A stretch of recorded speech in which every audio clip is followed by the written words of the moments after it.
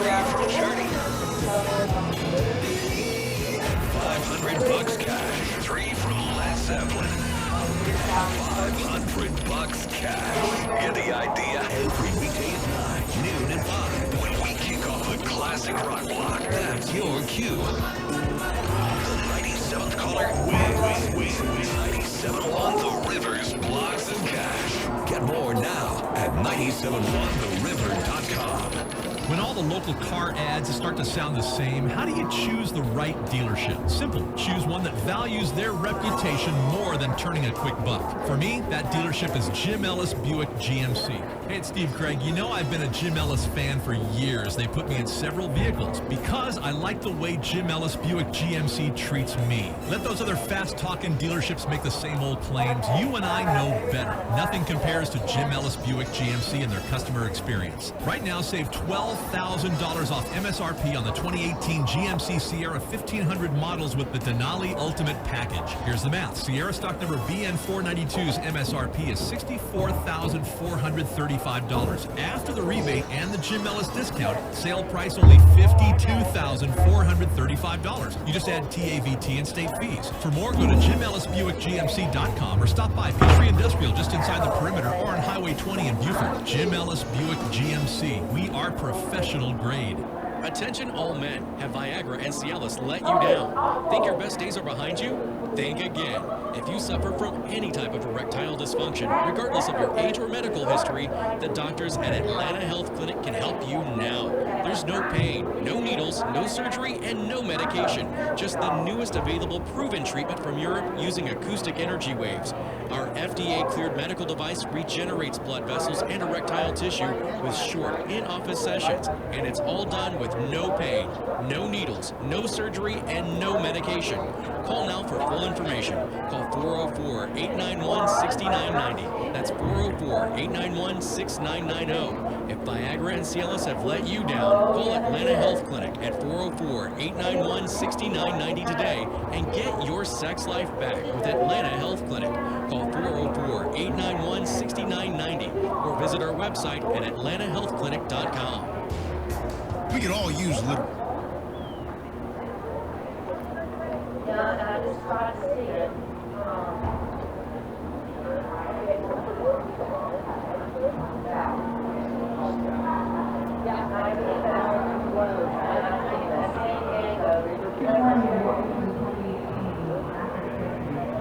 On the course now is the men's varsity 8 time trial.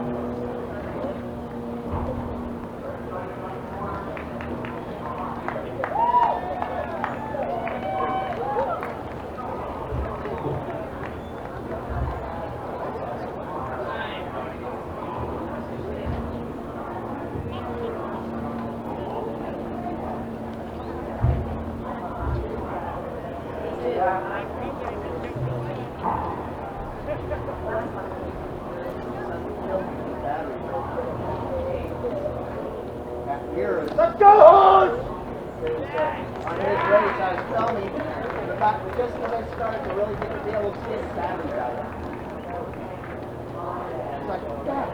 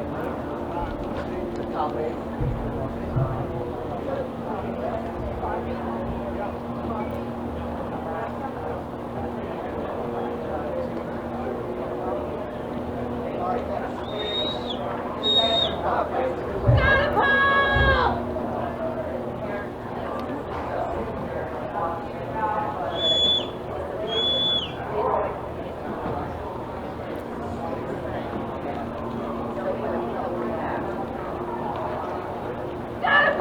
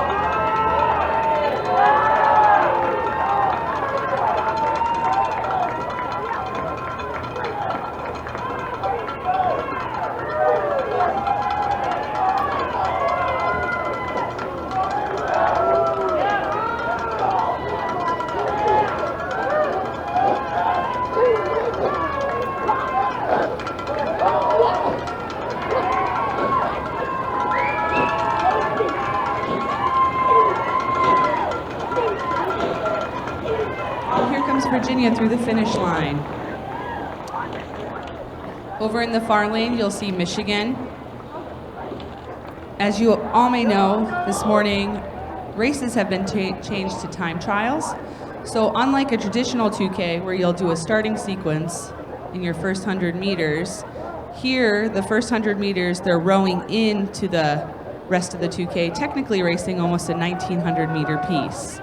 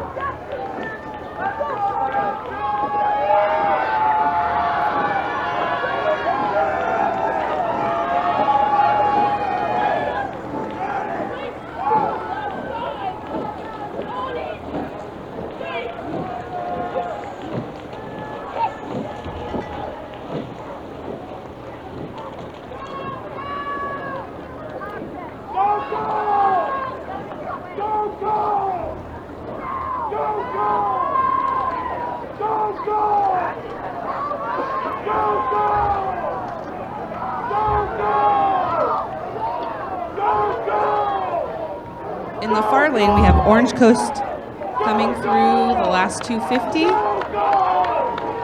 And closest to the shoreline comes Chapel Hill.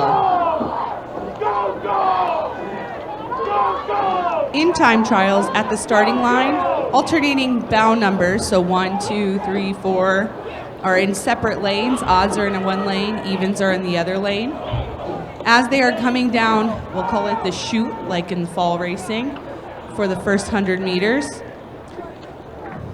Odd numbers are in one lane, even are in the others. The alternating boats are being launched anywhere from 10 to 20 seconds intervals. So meaning in your lane, you can be 40 seconds behind the competitor in front of you. So in time trials, you're looking and wanting to see them closing space on the boat that's been launched on the opposite side of them, their other counterpart, and the boat that's in front of them coming down the course.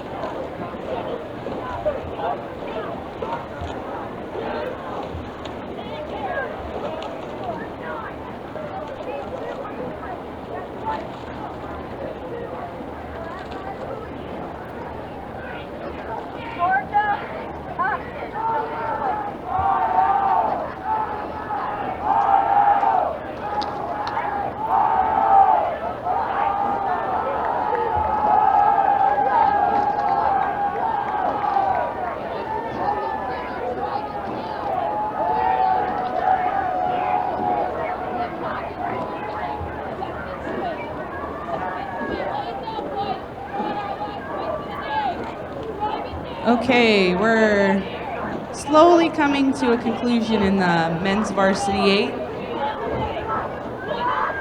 Seeing bound numbers 23 coming through, which is Connecticut. There's 32 boats in the time trial for the men's varsity 8 this morning.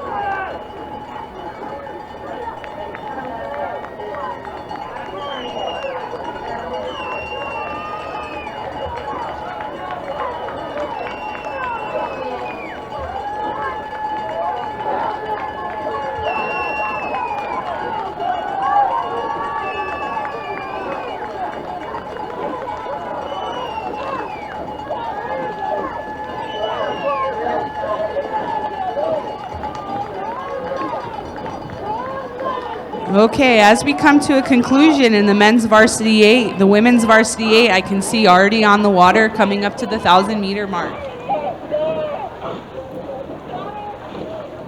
Last year at the 2017 ACRA Championship in the men's varsity 8, University of California Santa Barbara won with a time of 6:23.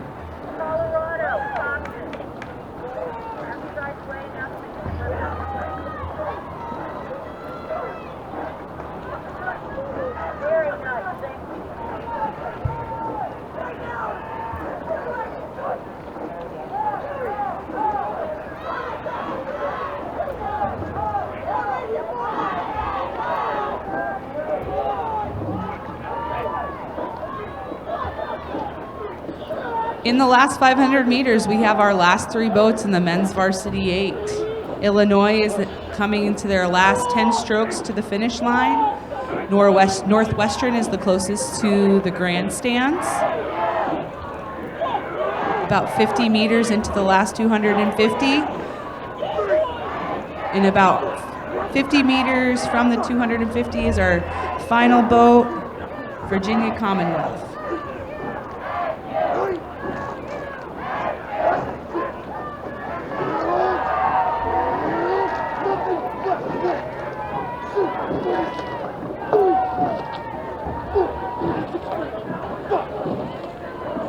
So coming into the last 750 should be the University of California, Santa Barbara Women's Varsity 8, our first boat coming down the course.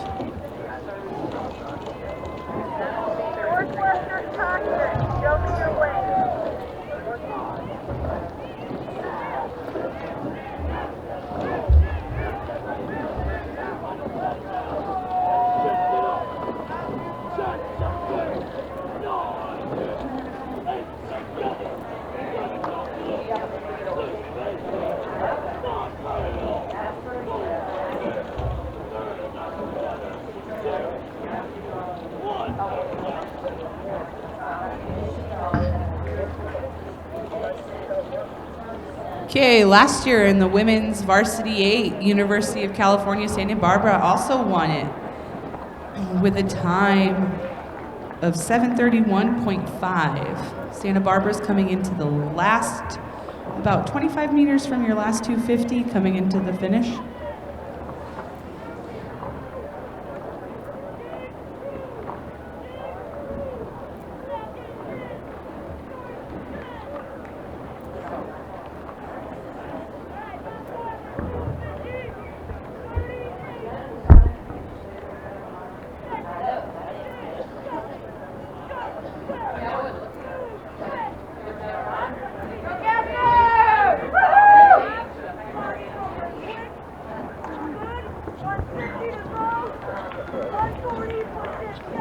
In the far lane should be Grand Valley, bow number 34.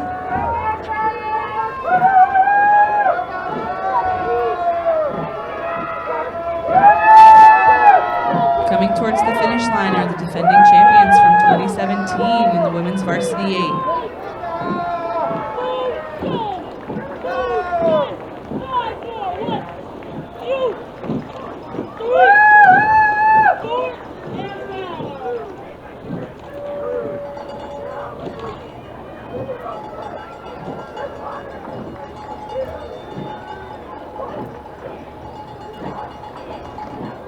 Grand Valley has about 150 meters left till they reach the finish line. In the lane closest to the finish line tower, we see New Hampshire coming down the course, trying to close some water. They did a really good job of opening water on Purdue and Vermont coming in these time trials, depending on how they did with setting the boats off at the starting line.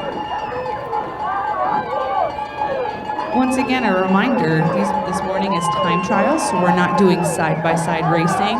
They're racing 1,900 meters, taking the first 100 meters like a fall race, building into the 1,900 meter piece. Odd numbers are in one lane, even numbers are in another. They're 1, 2, 3, 4 are being sent down in 20-second intervals. So that means a boat behind someone, so say 3 to 5, could be a 40-second spread. In spring racing, when racing can come down to a 0.2, a 0.1, a photo finish, it gives it a very different feel going back towards fall, kind of, for racing to get into a heat.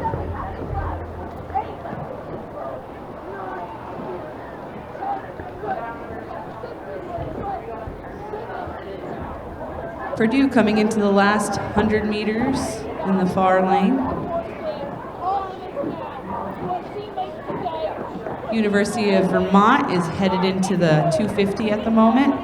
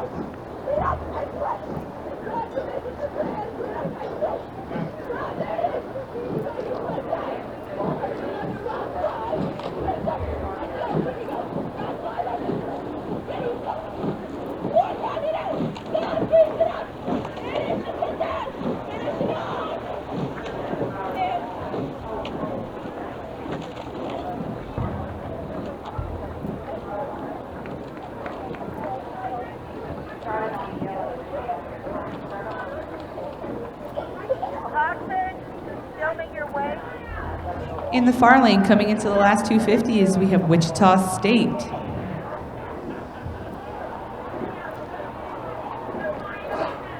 And right behind them, about to enter the last 250, is Florida.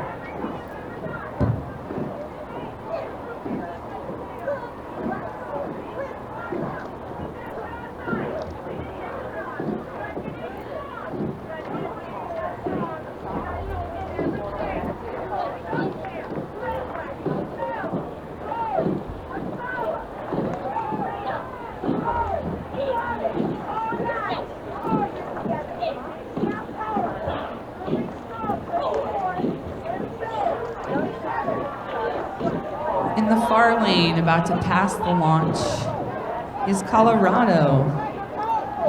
About 5 strokes till they enter the last 250 meters.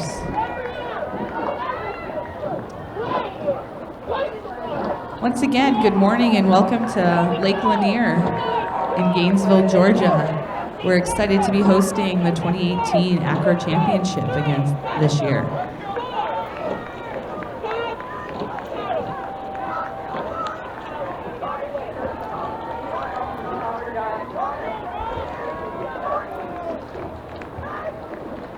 Coming into the last 250, we have Illinois.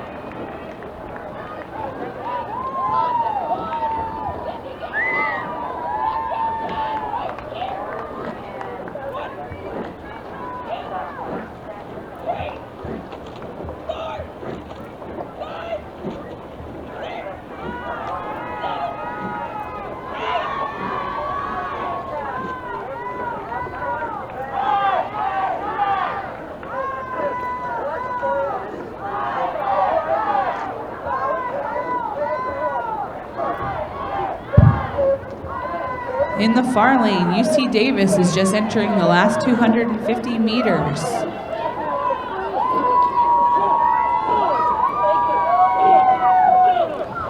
It's great to see UC Davis out here today. Sadly, a couple years back, maybe 6 years, UC Davis was cut from a Division I program at UC Davis. It's great to see that this program is still thriving and going. Interesting piece of history too is everybody should know who Mary Whipple is. Her sister, Sarah Whipple, was a coxswain at UC Davis, who is a proud member in supporting and keeping the UC Davis program alive.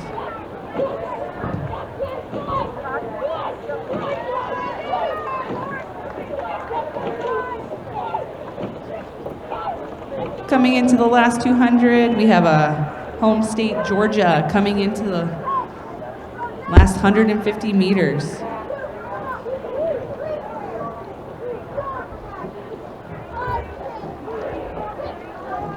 Go, Georgia!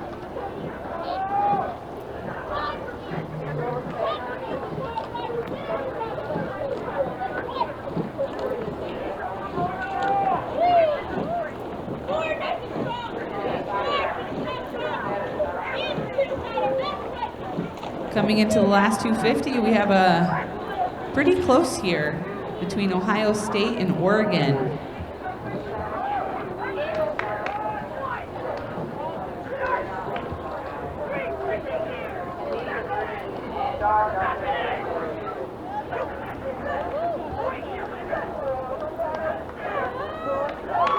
Got a good push here coming into the last 250 for the Buckeyes and the Ducks.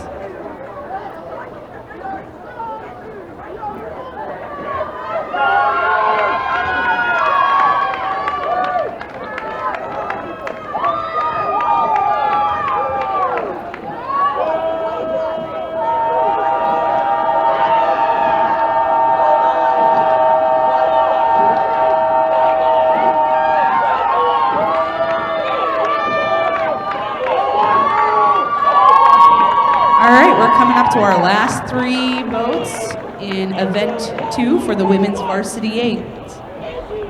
Good push, Oregon and Ohio.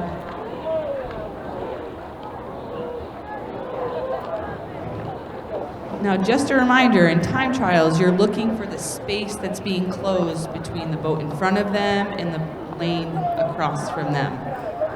Because remember, your bound numbers are not going in sequential order down the lanes. Odds are in one, evens are the other.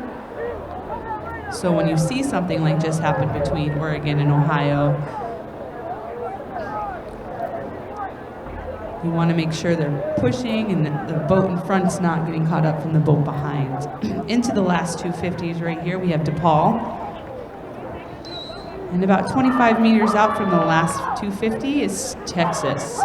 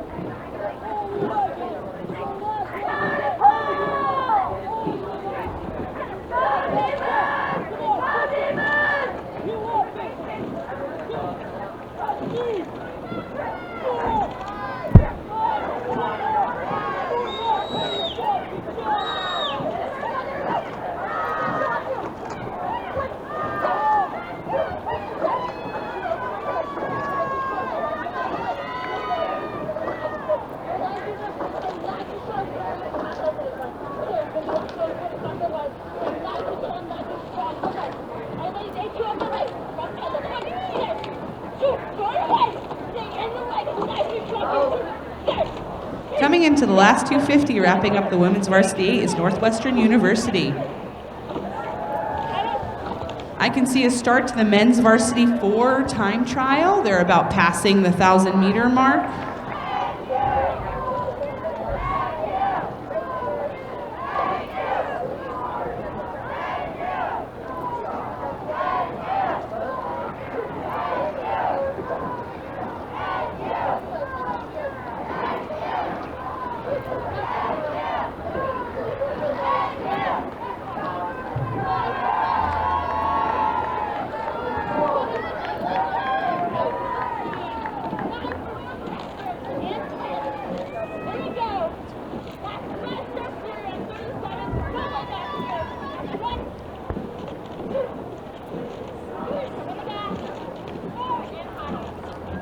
All right, well, I definitely see University of Rhode Island's men's varsity 4 coming into the last 750 meters. And behind them in the far lane should be UC Irvine.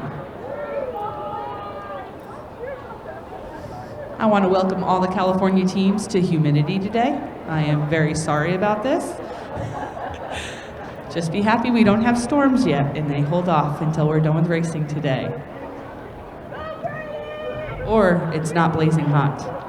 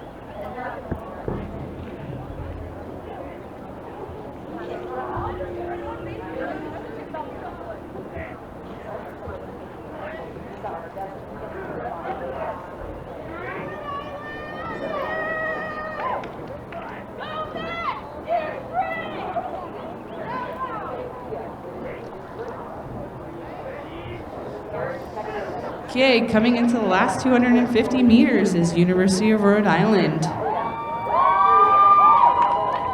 They've most certainly opened a good bit of water here, pushing forward.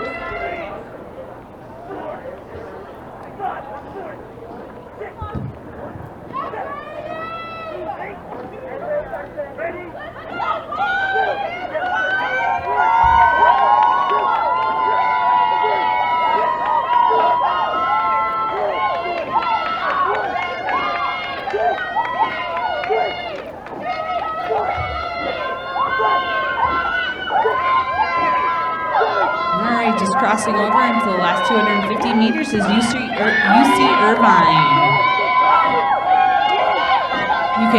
University of Alabama should be coming into view for everybody in the stands, passing the launch closest to the shoreline. And the far lane from them is Washington.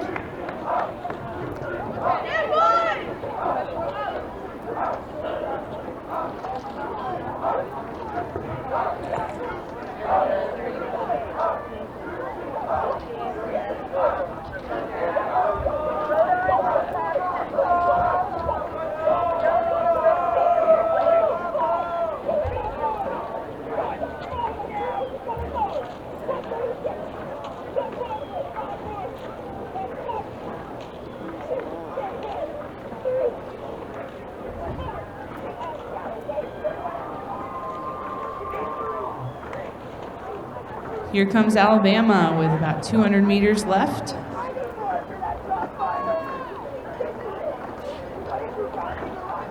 Behind them in the far lane, Washington about 3 strokes away from the last 250. If you look close to the shoreline, you see Michigan charging down on them, trying to close some water.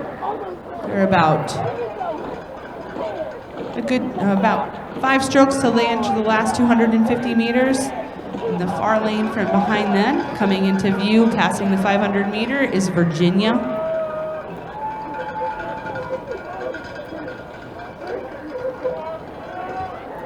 Last year at the ACRA Championship in the men's varsity 4, the winner was Georgia Tech, who I do not see an entry in for this year. So we will not have a defending champion in this event this year.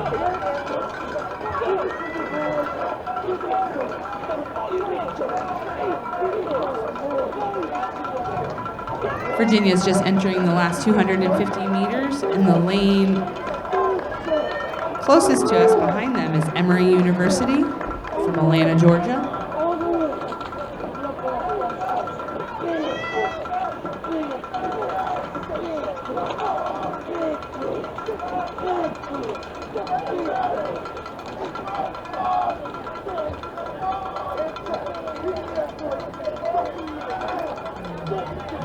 Just past the 500 meter mark, we have Pittsburgh behind Emory in the far lane. Going through the 500 meter mark, we have Lafayette.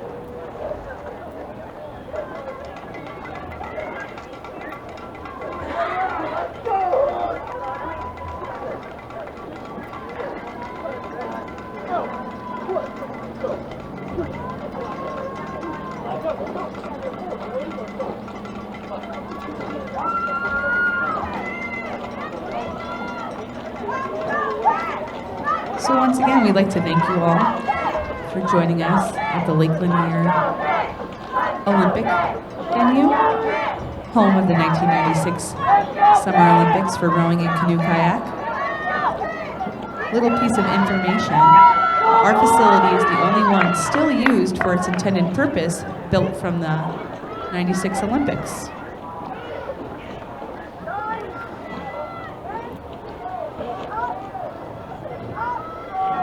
In the far lane, you'll see Chicago coming about 100 meters behind the 250 mark. And next to them, in the lane closest to us, is George Mason.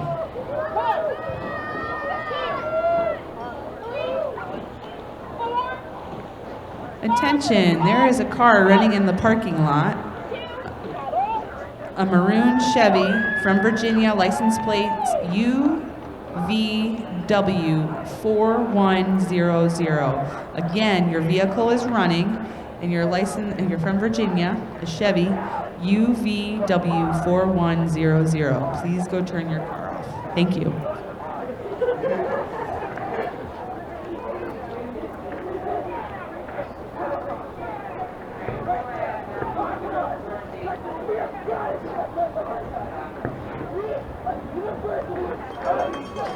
Chicago coming into their last 100 meters to the finish line.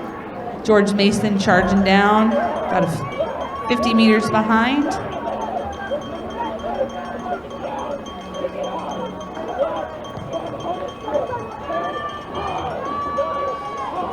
Behind them, we have Clemson in the far lane coming up on the launch. Penn State is just passing the lane closest to us, passing through a good 50 meters through the 500 meter mark.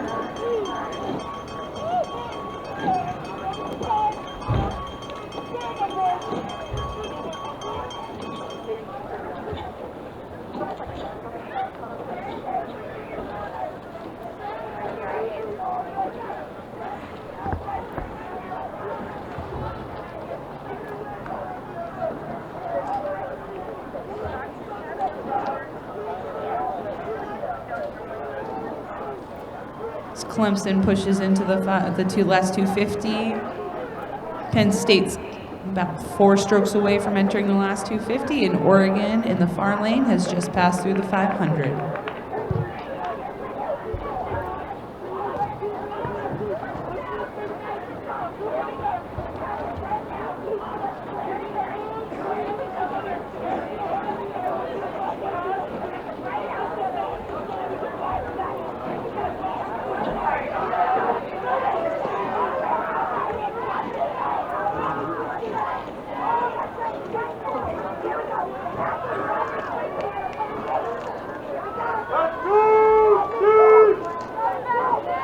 Just passing through the 500 meter mark is Oregon in the lane closest to you.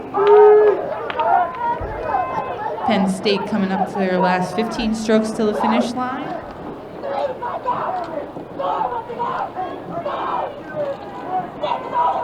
And Oregon into the 250. Behind them on the lane closest to the finish line tower, Ohio is passing the launches. And coming in to the last 500 should be UCLA in the far lane.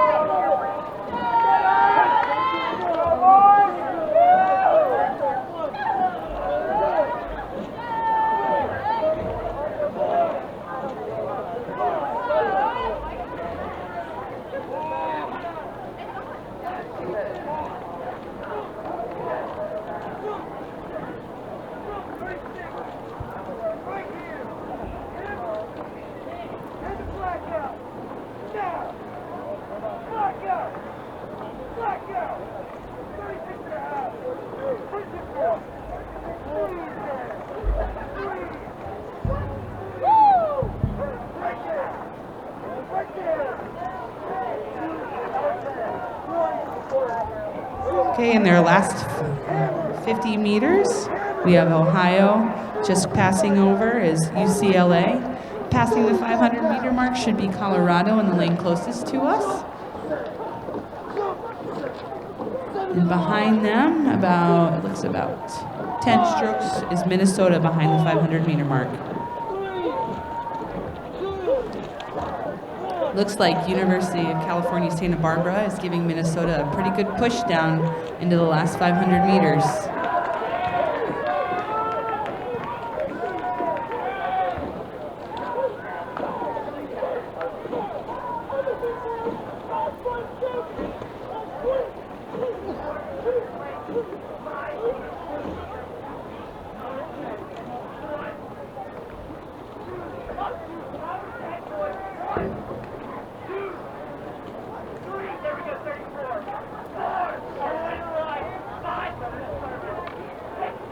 All right, coming into the last 250 meters is Colorado. Once again, right behind them, about 20 meters out from the last 250. In the far boat, we have Minnesota. In the close boat, we have UCSB. Good push here from these two boats. Let's cheer them on.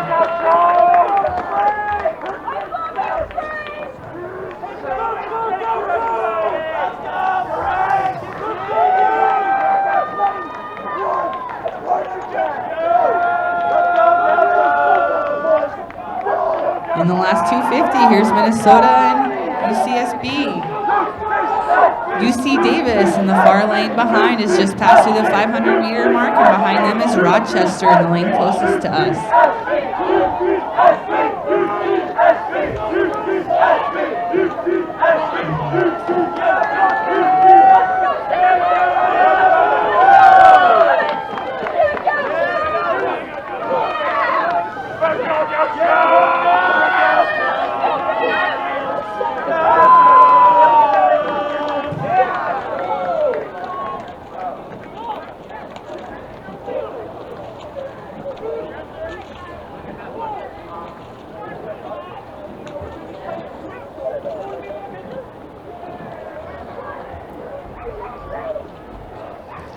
Coming into the last 250 should be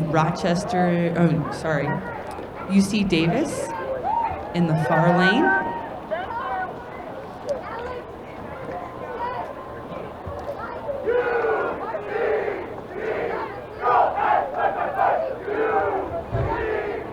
In about 5 strokes, Rochester should be entering the last 250 meters of the race.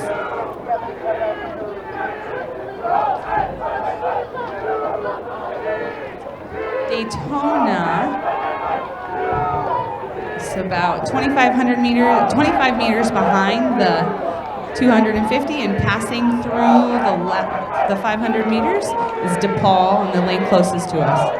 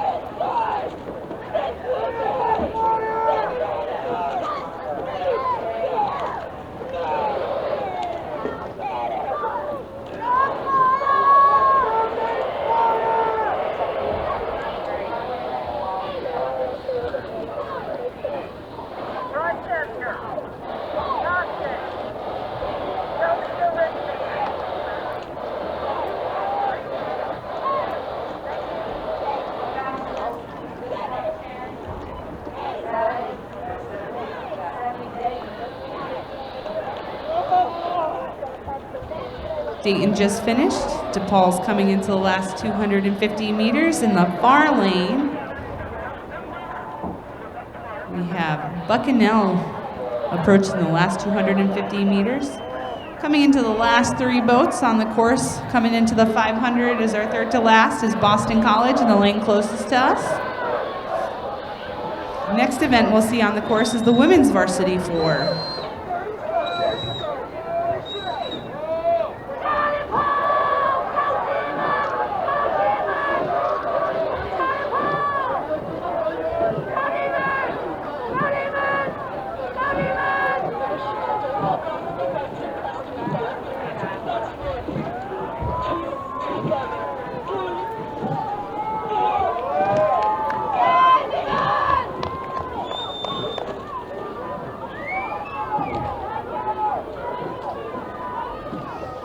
Bucknell in their last 15 strokes in the last 250 meters. Entering into the last 250 meters is Boston College.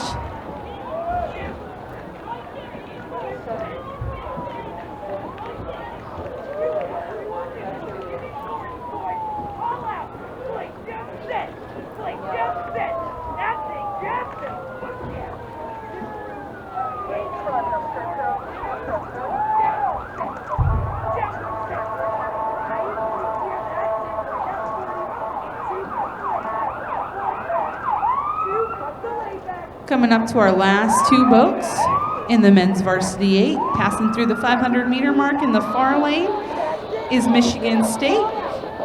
And we have a good push here. Right next to them is Orange Coast College.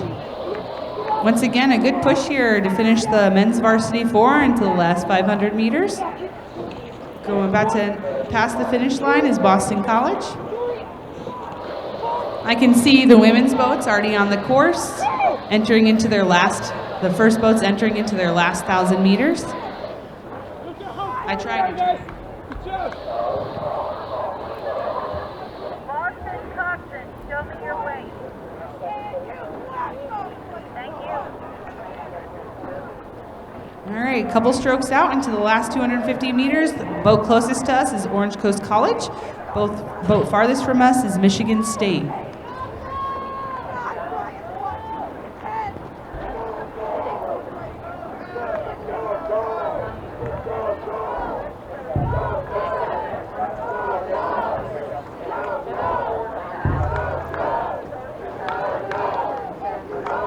Last two boats in the final 250 meters for the men's varsity 4. Good push here to finish the event.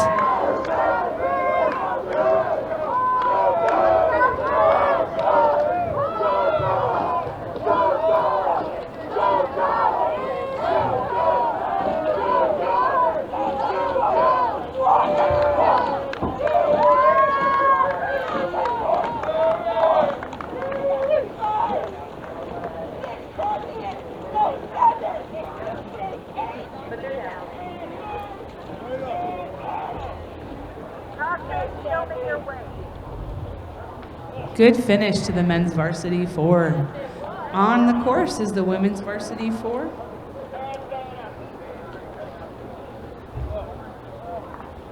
First boat is coming in to about the last 750 meters and should be coming into view soon. For all those on the shoreline, last year at the 2017 ACRA Championship, Lafayette won the women's varsity 4. Once again, scanning the time trial sheets, I do not see an entry, so we will not have a defending championship in this event as well.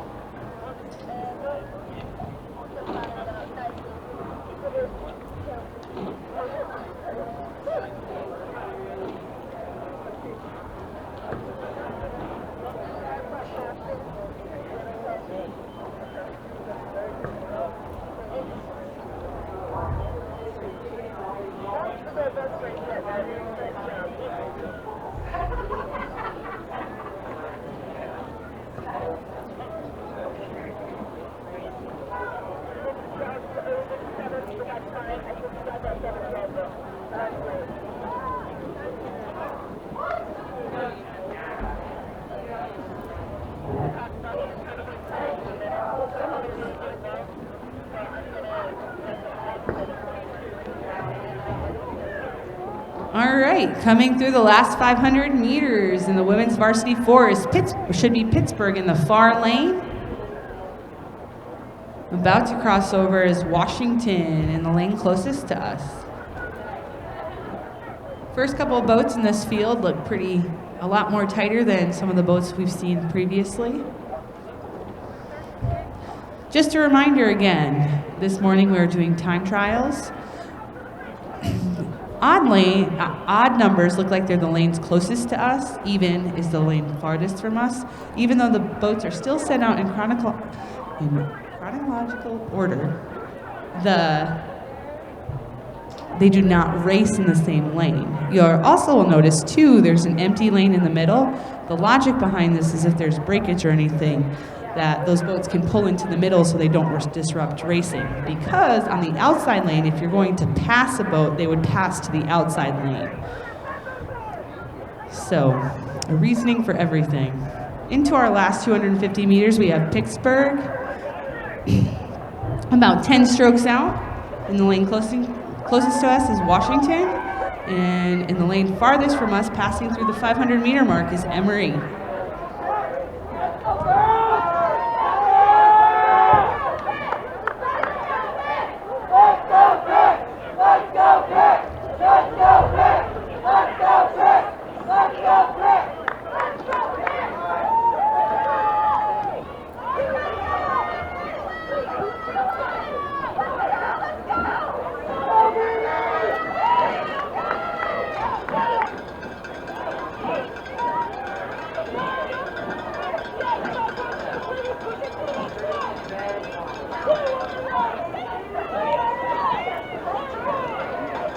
All right, here is Washington Pittsburgh just finished. Washington's got about 20 strokes left till they reach the finish line.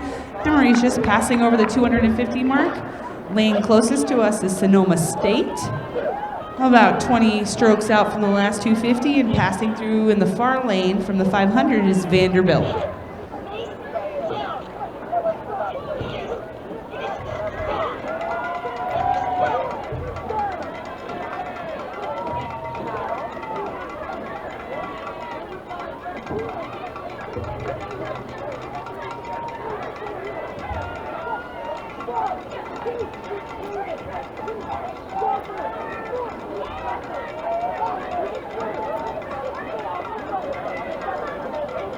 In the lane closest to us, just passing through the 500-meter mark, is Cincinnati. Like UC Davis, Cincinnati also used to be a Division I program that was cut from their athletics, and it's great to see this program still thriving.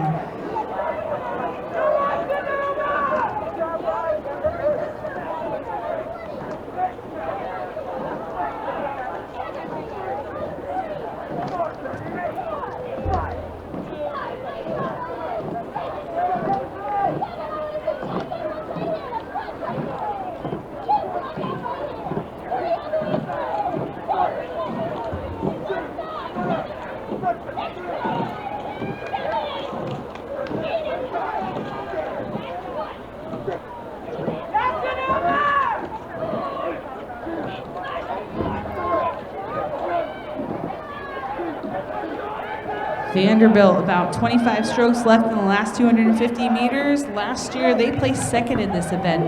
And right behind them, coming down the lane closest to us, about 150 meters left, is Cincinnati, who placed third last year in this event.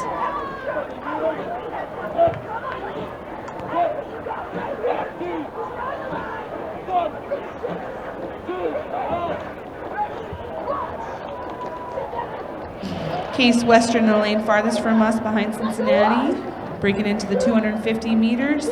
Coming through the 500 in the lane closest to us is the Virginia Commonwealth.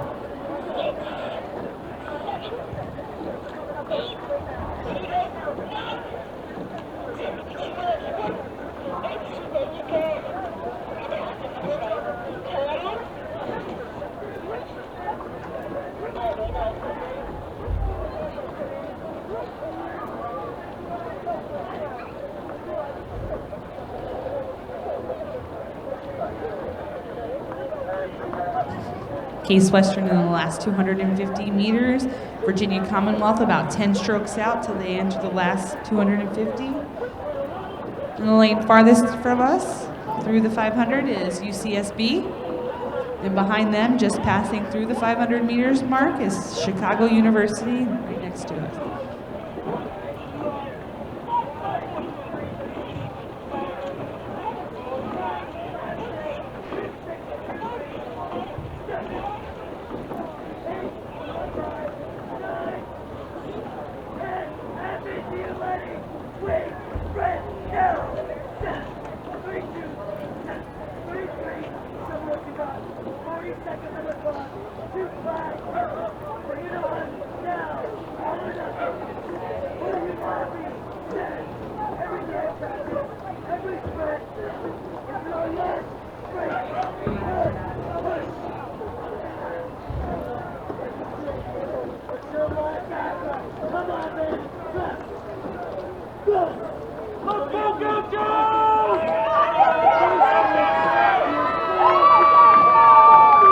Virginia Commonwealth 5 strokes to finishing this 1900 meters. UCSB halfway through the last 250. Chicago just entering the last 250 meters. In the far lane, Washington State is halfway through, coming up on the last 250 meters and just passing through the 500.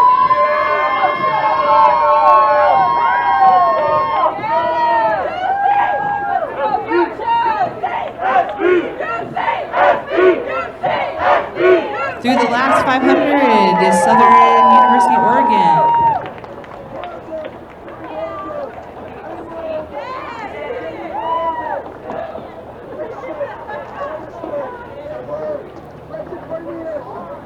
Southern Oregon University. Washington State's entering the last 250 meters. Chicago's about 5 strokes out to the finish line.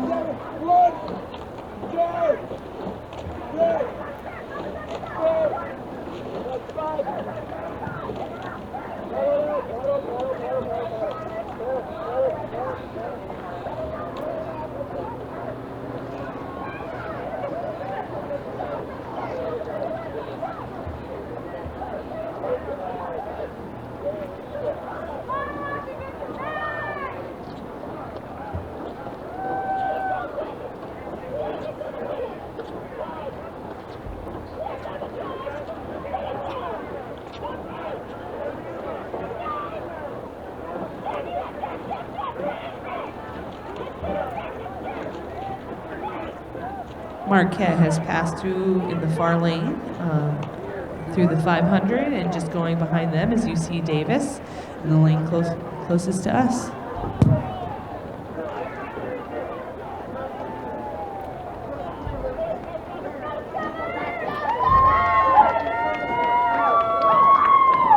So sometimes on the course you'll see, especially in the fours, they're easier to notice that the lineups, the rigging of the boat where the oarlocks and the rowers sit, can be, it's a little bit noticeable in the smaller boats.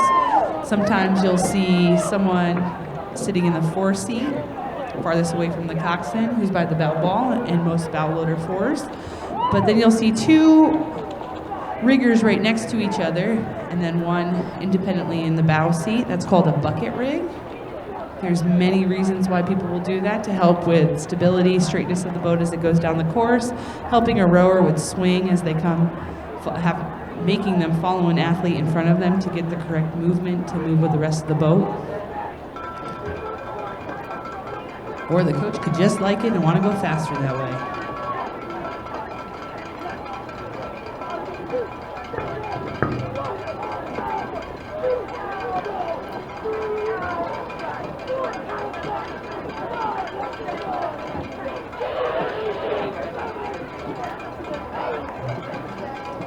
Marquette about 20 strokes from the finish line. UC Davis in the lane closest to us, headed into the finish. UC Irvine in the far lane, passing the launches. Coming up in the last 250, UC Irvine. And we have another good push back here between Denver and William and Mary. Coming into the last 500.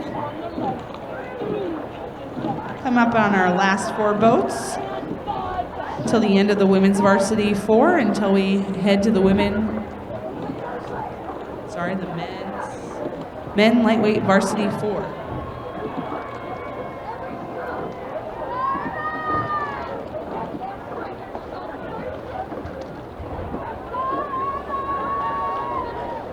So UC Irvine's into the finish line and into the last 250.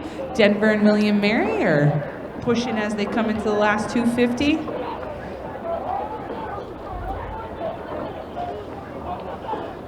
The last two boats that are on the course for this event are Tulane and Northwestern.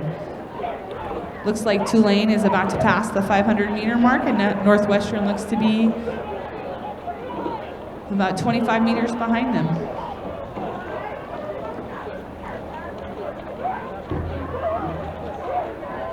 All right, into the last 250, we have Denver and William and Mary.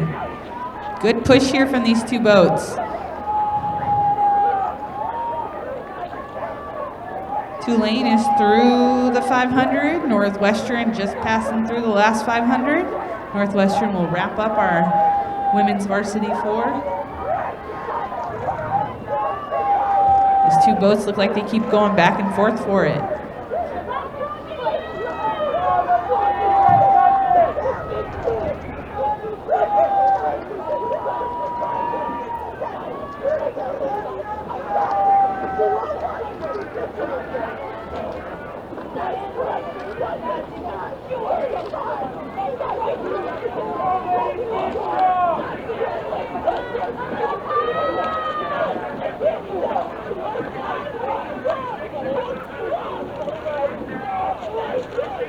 Okay, last two women's boats. Entering in the last 250 is Tulane.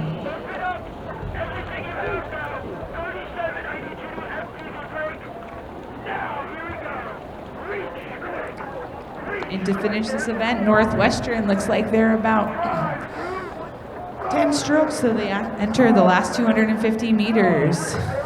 As you can see, there's already a men's lightweight varsity 4 entering into the last 500 meters, which should be Michigan in the lane closest to us.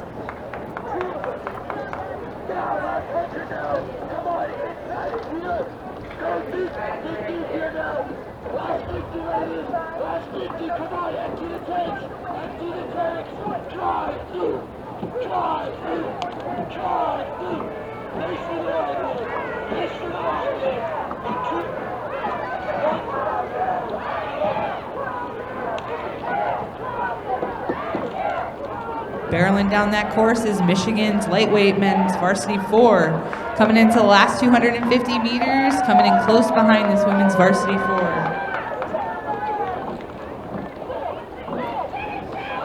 Our next men's lightweight varsity 4 is just passing through the 500-meter mark.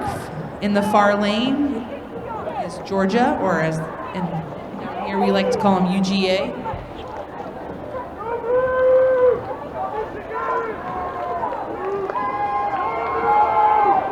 Right behind UGA in the lane closest to us should be UC Irvine through the 500-meter mark.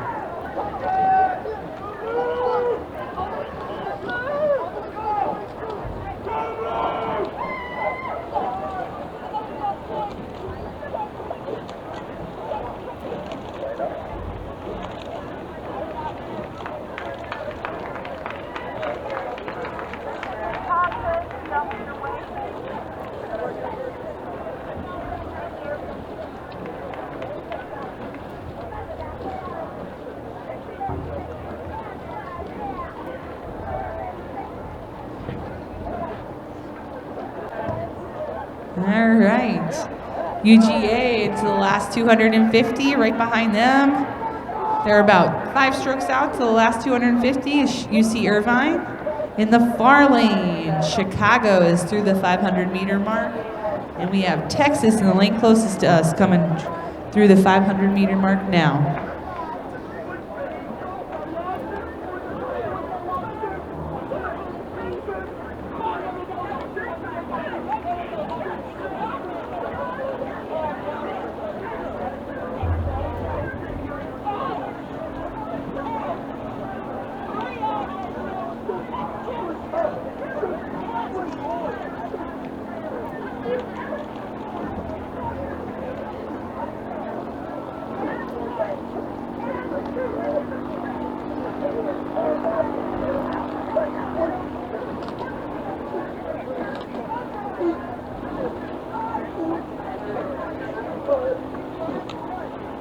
Coming through the finish line is UC Irvine. Behind them in the far lane is Chicago cruising to the finish line. Just about to enter the last 250 meters, we have Texas. Passing through in the far lane, we have UCSB. Passing the 500, and right behind them is Minnesota.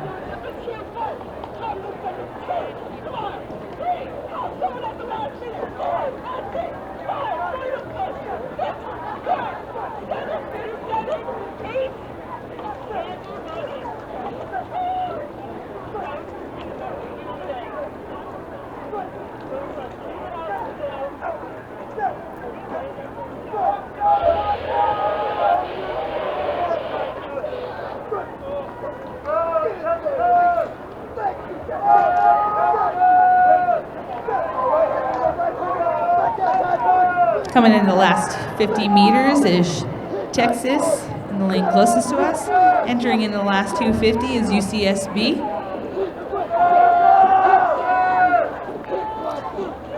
About 5 strokes from the last 250 meters is Minnesota. Here we go, kids! Let's go, kids!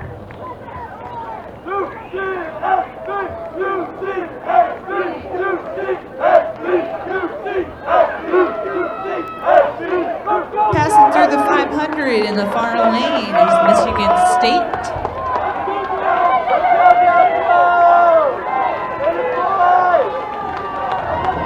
UCSB has about 10 strokes till they reach that finish line.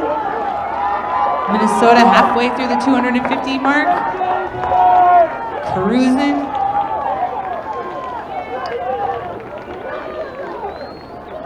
In the lane closest to us, Denver has passed through the 500-meter mark.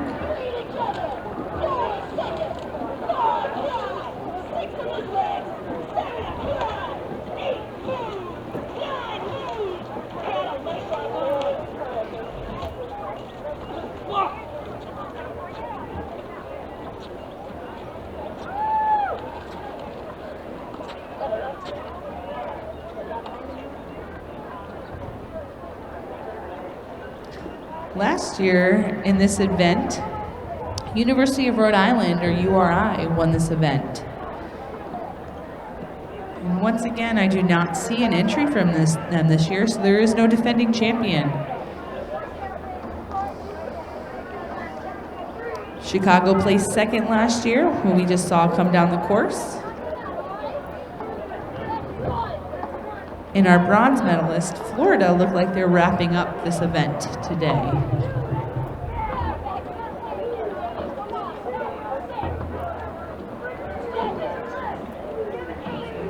Coming into the last couple of strokes is Michigan State.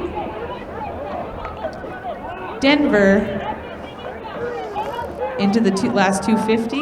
Behind them in the far lane is UC Davis passing the launch. And in the lane closest to us is Bucknell behind Oregon. Passing through the last 500 in the far lane is Penn State coming into view.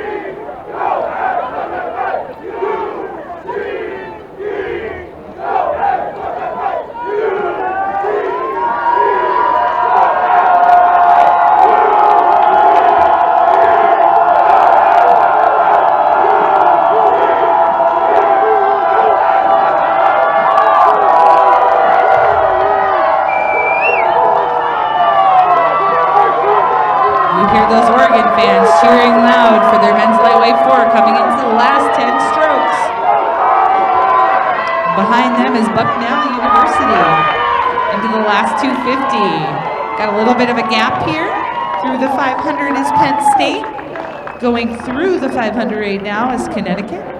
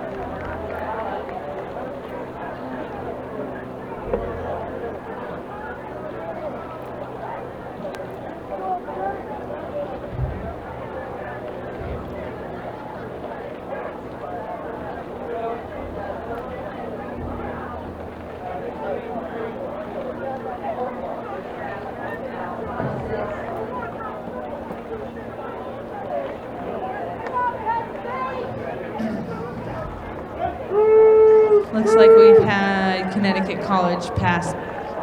Penn State pass Connecticut College. So coming into the last 250 meters, and the boat closest to you is Penn State, and the boat farthest from us is 108, is Connecticut College. Through the 500-meter mark is Emory University. And our last boat should be Florida in the last 750 meters. Florida will conclude our men's lightweight varsity men. Coming next is the men's quad,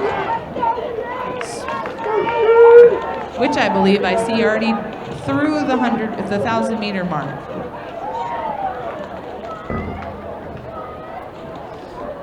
Coming up to the last 250s, we have Emery.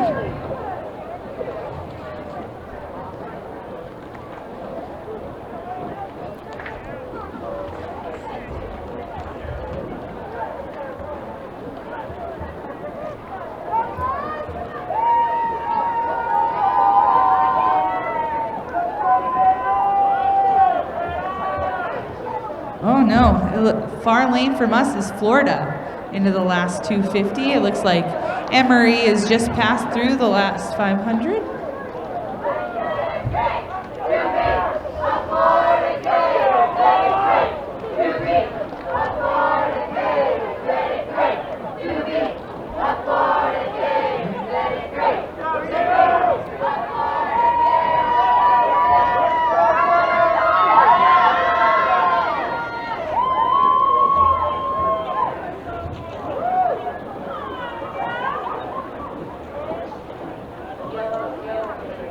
So here comes our first boat in the men's quad is Georgia Tech into the last 250 meters.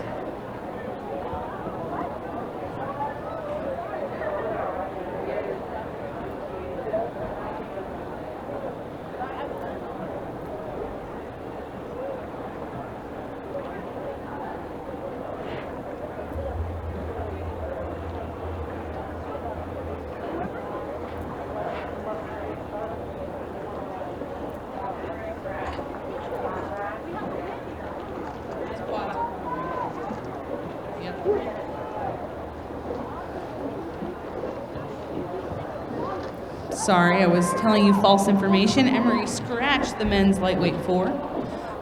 Coming up left is Georgia Tech in the men's quad. In the lane farthest from us, about 5 strokes out from the last 250, should be Rhode Island. Behind them, passing the launches in the lane closest to us is George Mason.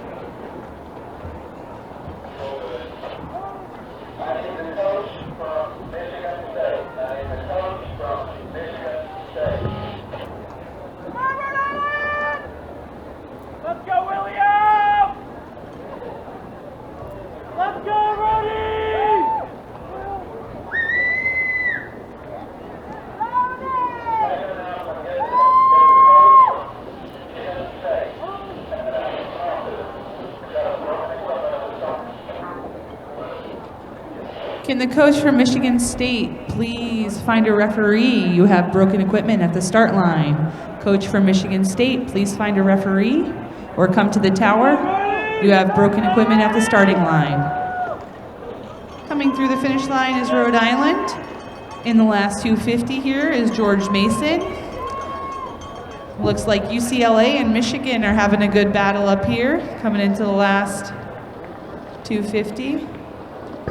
Still looks like UCLA is up in the lane farthest from us, and Michigan is right behind them.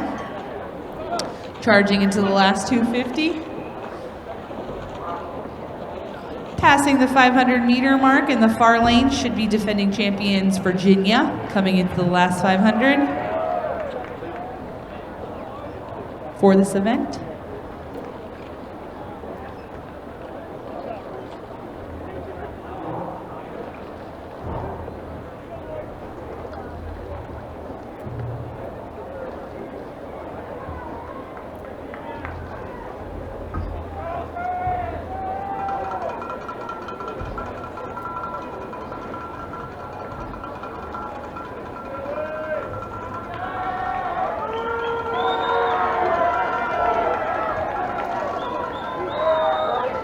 Coming into the last 250.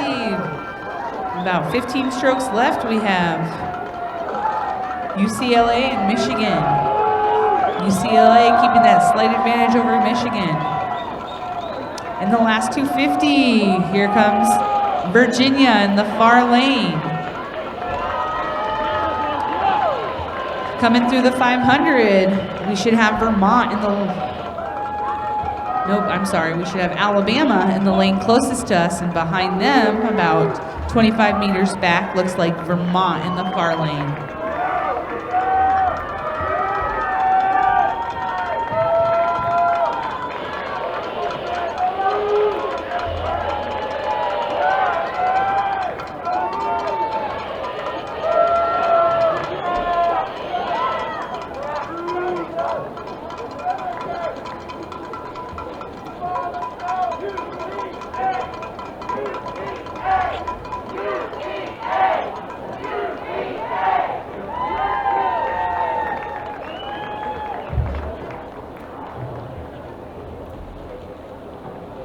So as you can see in this event, this is called a sculling event. A rower has 2 oars. The oars are shorter in length than a sweep boat, as where a rower will have their hands on 1 oar in a sweep boat. Here, they're holding onto 2 oars. And in sculling events, there are no coxed events in sculling. They're all self-navigated by the rowers. Coming into the last 250, we see Alabama in the lane close to us, Vermont in the lane farthest from us. Another good push close together. Alabama's past Vermont. William and Mary are passing the launches, coming up to the last 250 meters. Coming up to our last 3 boats. Coming up to the 500. Moving after that, we'll move on to the men's second varsity 8 time trial.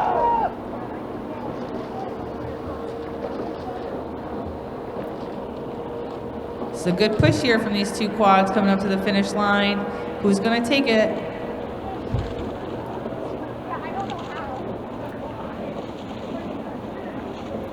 William and Mary into the last 250 meters. Coming up on the last 500 meters in the far lane is Notre Dame passing through.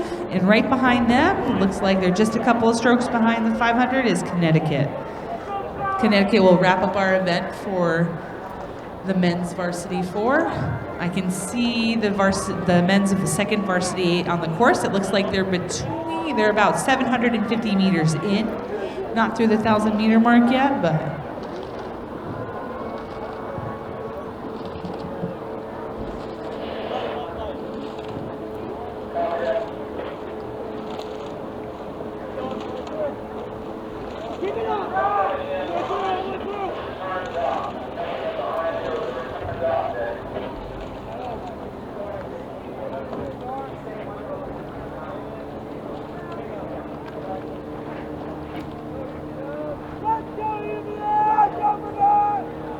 Notre Dame entering into the last 250 meters with Connecticut about 5 strokes till they enter the last 250 to wrap up the men's quad.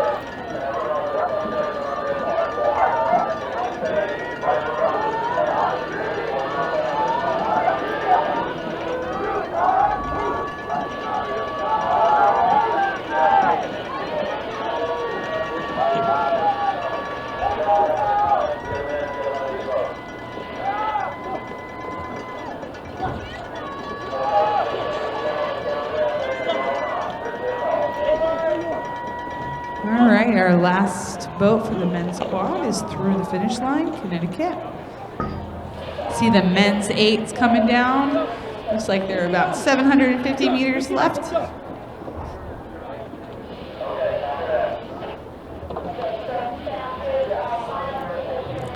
Coming down the course should be Virginia.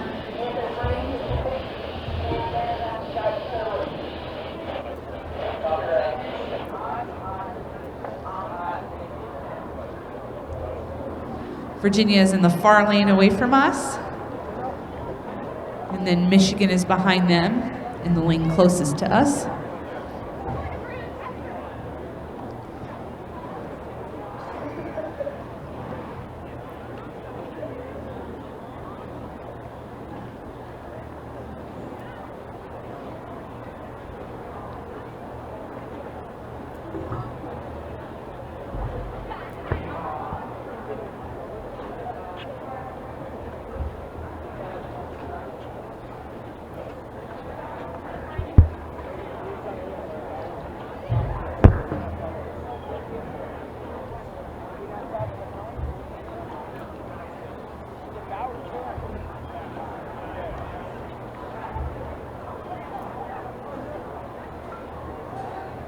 the last 500 is Virginia, and passing through the 500 is Michigan. They both look like they've pulled away a little bit from the constituents behind them.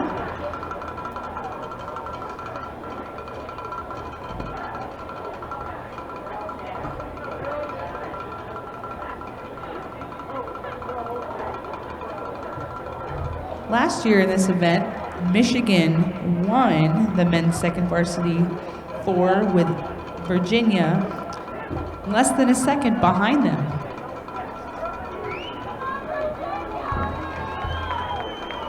Virginia entering the last 250 meters. Virginia about 5 strokes out. Behind them in the far lane, UCSB in the far lane passing through the 500-meter mark.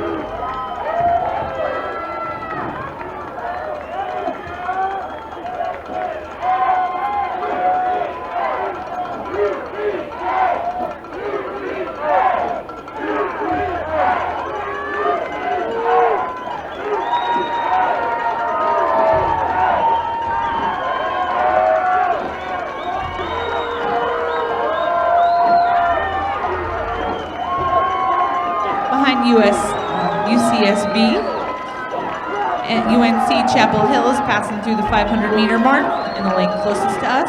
UVA through the finish line. Michigan about 5 strokes till they pass through.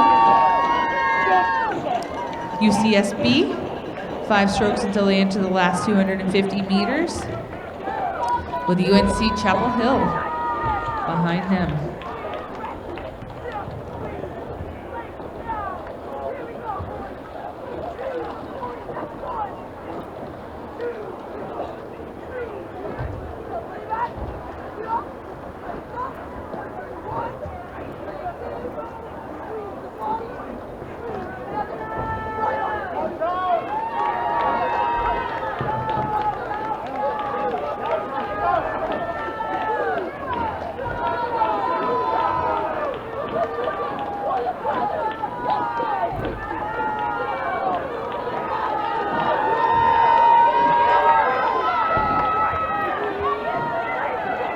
UCSB passing through the finish line. UNC Chapel Hill coming down that last 250. Notre Dame in the far lane passing by the launch. Behind them in the lane closest to us, Orange Coast College. Coming through the last 500.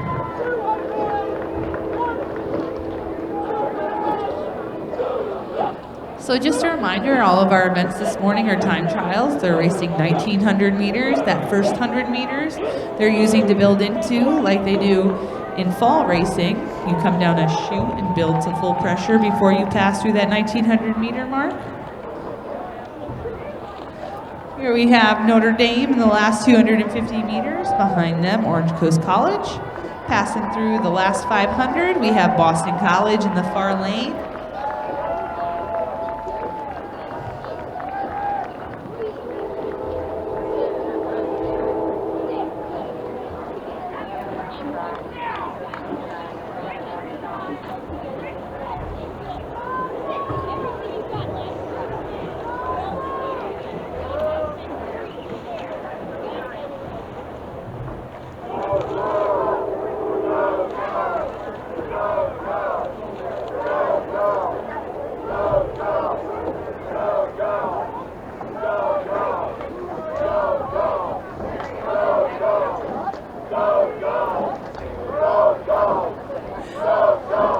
With about 15 strokes left, Orange Coast College approaching the finish line, entering into the last 250.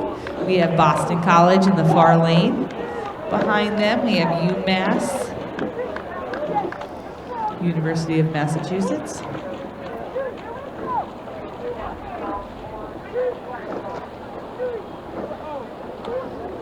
In the far lane behind UMass, we have UC Davis in the far lane coming through the last 500.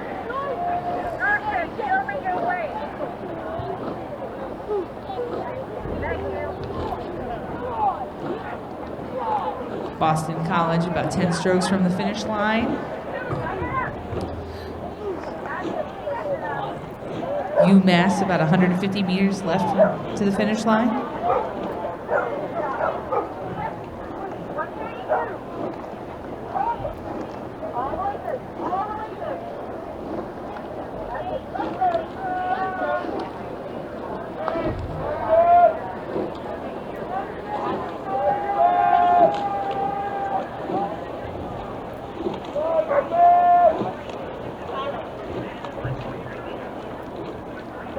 UC Davis entering their last 250 meters here. Behind them, 5 strokes out, is Washington State.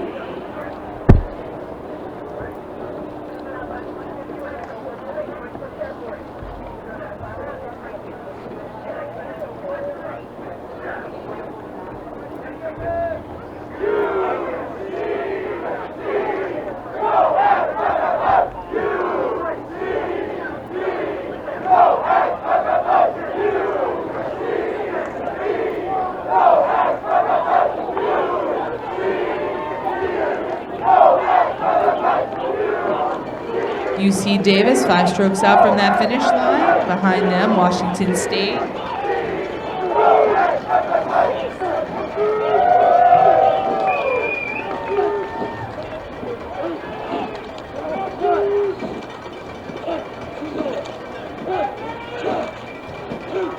Passing the launches behind here should be Michigan State in the far lane. But that looks like Minnesota Blades coming in 5 strokes out from the last 250 meters. Oh, I forgot. Sorry, Michigan has breakage at the start line. So that's Minnesota coming into the last 250 meters. Notre Dame is in the lane closest to us. 133 Notre Dame in the lane closest to us.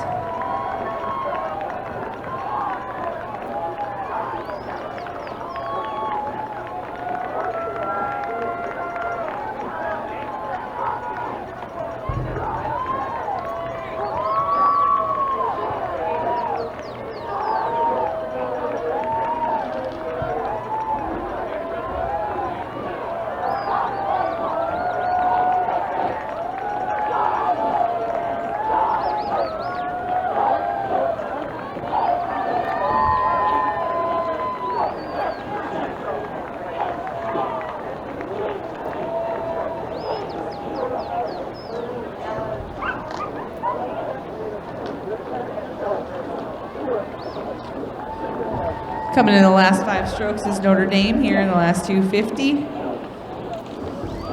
Through the 500 should be University of Central Florida.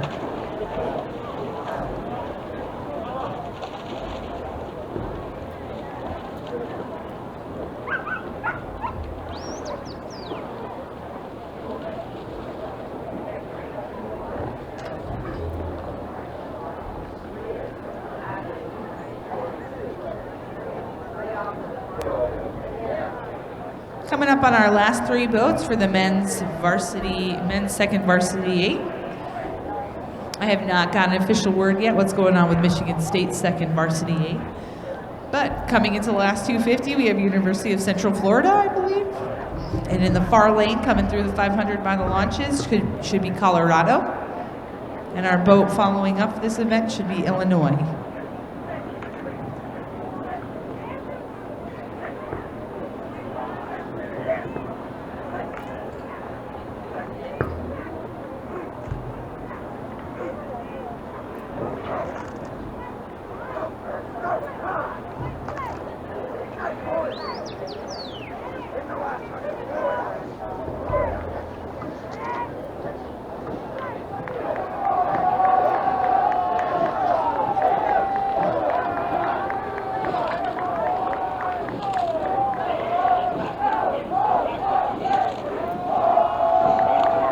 Coming through the finish line is UCF, and the last 250 is Colorado. Illinois is coming through the last 500. And our next event is men's novice 8. I see them coming up on the 1,000-meter mark.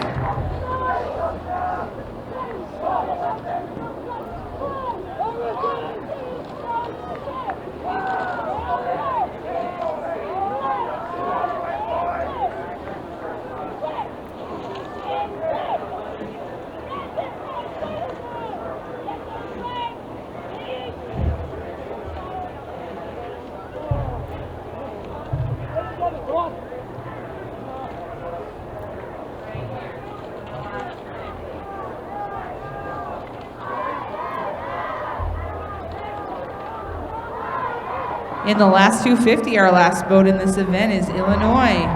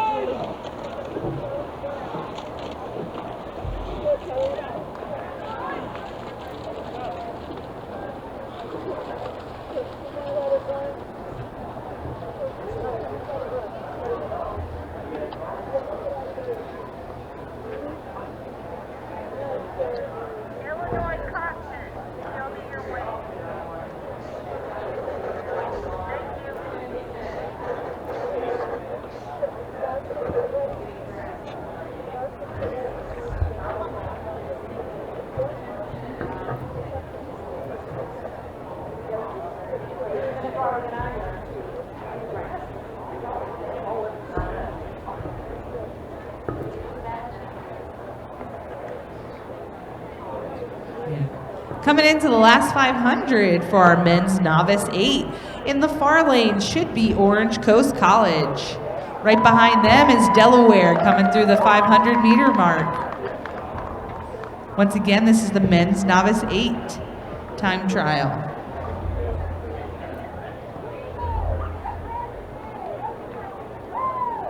So a novice is classified as someone in their first year of rowing in college. So technically, you could have someone come from high school and join a rowing team and be classified as a novice. But also you're mixed in with teammates who decided to take up rowing when they join in college. In our last 250 meters is Orange Coast College. Behind them in the lane close to us is Delaware, breaking into the 500 meters in just 2 strokes. Through the 500-meter mark in the far lane behind us is Michigan, and behind them is Virginia going through the 500-meter mark now.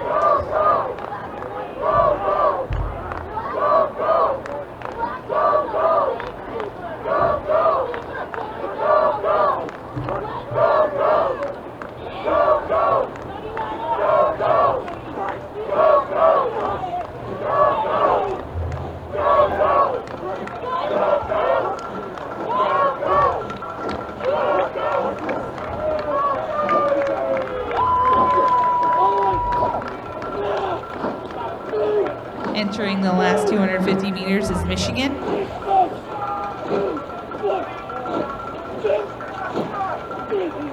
Delaware finishing their 1900-meter time trial. Just coming into the last 250 is Virginia in the lane closest to us.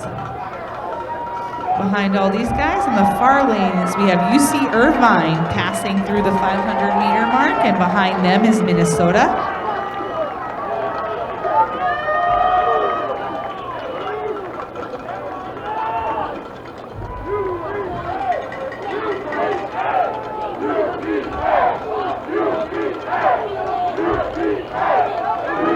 UC Irvine through the 500, Minnesota passing through now.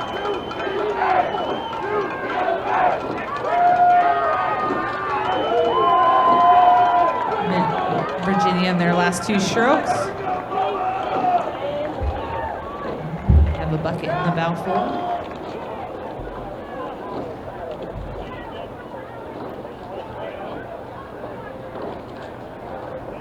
UC Irvine about 5 strokes out from the last 250.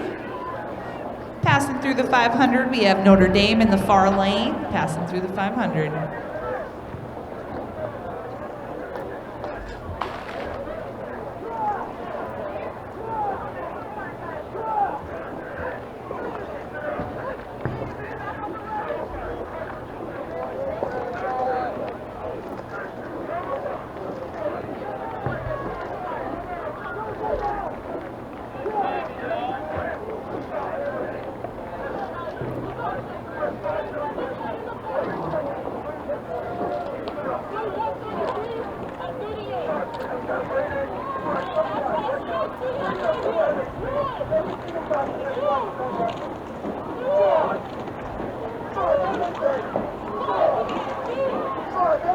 UC Irvine passing through the finish line. Here comes Minnesota. About 15 strokes from the finish line, entering into the last 250. We have Notre Dame in the far lane. Coming up in the lane closest to us is defending champions who won last year.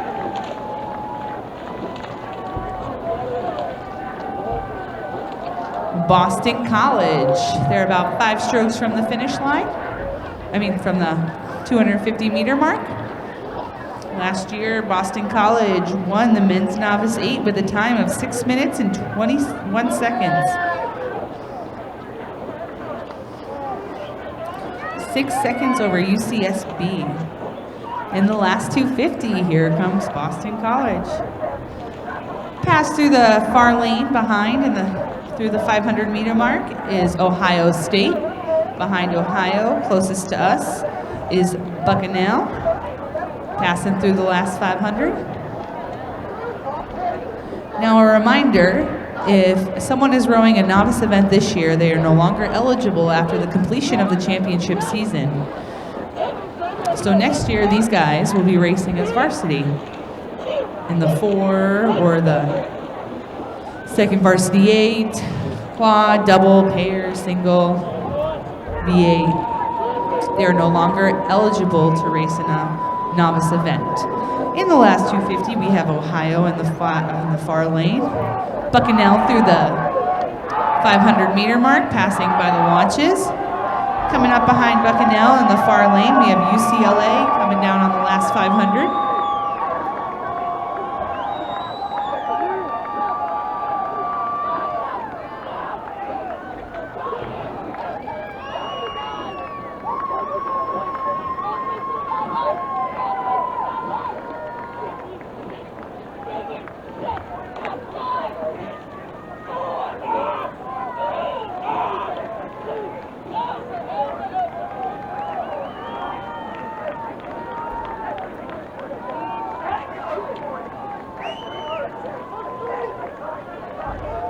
Passing through the 500-meter mark should be Virginia Tech in the lane closest to us.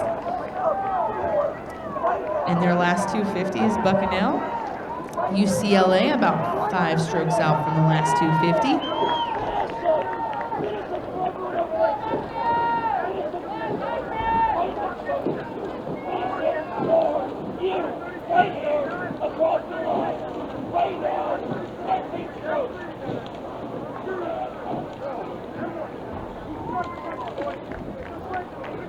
In the last 250 is UCLA. Had a little trouble there in that boat coming into the last 250. It looked like the 6th seat or 5th seat caught a little, 5 seat caught a little digger. Into the last 250. We have Virginia Tech. Behind them is UMass in the far lane, passing by the launches. And passing through the last 500 in the lane closest to us is UCSB.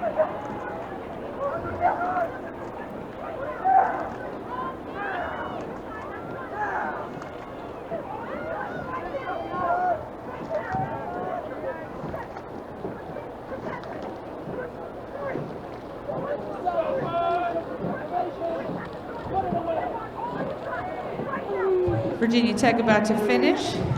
UMass Amherst into their last 250 meters. Behind them, UCSB in the lane closest to us. Michigan State should be passing through the 500-meter mark in the lane farthest from us.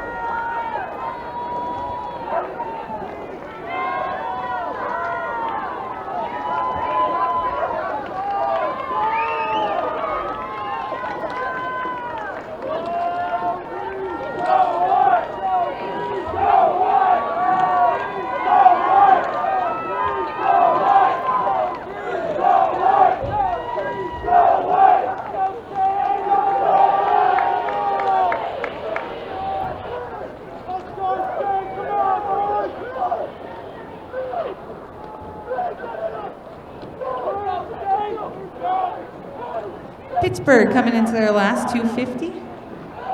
Behind them in the lane closest to us, about 5 strokes out from the last 250, is UC Davis. Behind UC Davis in the far lane is,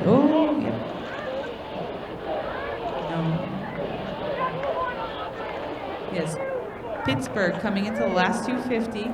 Far lane is UC Davis. Behind UC Davis coming into the last 500 is San Diego State.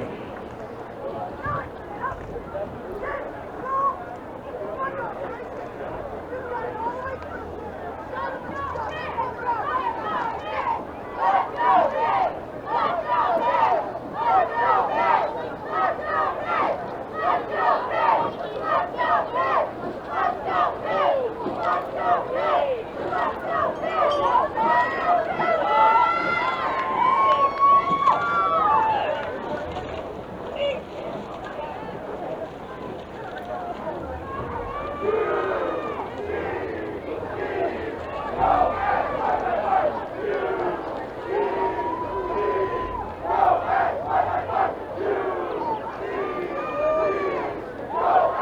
last 250, we have UC Davis. Behind them, San Diego State entering into the last 250. In the far lane, about number 156 is Georgia Tech passing through the 500. Looks like Georgia Tech and Texas Texas is pushing Georgia Tech into this last 500. Georgia Tech is in the lane closest to us.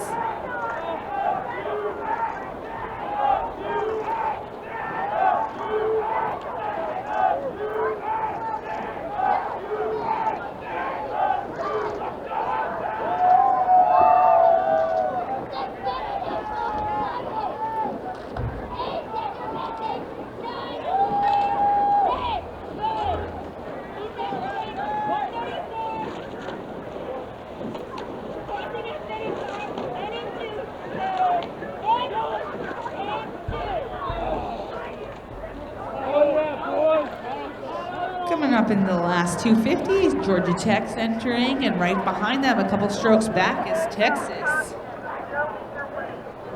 Behind Texas in the far lane is UGA passing through the 500-meter mark, and right behind UGA is Kansas in the lane closest to us.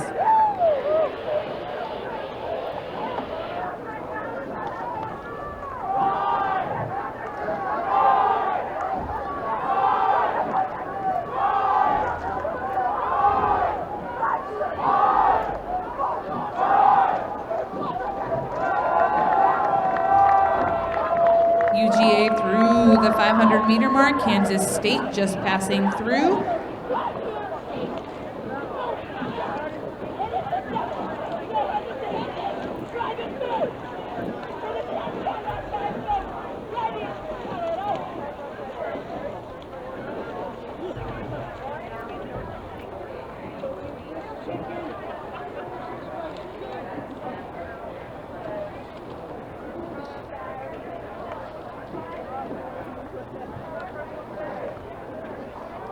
Coming into the last 500 meters in the far lane is New Hampshire.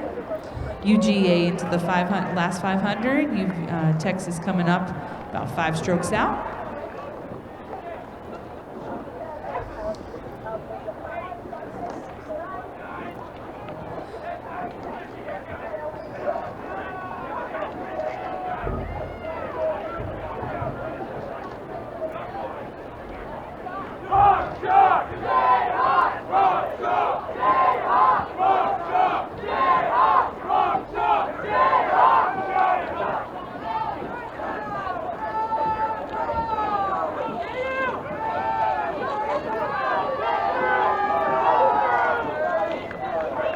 Entering into the last 250 is New Hampshire. We have 3 more boats to wrap up the men's novice 8.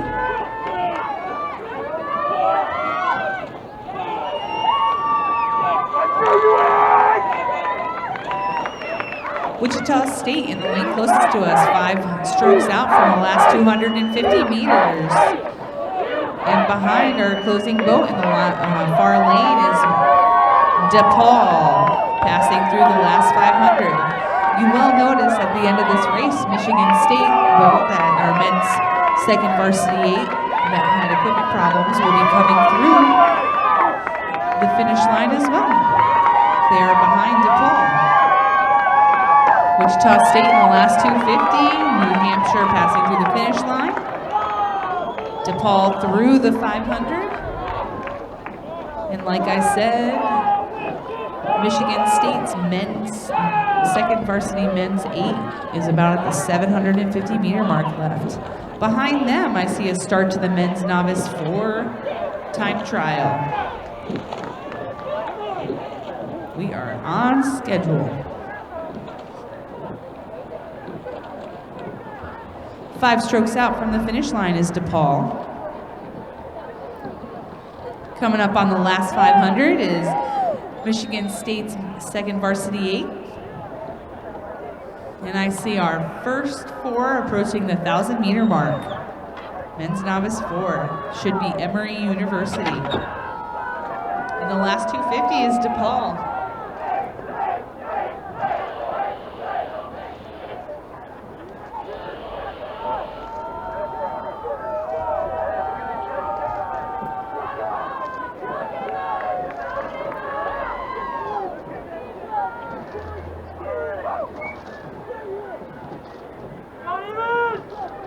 And the last 250 is our closing vote for the men's Novice 8 is DePaul.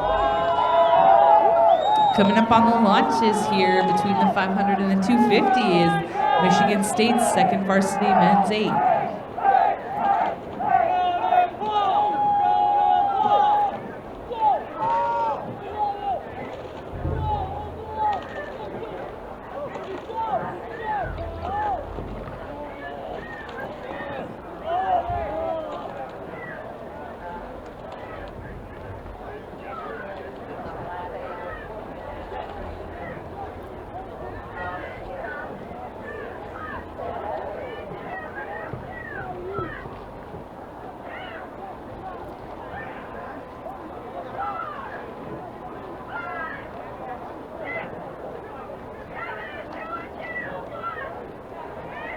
Coming in the last 250 is this Michigan State men's second varsity 8. They had some equipment problem. Looks like they're coming down the course racing even with a broken boat. Kudos, boys, kudos, good job. I believe their rigger cracked.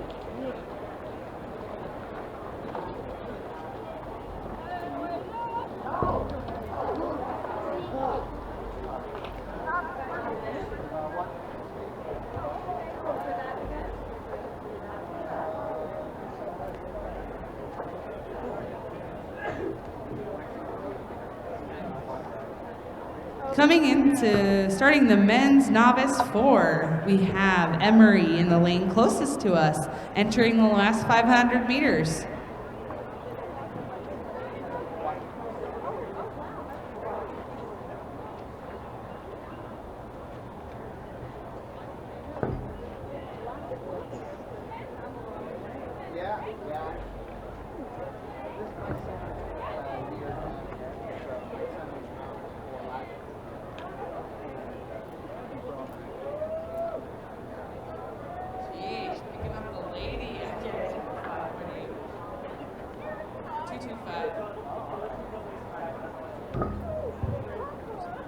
Coming in the last 250, we have Emory. Passing through in the far lane, behind them is UC Irvine for the men's novice 4.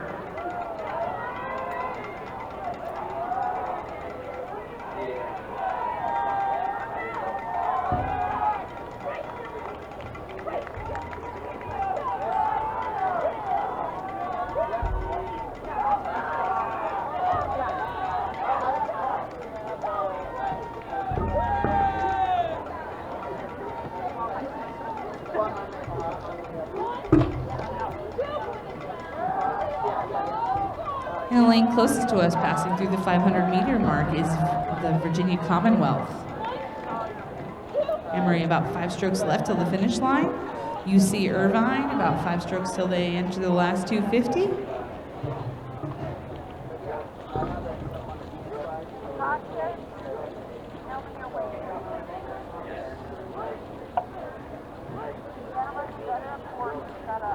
We want to thank our sponsor Crew by True Rowing provides on-water workouts at home.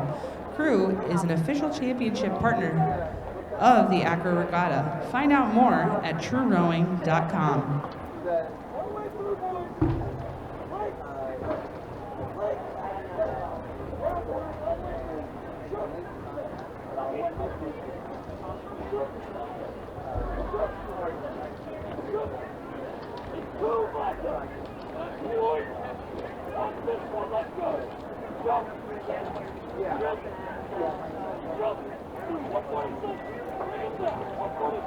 UC Irvine 5 strokes out from the finish. Virginia Commonwealth into the last 250. In the far lane through the 500 is Grand Valley, and coming up in the lane closest to us is Michigan, our defending champions from this event. Last year, they won with a time of 7:19.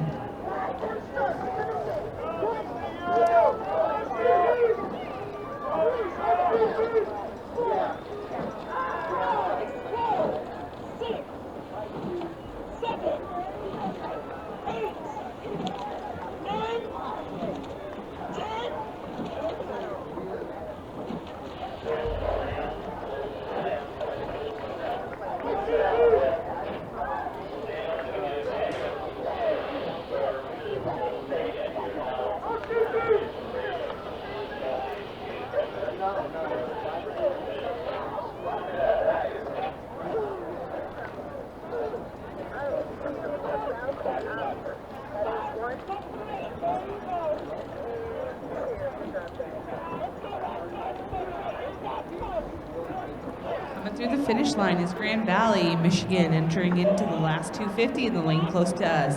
In the lane farthest from us, coming up behind Michigan, is UNC Chapel Hill.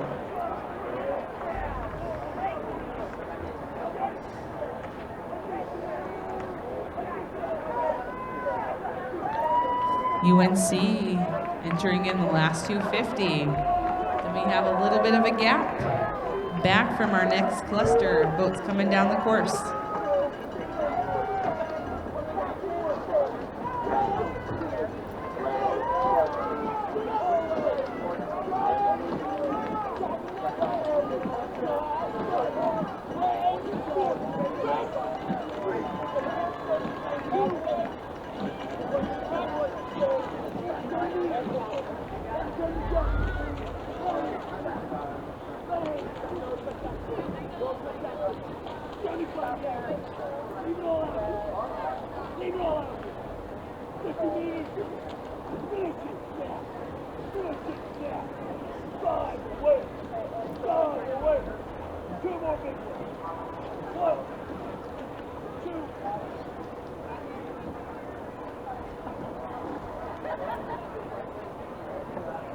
In the lane closest to us, passing through the 500, is Tulane.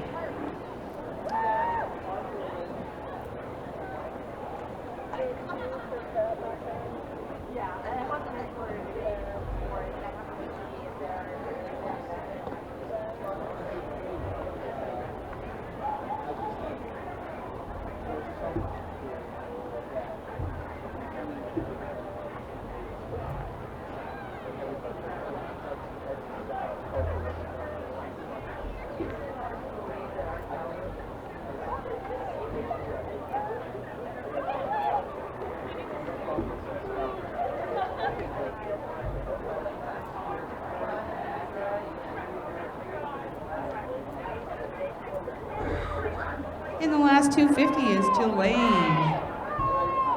Through the 500-meter mark in the lane farthest from us behind Tulane is for UVA, Vermont.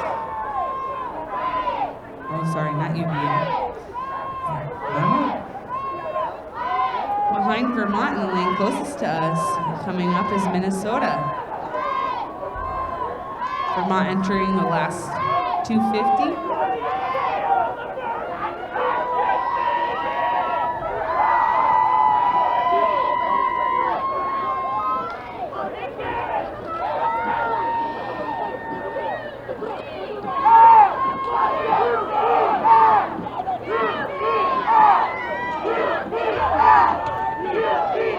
Vermont into the last 250, Minnesota entering into the last 250 as we speak.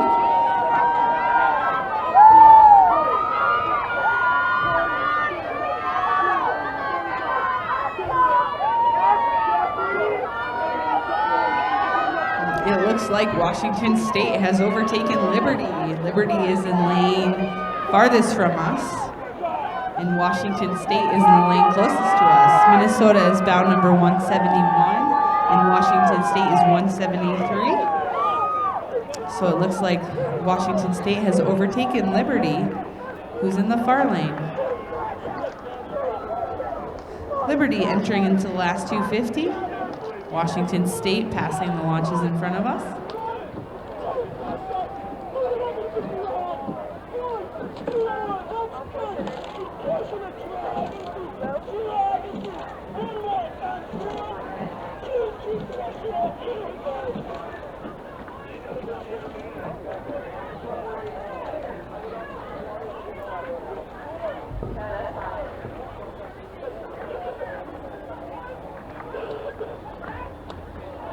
Coming into the last 250 is Washington State.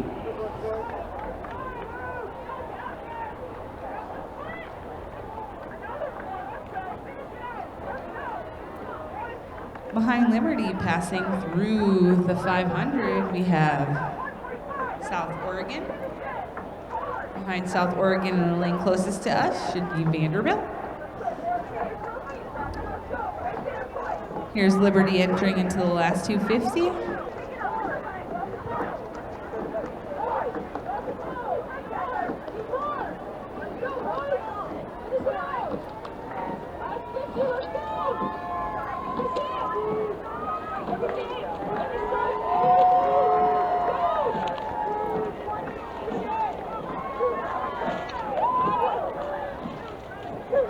Liberty into the last 250 meters. Coming right into the last 250 is South Oregon. Passing by the launches in the lane closest to us is Chicago. In the far lane in the back, Vanderbilt is coming up on the last 500 meters.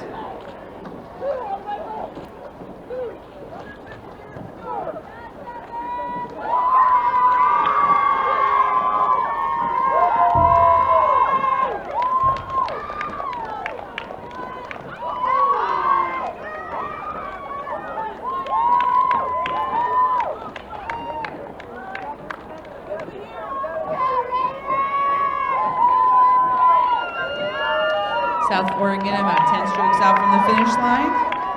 Behind them, Chicago has entered the last 250 meters. Vanderbilt is well through the last 500.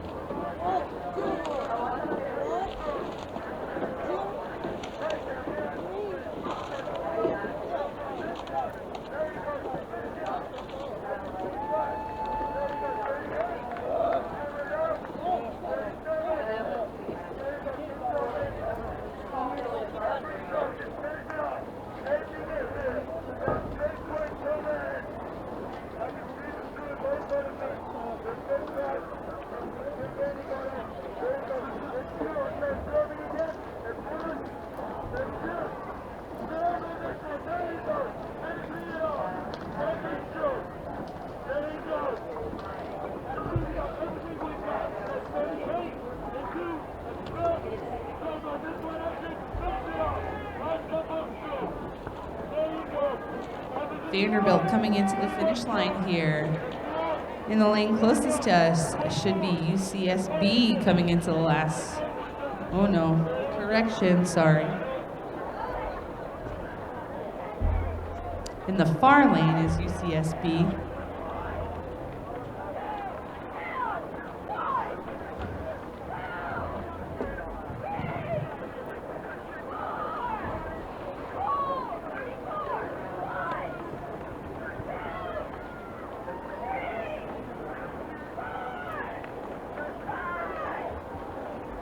Into the last 250 here, it looks like Rhode Island has overtaken UCSB coming into the last 250. Behind them, in the far lane, it looks like Washington is coming through the 500-meter mark.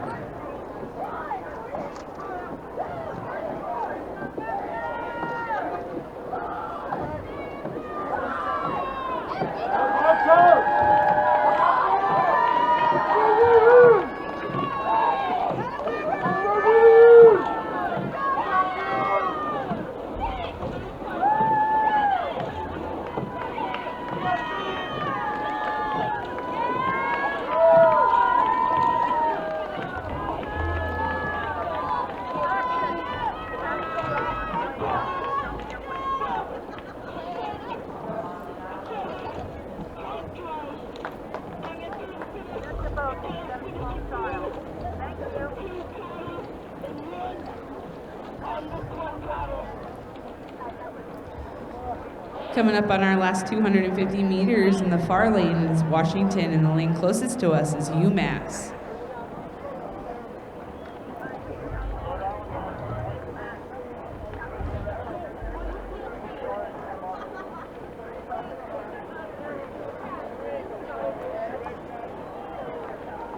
Behind that, coming through the 500-meter mark, it looks like Bucknell has passed Denver. Bucknell's in the lane closest to us.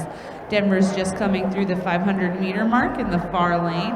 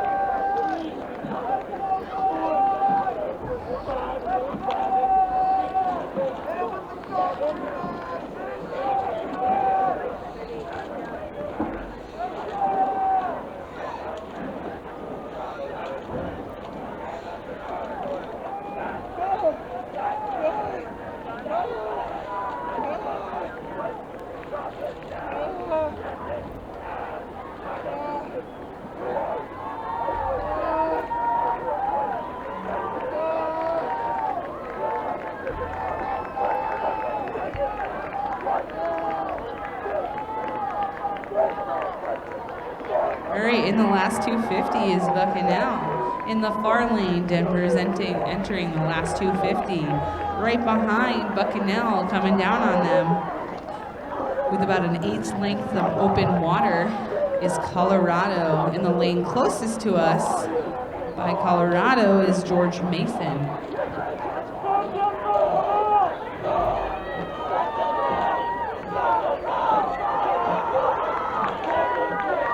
In that last 250, we have Denver here. Bucknell just through the finish line. Colorado coming right down on Denver. George Mason making a push into this play of 3 boats. Behind this, in the far lane, we have Penn State about 25 meters out from the last 250. Behind them, in the lane closest to us, is Cincinnati. Coming through the 500. In the lane farthest away, about 25 meters off from the last 500 is our last boat in this event, which is William and Mary for the men's novice varsity 4. Men's novice 4.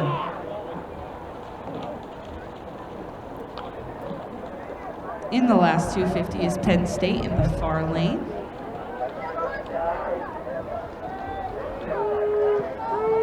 Our last boat in this event, William and Mary in the far lane, is just passing through the last 500. With 5 strokes to go, Cincinnati entering into the last 250 meters. Our next event after this is our women's novice 4, who is already on the course. I can see our first boat coming up to the last 750 meter mark. Cincinnati into our last 250 meters.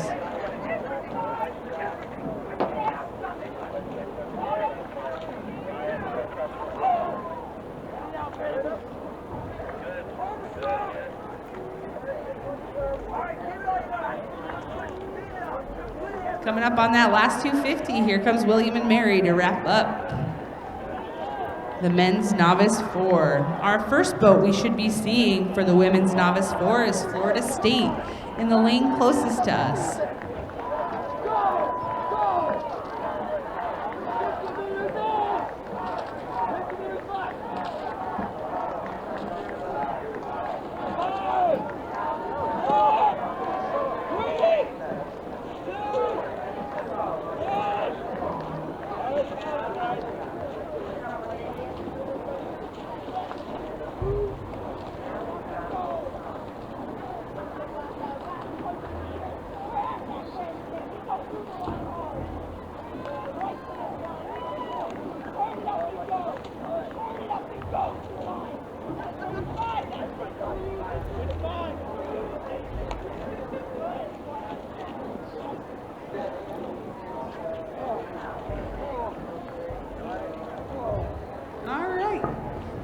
in our last 500 meters should be Florida State in the lane closest to us.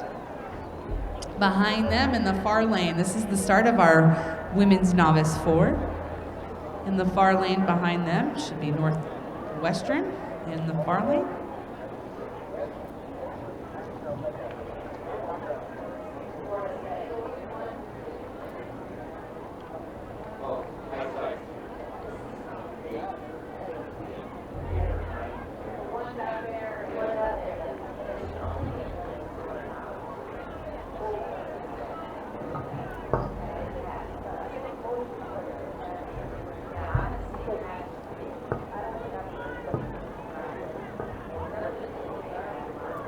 All right, coming up into our last 250 meters is Florida State, starting off this women's novice 4. Through the 500 meter mark in the far lane is Northwestern. Behind Northwestern, at about 100 meters back from the 500, is Texas.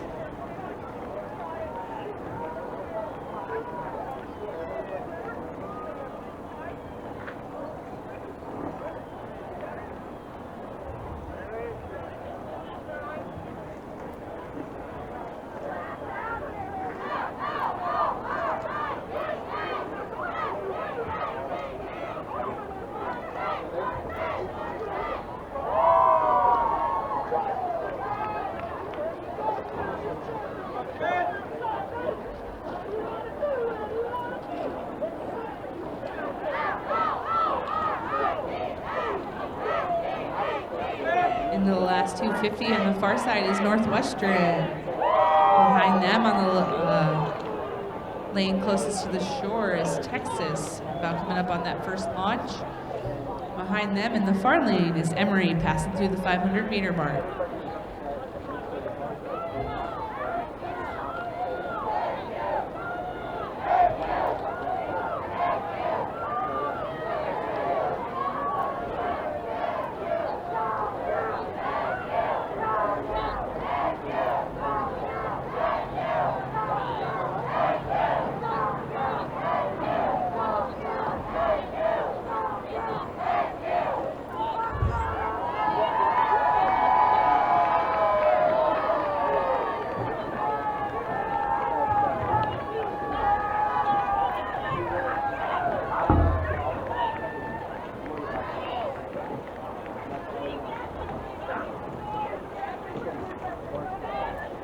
Into the last 250, we have Texas closest to us. In the far lane from them, behind is Emory. Coming through the 500 meter mark behind Emory in the lane closest to us is Wichita State.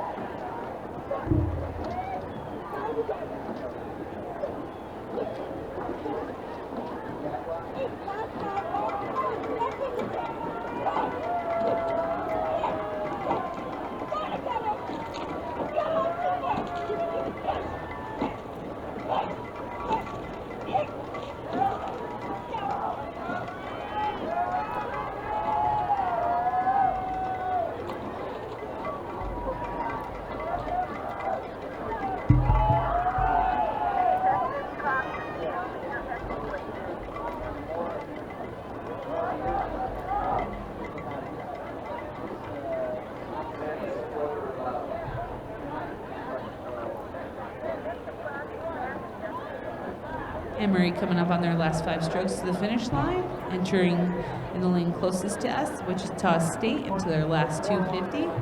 Behind Wichita State is UGA in the far lane. And behind UGA in the lane closest to us should be Chicago.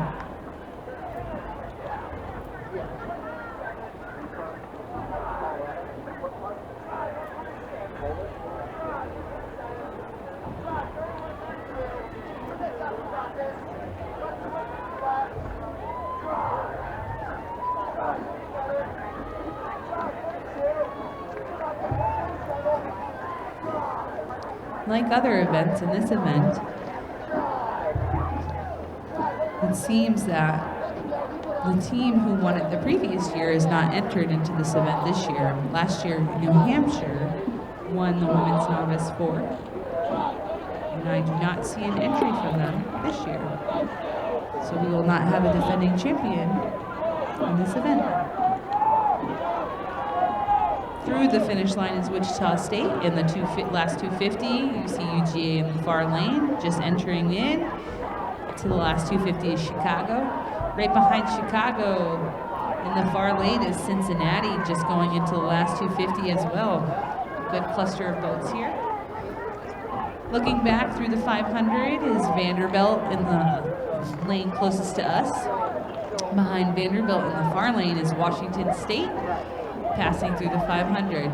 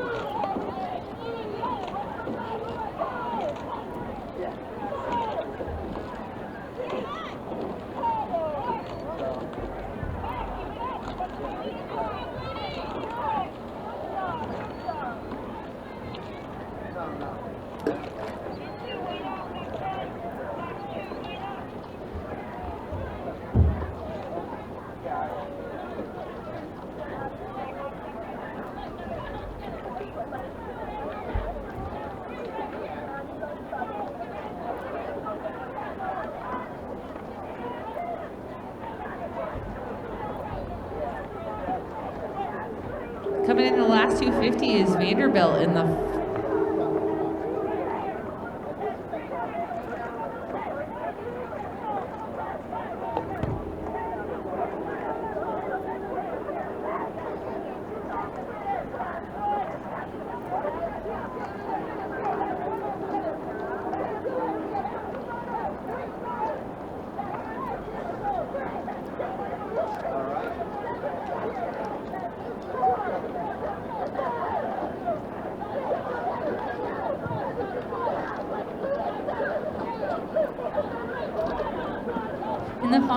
far lane in the last 250 is Washington State.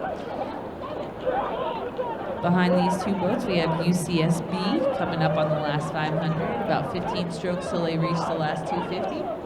It looks like we also have a little bit of a reverse happening back here too. It looks like Kansas might have passed Liberty. I'm not exactly sure at the moment, but it looks like that has happened.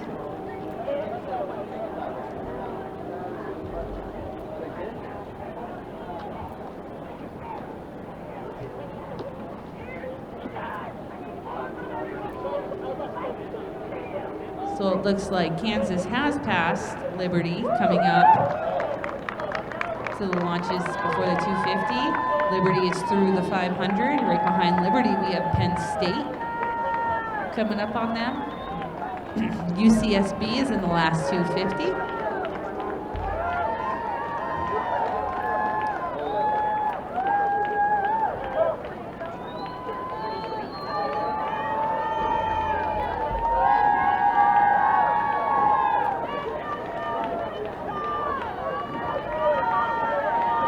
Coming up to the last 250 is Kansas.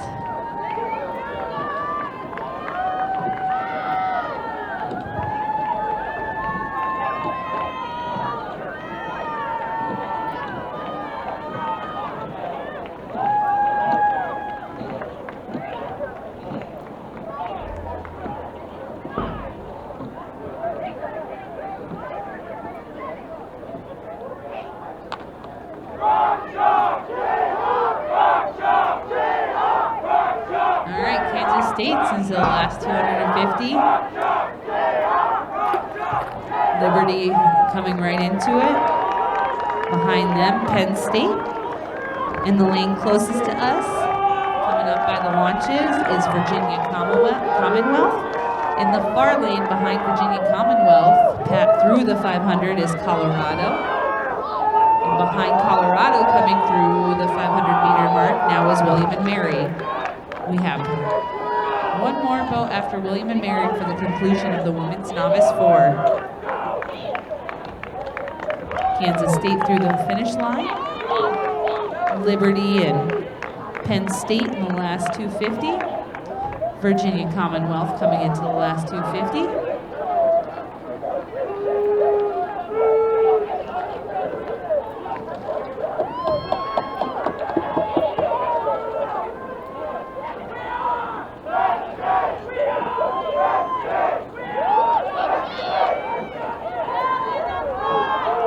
Colorado in the last 250.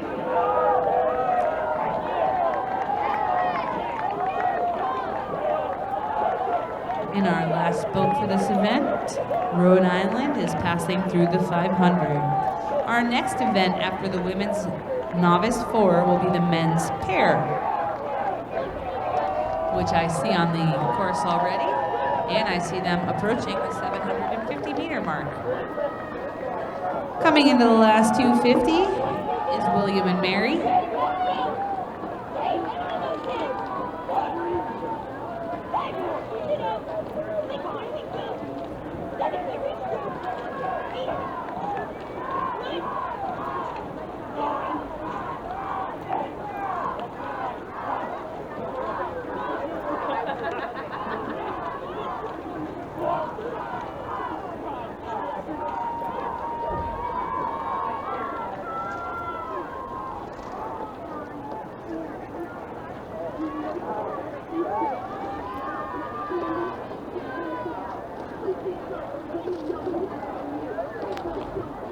And our last boat, University of Rhode Island, entering into the last 250. Our first boat from the men's pair, Michigan State, which should be the boat laying closest to us, is approaching the 500 meter mark.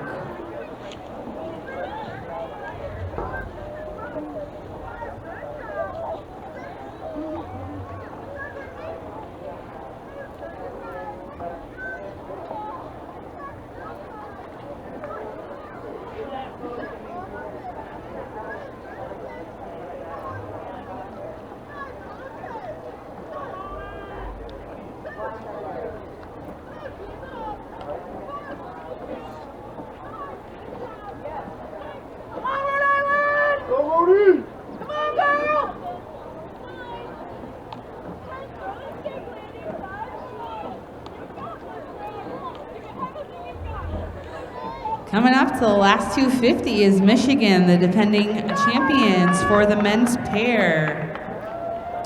Behind them is Liberty in the far lane, but it looks like Washington has passed Liberty coming through the 500. Behind Liberty is UCLA.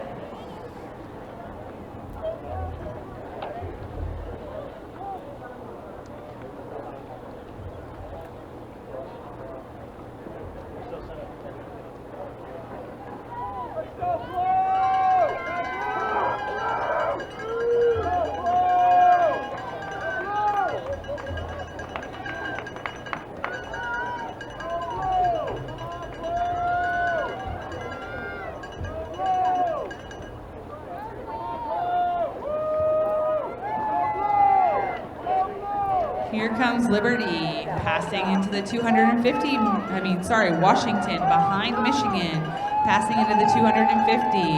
Washington has passed Liberty.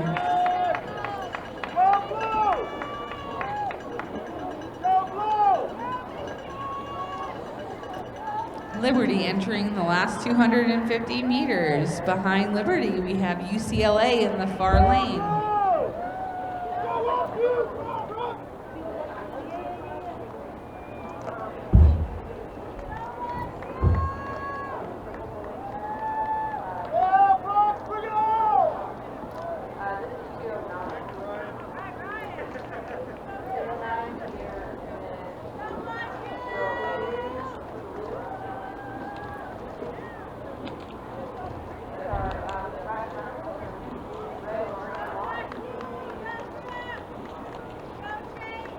Entering the last 250 is UCLA. Behind them, we have Vanderbilt in the lane closest to us, and we have Rhode Island. From this angle, nope, Vanderbilt is in front of Rhode Island still, coming into the last 500.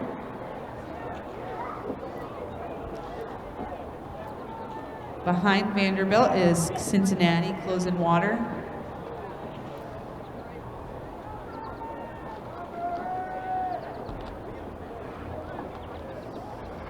So the boat you'll see closest to us will be Vanderbilt.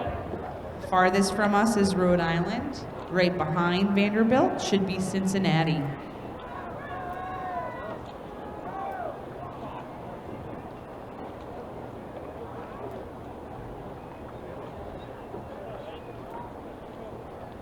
Passing through the 500 should be Seattle in the far lane.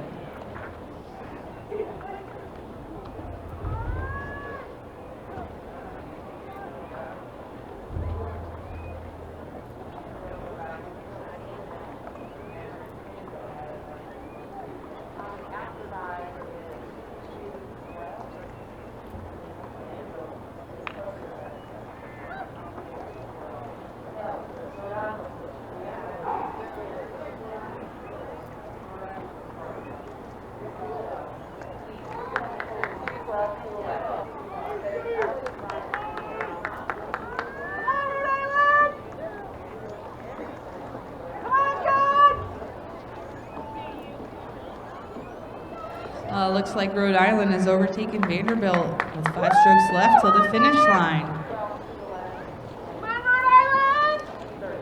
Behind them is Cincinnati coming down behind Vanderbilt. Into the last 250 in the far lane is Seattle.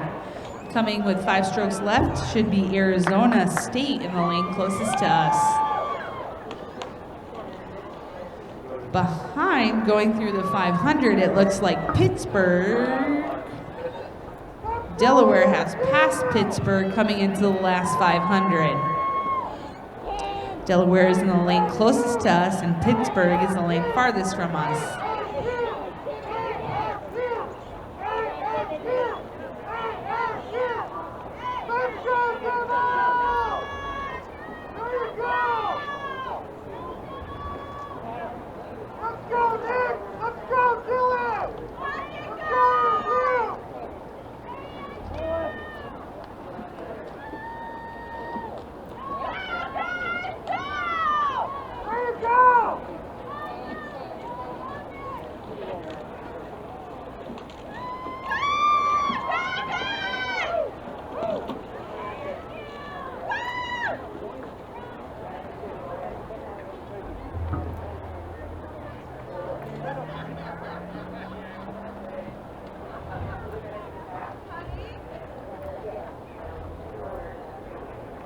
So in the last 250, it looks like Delaware has overtaken Pittsburgh.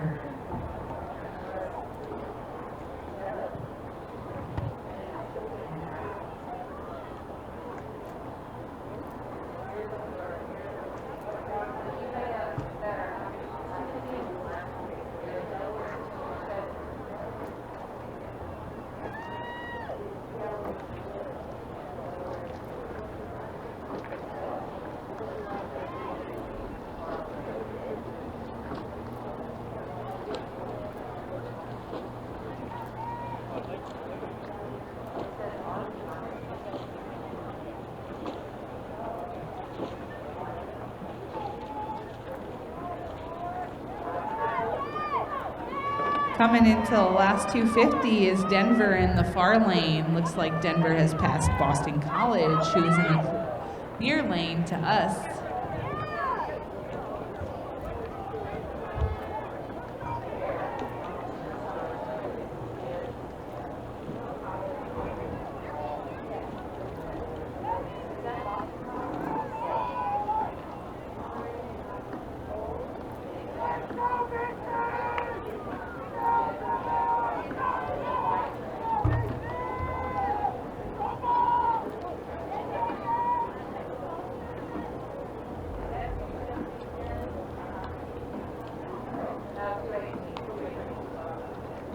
So Boston College, 5 strokes to the finish line. In the lane closest to us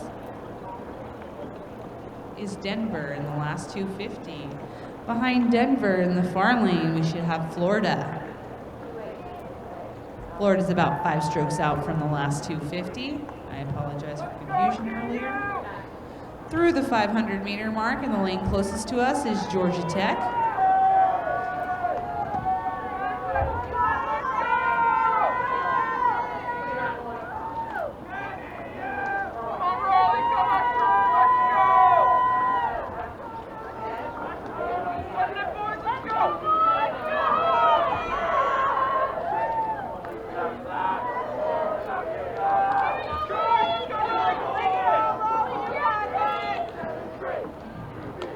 In the last 250, Florida. Georgia Tech entering the last 250. Behind them in the far lane is Grand Valley.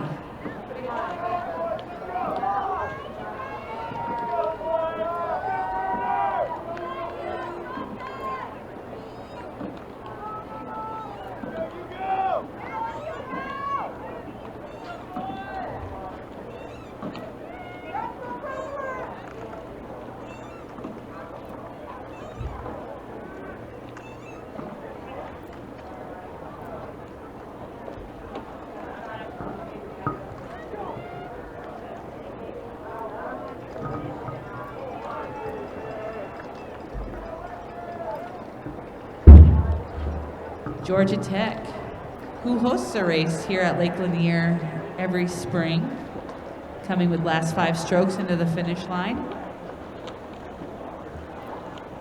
Grand Valley on the far side, through the 500-meter mark. Looks like we have Grand Valley and Virginia, and it looks like Virginia has overtaken Grand Valley in the last 500 meters.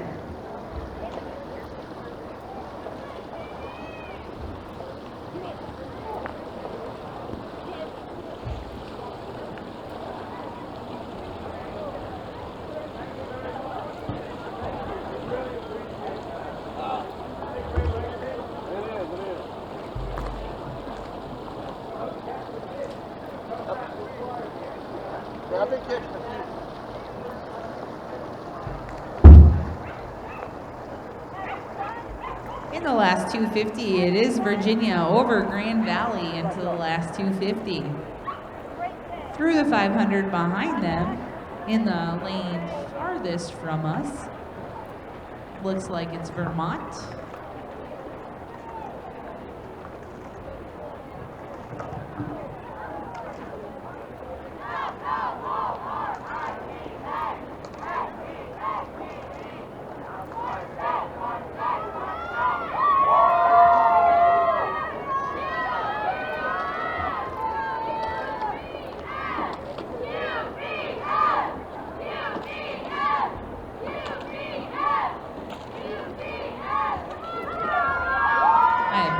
That's Florida State who has overtaken Grand Valley.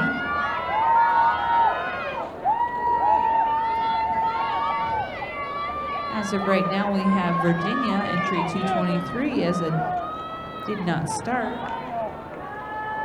In the far lane, we have Vermont in the last 250. Behind them, there's Florida State and UCSB. Too hard to tell from this angle, but I'm gonna gander and say Florida State looks like they're over UCSB.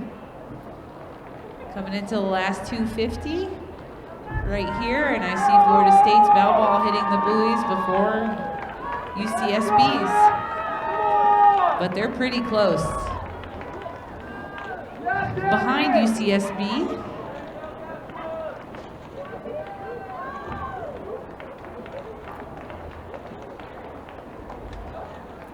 should be,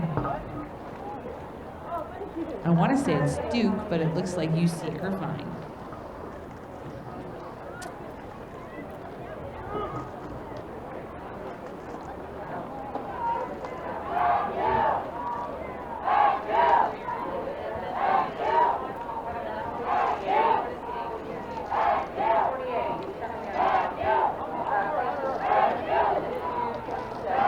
So in the far lane, excuse me, is Duke University, coming in front of Northwestern in the lane closest to us. So I am taking that behind Northwestern. That is UC Irvine.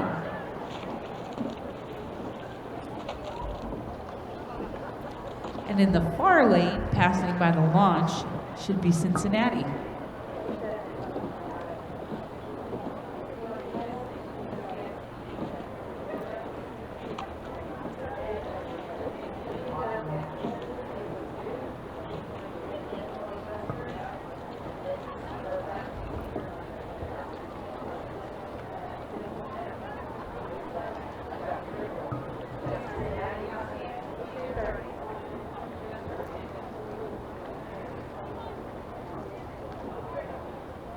Cincinnati into the last 250. Two more pairs until we move on to the women's pair time trial. Who's on the water? Already through the 1,000-meter mark. Our last two boats are Georgia State, which is the boat closest to us, and in the far lane is Oregon.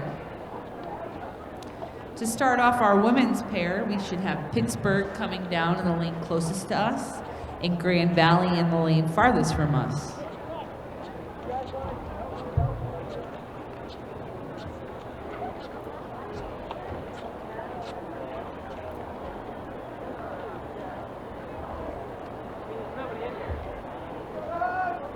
Looks like Oregon has overtaken Georgia State.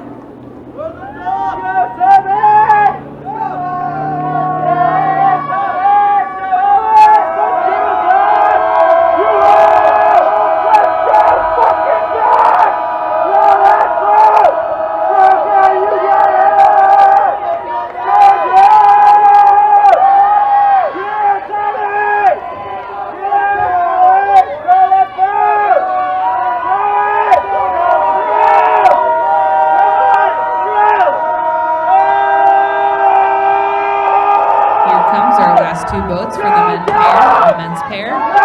Oregon over Georgia State. Let's get gas, keep going, finish strong, you got it done. Oh, yeah!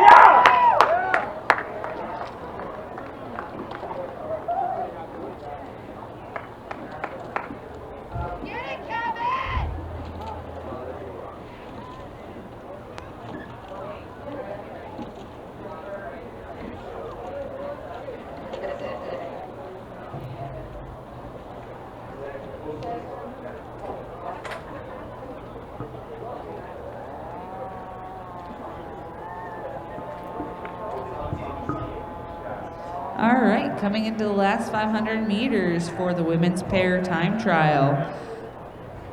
Should be Pittsburgh in the lane closest to us. Coming into view. Through the 500, it looks like Grand Valley in the far lane. Once again for this event, last year Cal Lightweights, women lightweights won this event with a time of 8:44. And it looks like they are not returning to defend their title.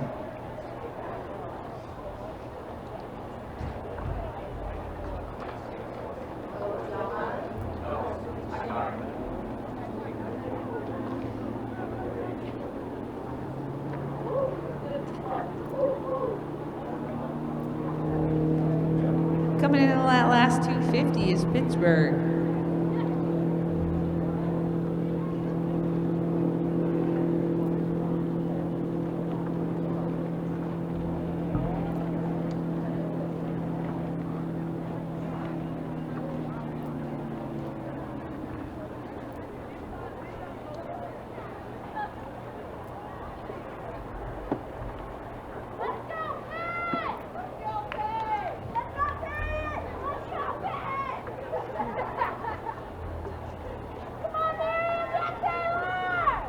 Entering into the last 250 is Grand Valley in the far lane. Behind is Vanderbilt in the lane closest to us going through the 500.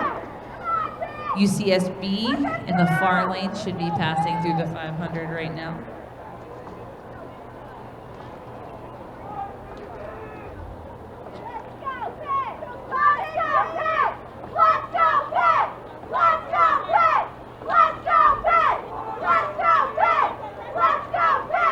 Let's go!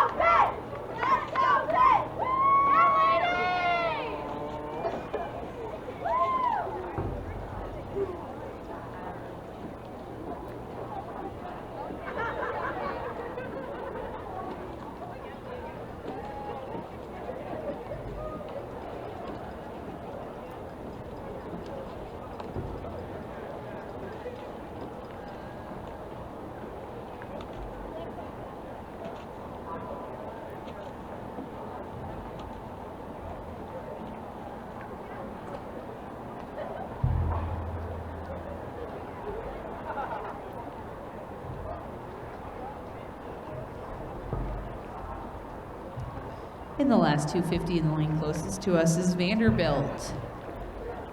On our far side, about 10 strokes out from the last 250 is UCSB. Through the 500 in the lane closest to us is South Oregon, and just passing in the far lane from the 500 is Clemson.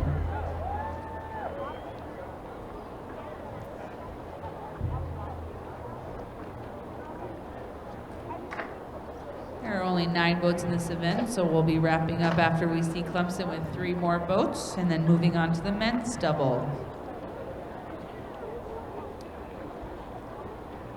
In the last 500 is UCSB. Entering into the last 500, closest to the last 250, closest to the shoreline is South Oregon.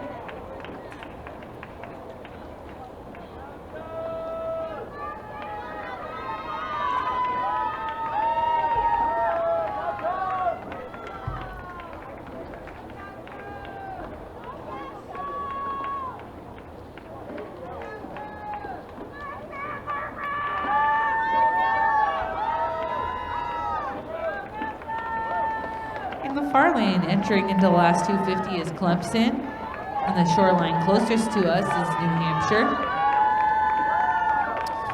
In the far lane, William and Mary is passing through the 500. And to finish this event, in the lane closest to us, behind William and Mary, is Vermont.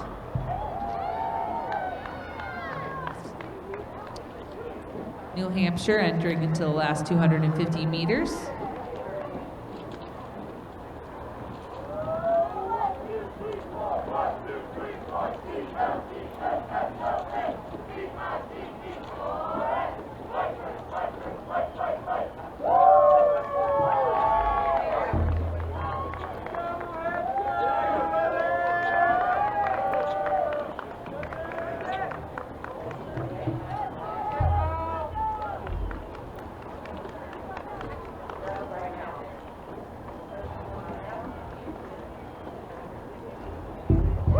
We have all women pairs in the last 500 meters of this race.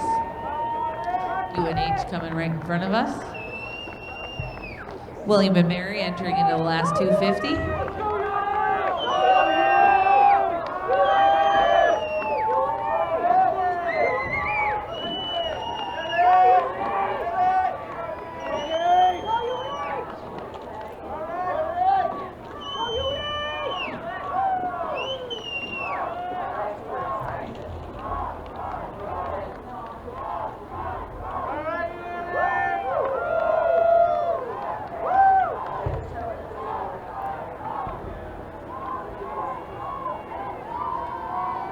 William and Mary into the last 250.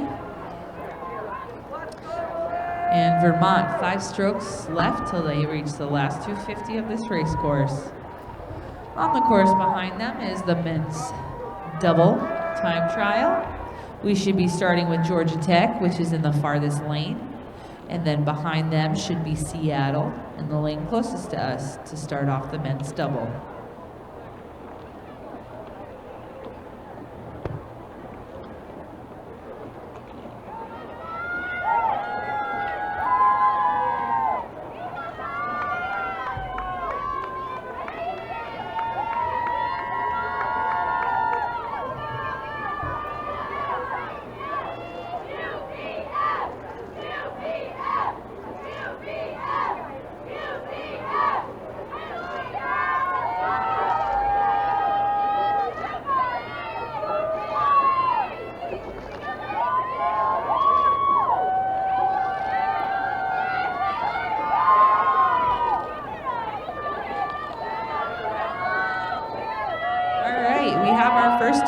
For the men's double into the last 500. Georgia Tech in the far lane and Seattle coming up on the close lane.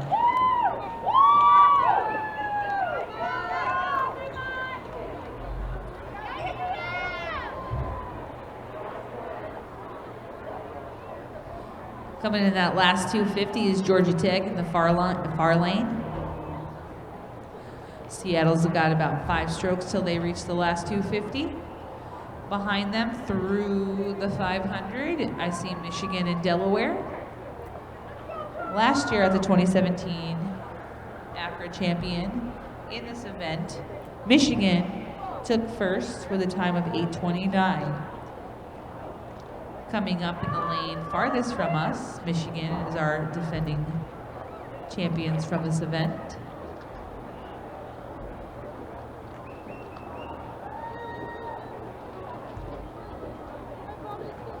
Delaware and Michigan look very close coming up onto the last 250 though.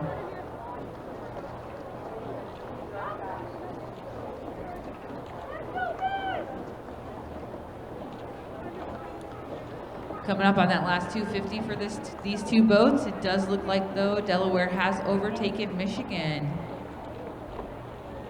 in this men's double into the last 250. Delaware into that last 250, Michigan entering right now.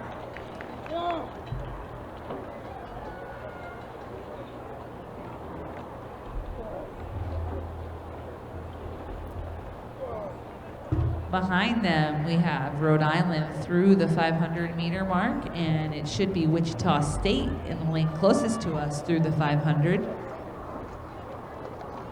In the last 250, we have Michigan and Delaware here.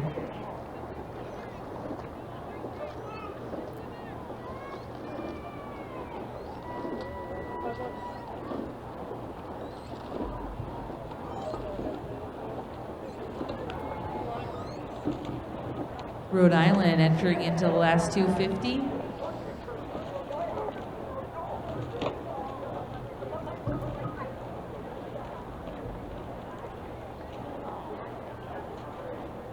And here comes Wichita State, closest to us. About 5 strokes out from the last 250. Coming up on the 500-meter mark, we have Washington in the far lane, and we have UCLA in the close lane. These two boats look close as well. It almost looks like UCLA has overtaken Washington, if I'm correct.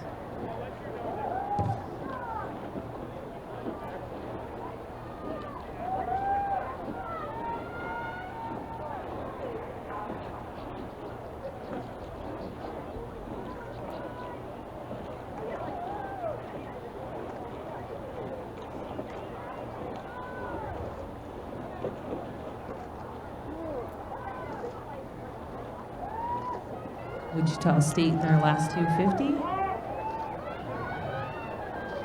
Coming up to that last 250, we have Washington and UCLA. UCLA is the boat closest to us. Washington is the boat farthest from us. Behind them in the far lane, we have Chattanooga passing through the 500.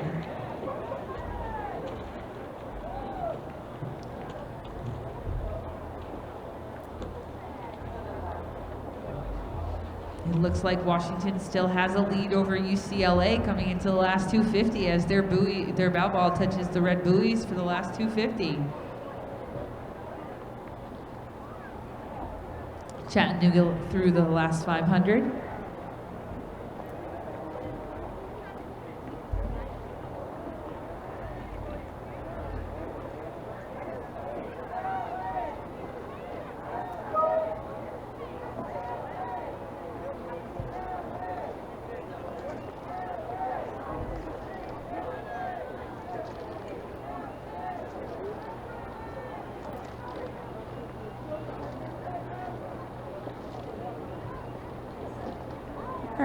Through the 500-meter mark, well, entering into the 250 is Chattanooga in the far lane.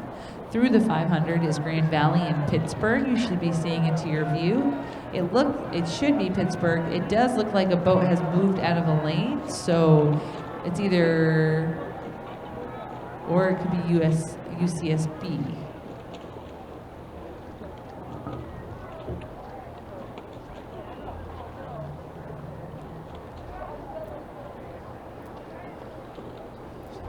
So Grand Valley in the far lane.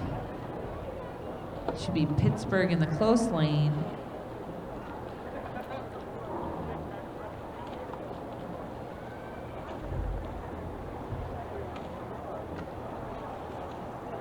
Or it could be USB over Pittsburgh.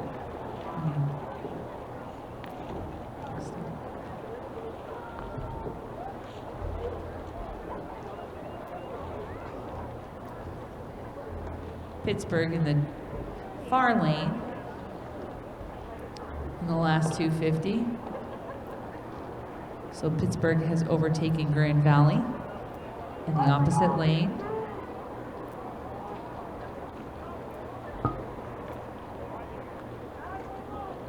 Which this should be Grand Valley in the last 250, and it looks like this is Boston College entering into the last 250 in the close lane. In the far lane, through the 500, we have UCSB. Behind UCSB is Vanderbilt in the lane closest to us, but it looks like Vanderbilt may have overtaken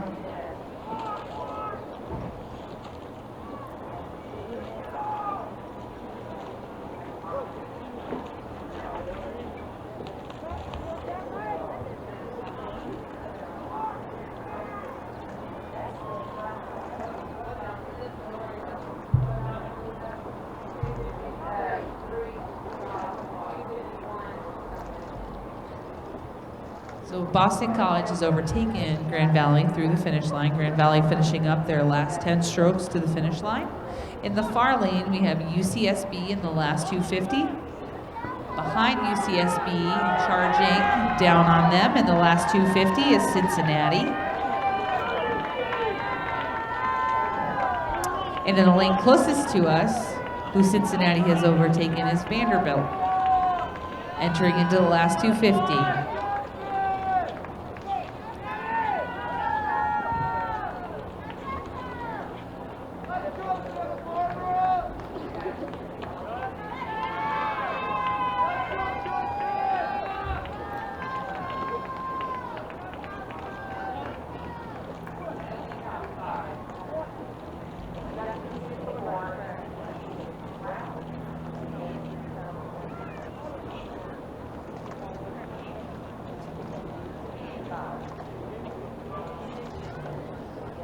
So coming through the 500-meter mark, it's a little bit of a cluster, but closest to us, I believe, is William and Mary. On the far side, we should have Connecticut, but Boston College looks right behind them, and then Texas in the far lane, in Wichita State. Wichita State will bring up the closure for the men's doubles time trial, moving on to the women's double time trial. Entering the last 250 is William and Mary in the lane closest to us. I'm trying to figure out what's going on over there. And the far side, that's Connecticut. It looks like Boston's overtaking Connecticut if we're going in the correct order.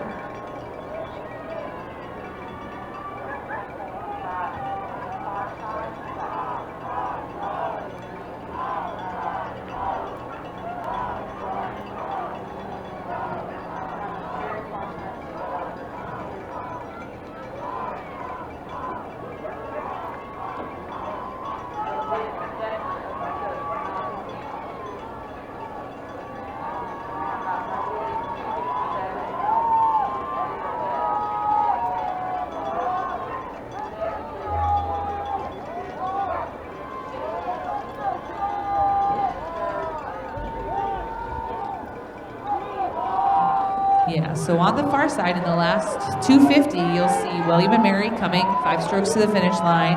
Boston College is overtaking Connecticut in this time trial on the far side.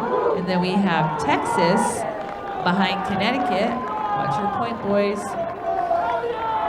And behind Texas, we'll have Wichita State closing out the men's double. I do see a start to the women's double, but it doesn't look like they're past the 500-meter mark yet.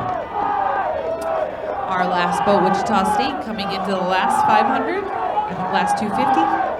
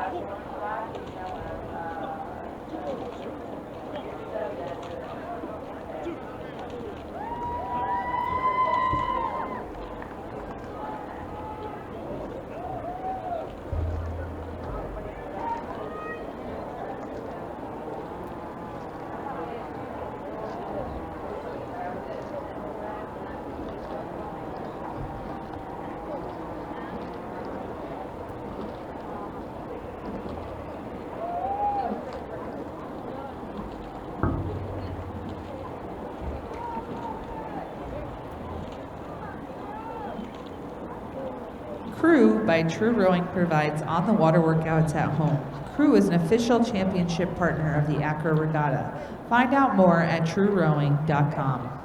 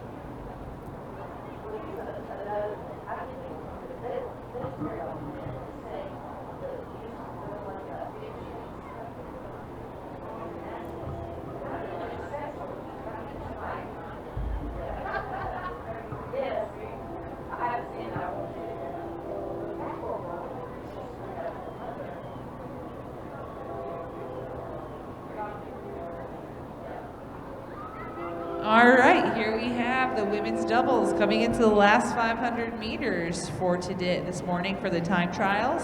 We should have William and Mary in the far lane starting us off for today, and then in the lane closest to us should be Wichita State.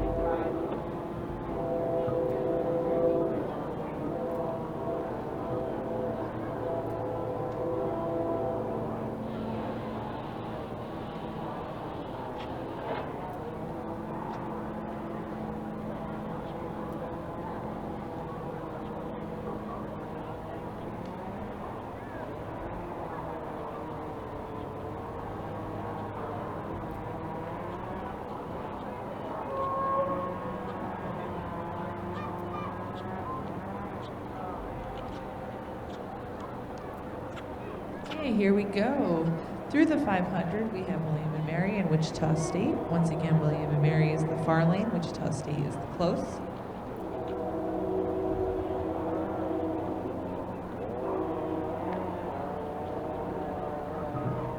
Once again, this event is the women's double. For those of us just arriving to the event this morning, our events are in time trials. They'll be racing a 1,900 meter course using the first 100 meters as a build-up area like fall racing, as a shoot as we will call it. So it's not your traditional spring race where you'll be doing you'll be starting from a dead stop with a starting sequence. And one of the biggest changes as well is you're not racing side by side, you're racing the clock like the fall.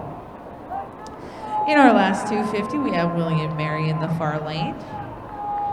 And entering our last 250 is Wichita State. Through our 500 meters, we have UCSB in the far lane and Emory.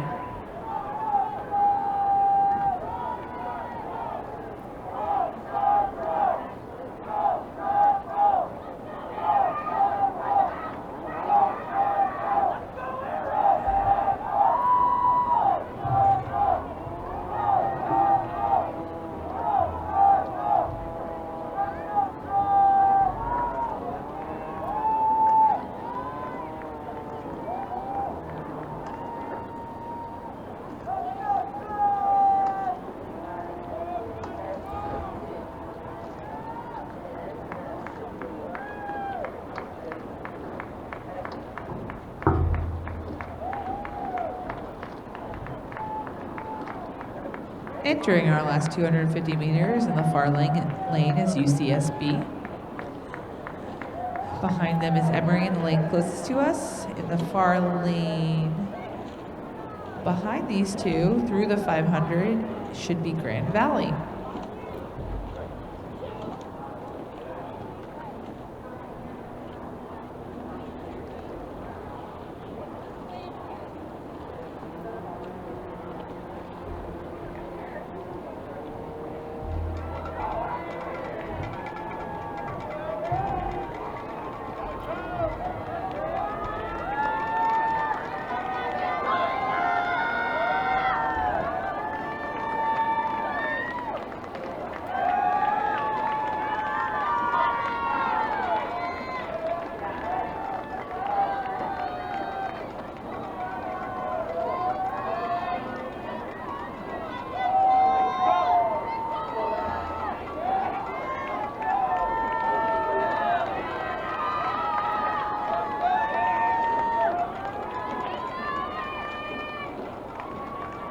Through the finish. Oh, just a little bit of a stop. UCSB through the finish line. Emory 2 strokes away. In the finish line, in the last 250 in the far lane, should be Grand Valley. It looks like in the far lane, Pittsburgh has overtaken Cincinnati coming into the last 250.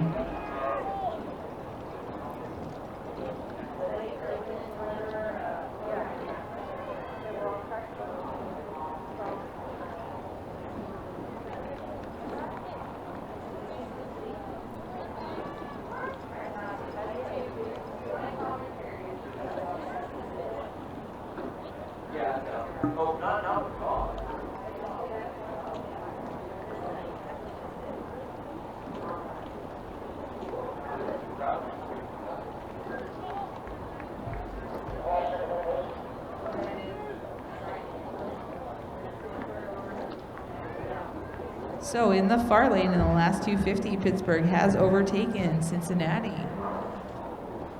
Behind Cincinnati on this far side is Purdue coming down the course.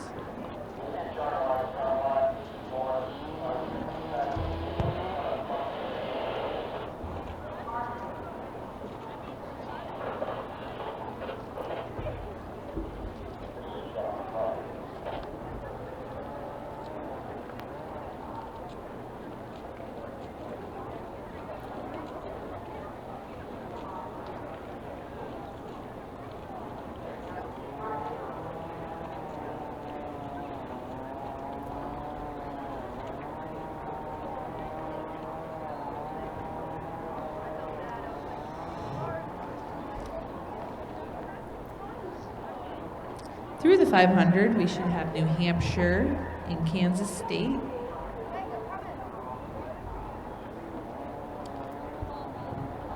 In the last 250, it looks like Purdue. It looks like Kansas State has overtaken New Hampshire.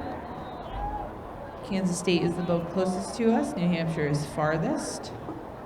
It looks like New Hampshire and Washington are quite close, so I can't tell if one has passed the other or not. 5 strokes till that last 250 is Kansas State closest to us.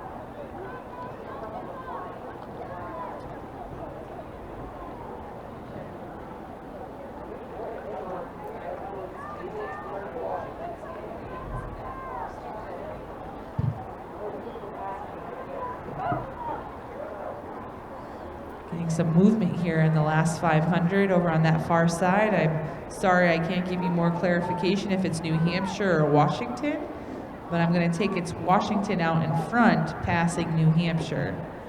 Behind them, we have South Oregon and Tulane. Tulane is in the lane farthest from us, South Oregon closest to us.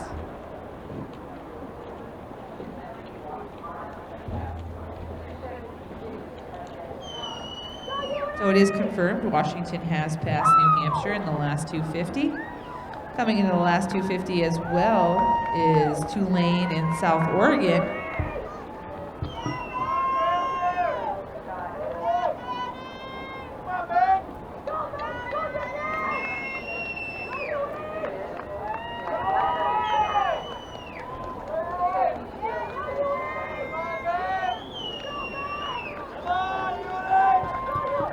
Here comes Tulane charging down on New Hampshire in the last 250. Behind them is South Oregon. South Oregon charging on New Hampshire as well.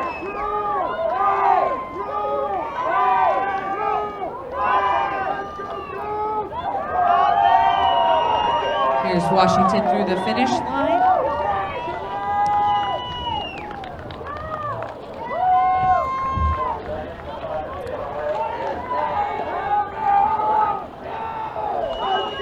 South Oregon overtaking New Hampshire here in the last couple of strokes. And South Oregon nipping New Hampshire at the end. Coming in the lane closest to us is Chicago.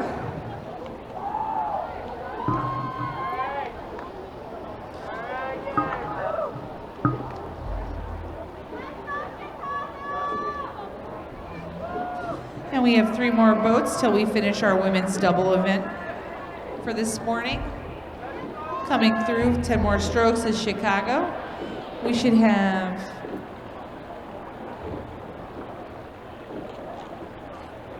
Illinois and William and Mary in the far lane and Colorado in the close lane.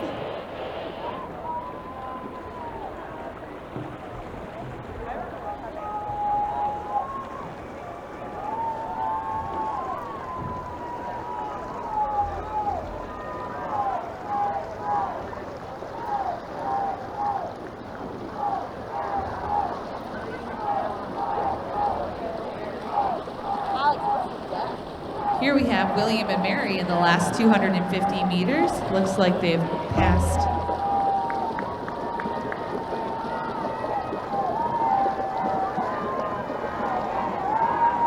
Colorado and Illinois. The event coming up behind the women's doubles is the men's singles. Who we have a start, I already see the first men's single, which should be Delaware, coming through the 500 meter mark. Here we have William and Mary finishing. In the far lane should be Illinois, and in the close lane should be Colorado in the last 250 for the women's double.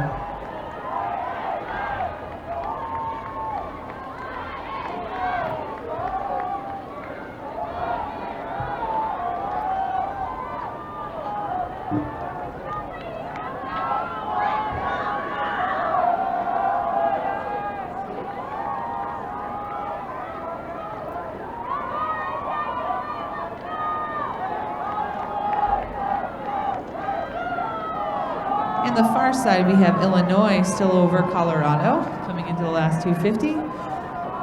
Coming into the last 250 for our next event, the men's single, is Delaware A in the lane closest to us. On the far side, we have Delaware B.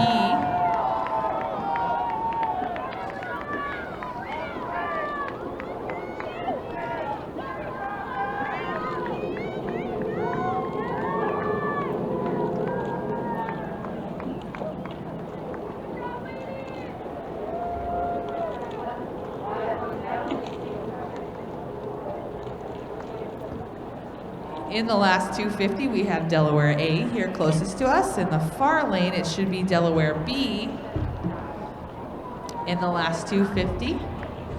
Lane closest to us, behind him, through the 500 is Gordon. And in the lane farthest from us is Davidson passing through the 500.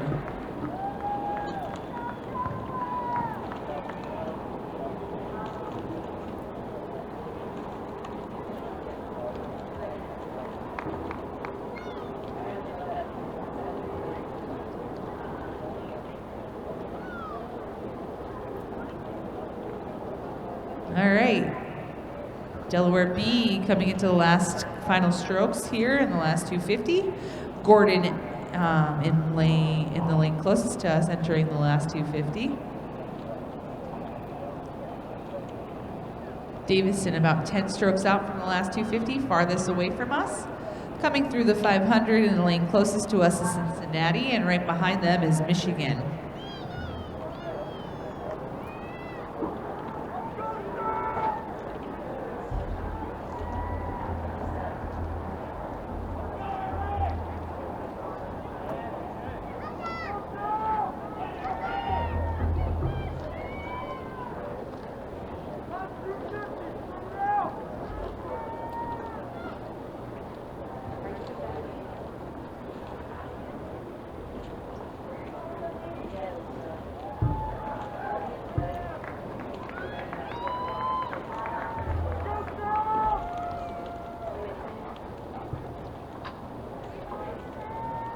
Davison coming into their final strokes in the last 250.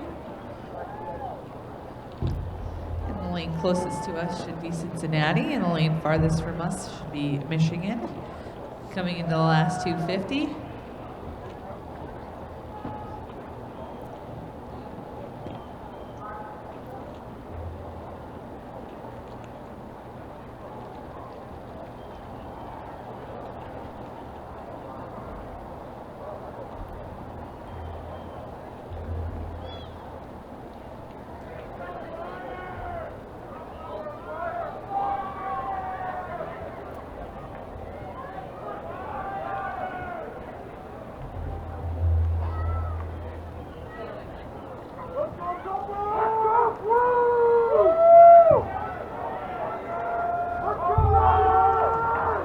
Good push here in the last 250 from Cincinnati and Michigan. Looks like Michigan has overtaken Cincinnati in this last 250. Behind them, we have Liberty, Vanderbilt, and Baltimore.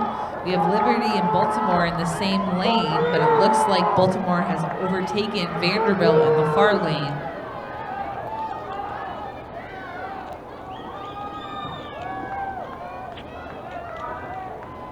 Behind Vanderbilt is Lafayette in the last 500.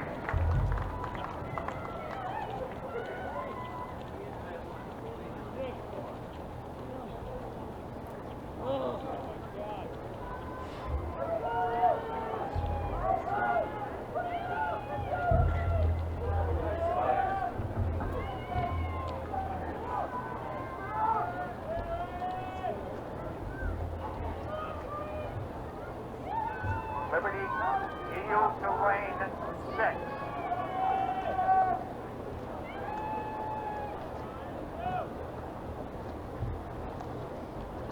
As you may have heard the ref just speak to the Liberty rower, but if you are being overtaken by a crew behind you in a time trial, you must move to the outside lane so that you're giving the faster crew the straightest course. through the finish line down here.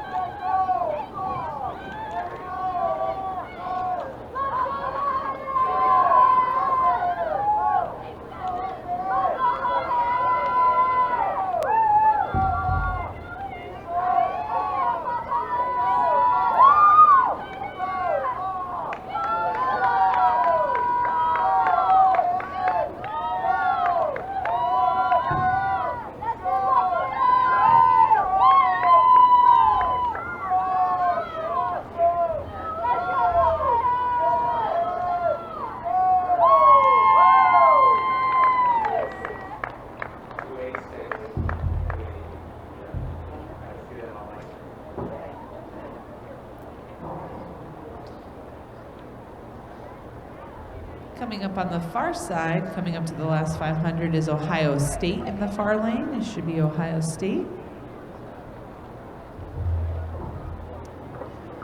And then back there we should have Fordham, Chicago, and Notre Dame all have passed through the 500-meter mark.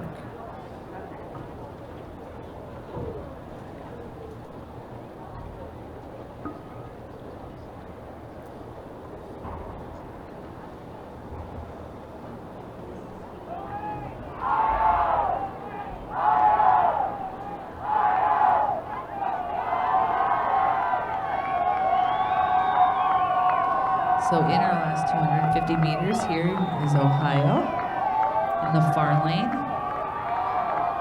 Behind them, it actually looks like it's Notre Dame in front of Chicago and Fordham. As he enters the last 250 meters.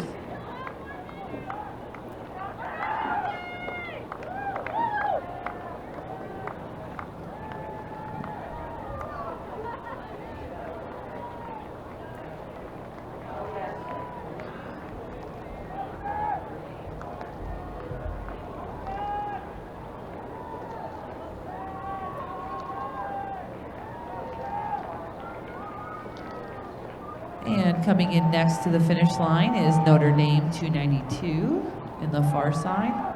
Looks like Notre Dame has overtaken Chicago and Fordham, who should be in the near lane. Chicago, yield to lane 6.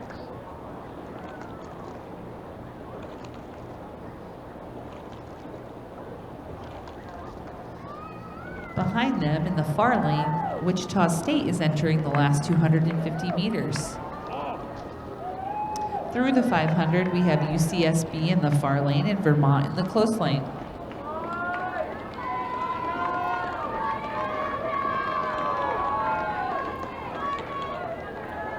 And our finish in the far side, in the close side over here is Chicago and then Fordham.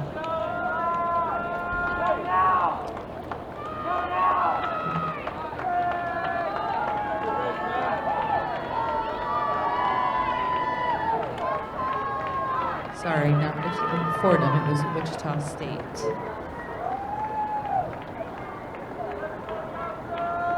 In the far side, we should have 294 coming through the finish line in about 5 strokes.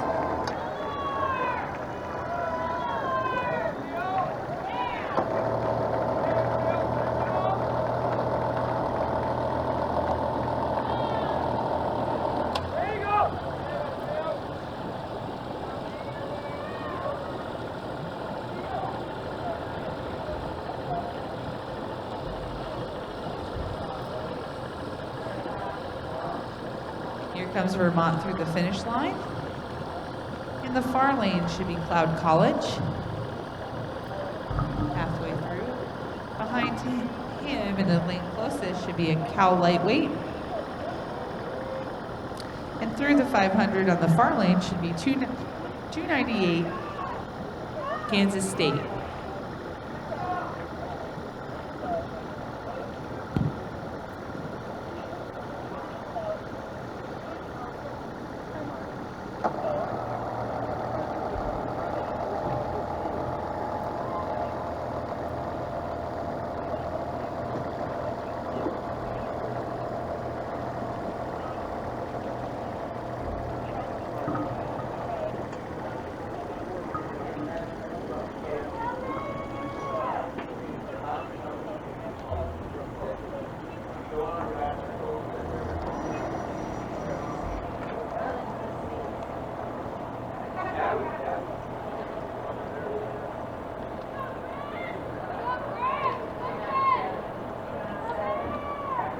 Coming to the finish line is the Collegiate single. In the far lane should be 298 Kansas State. And in the close lane should be 299 UGA.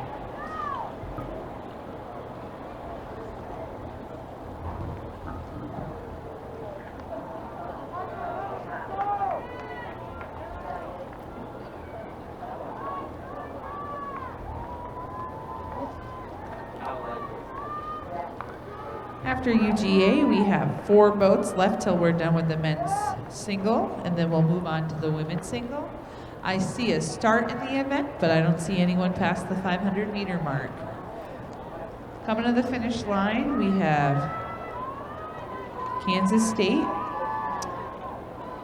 In the lane closest to us, we have UGA.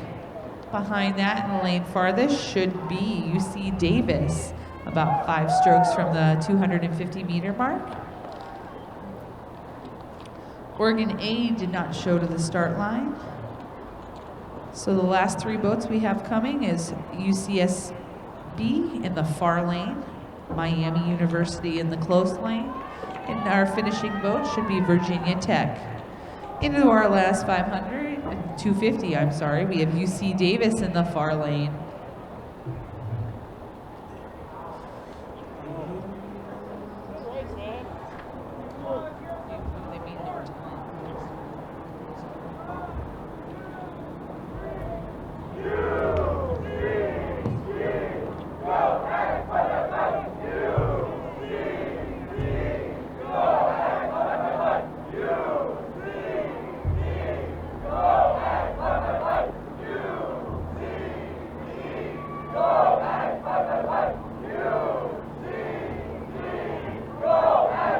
Bound number 300 in the far, UC Davis coming up to their last couple of strokes for the finish. Here we have UCSB and Miami pushing each other in these last 250. Behind them in the far lane, we have Virginia Tech entering their last 5 strokes till they get to the 250 meters.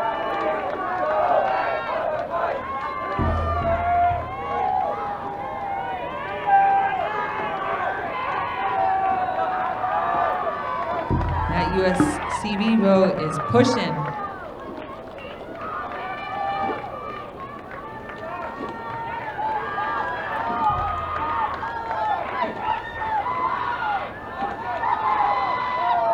It's pretty close, but I'm going to say it's UCSB over Miami. And our last 250 meters is Virginia Tech for the end of men's singles.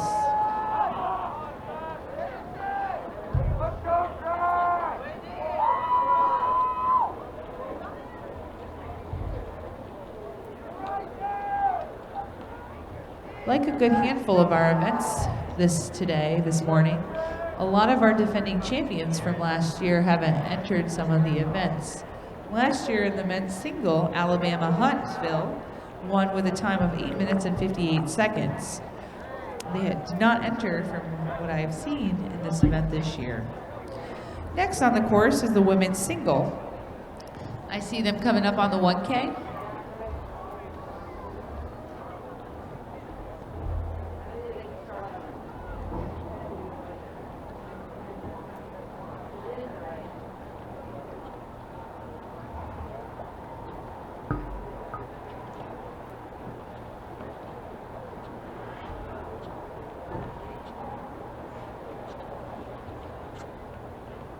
So coming to our course to start off this race is Virginia.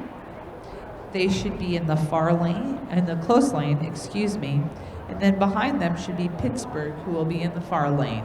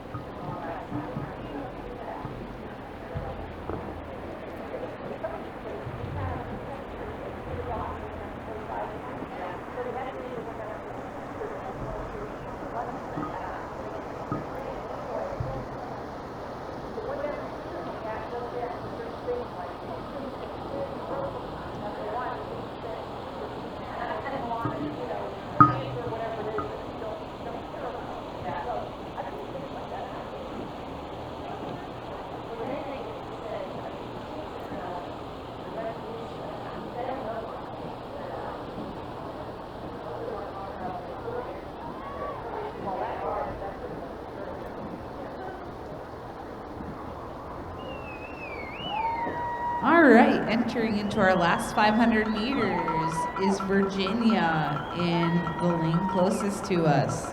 In the far lane, about to pass the 500-meter mark, is Pittsburgh. Last year in this event, Virginia took first with a time of 9:08. Out front is our defending champion for this event.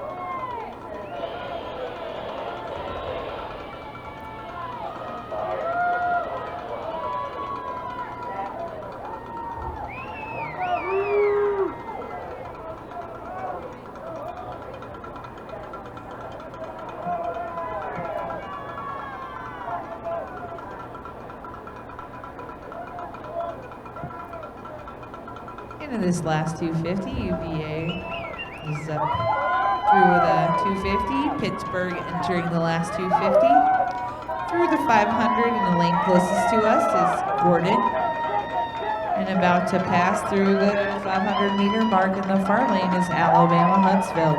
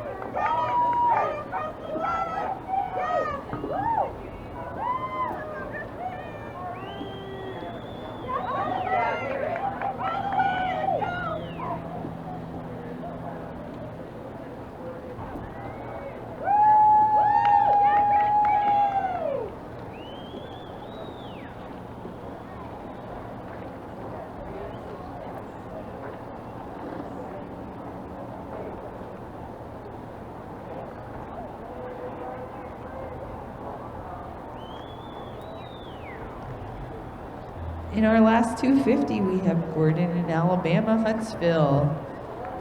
Gordon's got about 15 strokes left. 20 strokes left to the finish line. Alabama Huntsville just entering into the 250. Coming through the 500, we have Kansas in the closest lane, Texas in the far lane, and Cal Lights. But they're in the lane close to us that involves Cal Lights and Kansas are quite close to each other. Still in the same lane, which indicates that no one has passed yet, but they both might have overtaken Texas.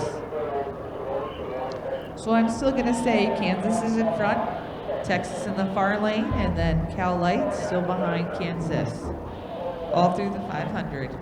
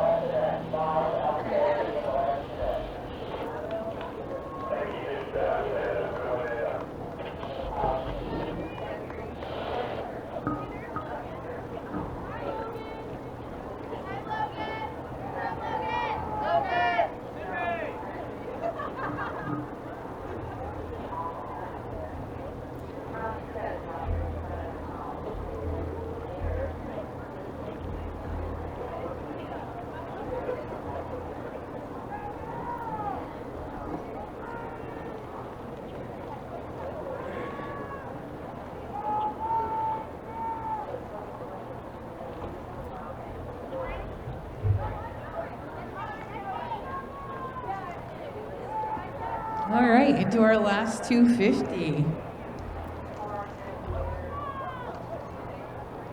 It looks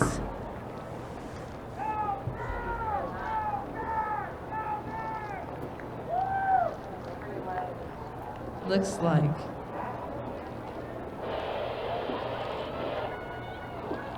Cal Light has overtaken Kansas.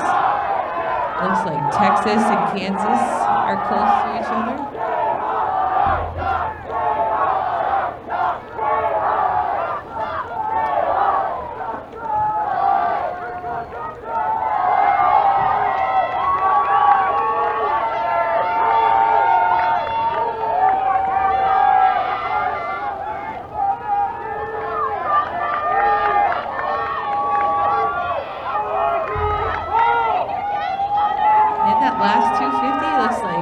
Texas has got Kansas. Into our last 250 behind is Rhode Island in the far lane and William and Mary in the close lane. Going through the last 500 is Florida and Georgia. Florida is in the far lane and Georgia is in the close lane. Coming in that last 250, Rhode Island over William and Mary.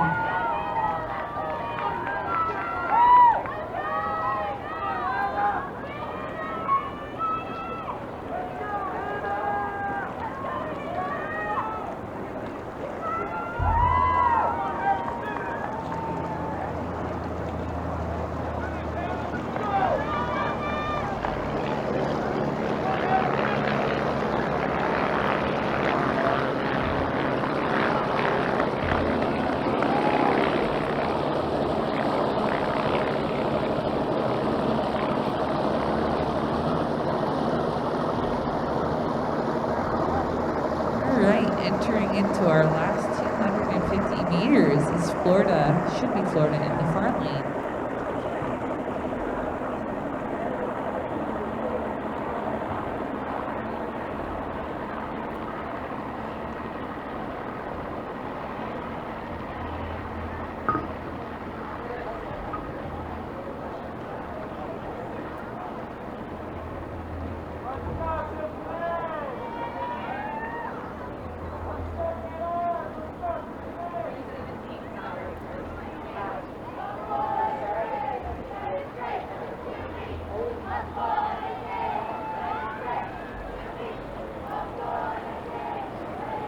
So into our last 250 is Florida in the far side, UGA entering.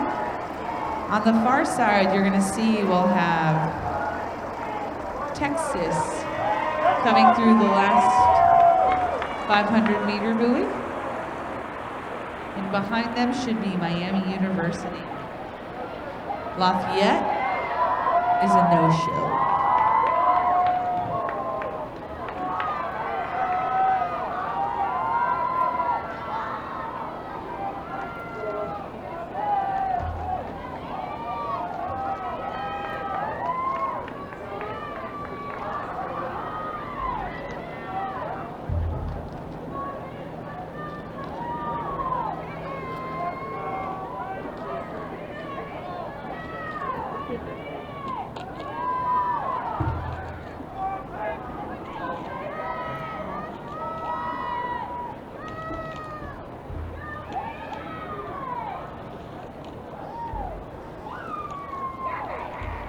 Okay, through the 500 meter mark, we have Texas and Miami University. I believe Texas is in front of Miami University. On the way up to the start line, Lafayette had flipped and they have let her start her race. So there's going to be a little bit of a gap between these last two singles before she comes through and then before our men's second novice 8 time trial starts.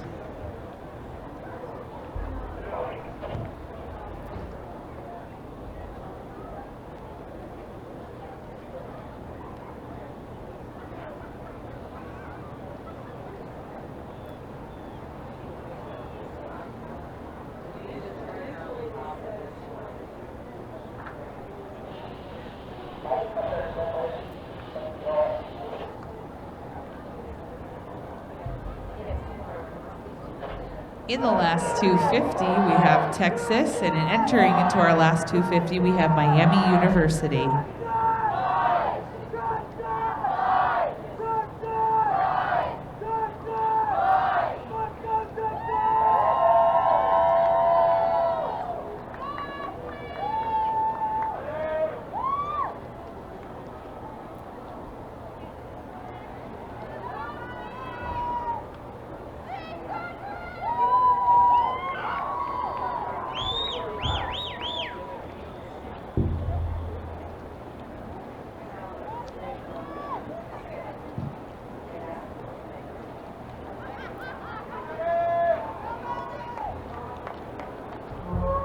All right, our next event after the women's single, we do have one boat still coming down, is men's second novice 8.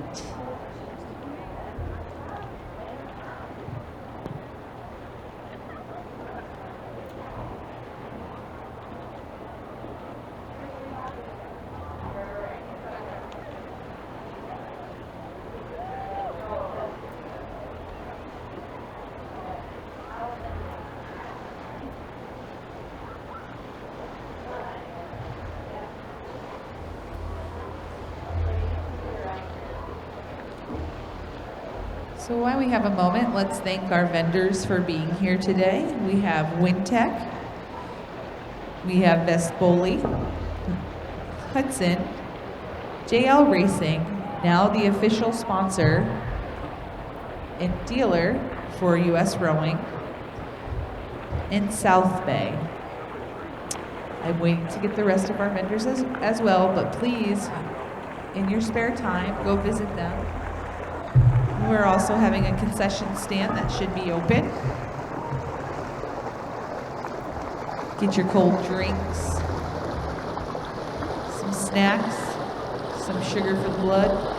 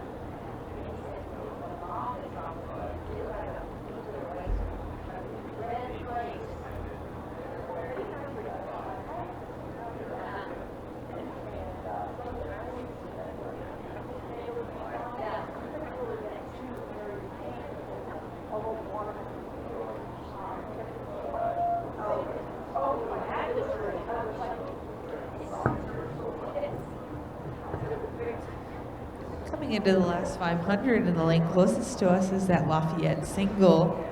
And I see a start to our men's second novice 8 coming into about past the 500-meter mark.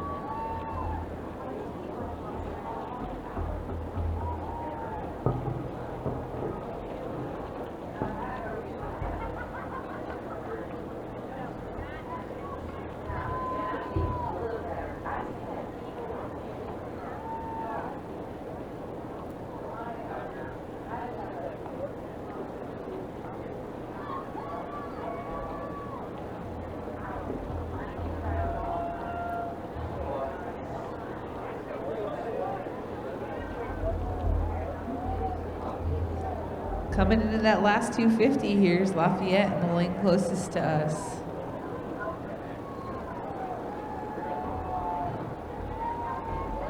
For our men's second novice 8, I see our first boat passing over the 1,000-meter mark. Should be Orange Coast College in the far lane. Behind them, in the lane closest to us, should be Notre Dame.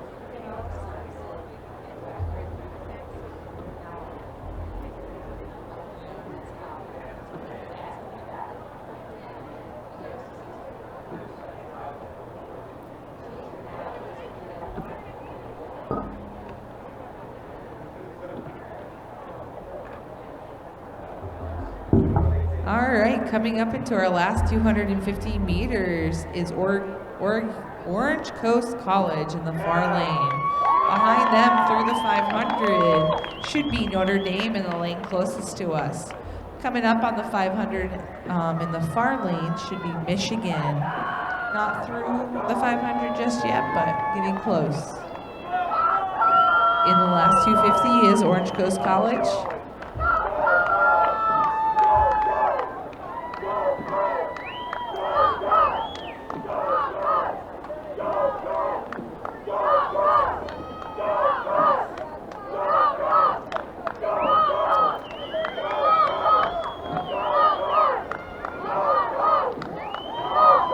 Just entering in the last 250 is Notre Dame. Michigan through the 500, coming close to the 250. Behind Michigan, the lane closest to us is Virginia, passing through the 500.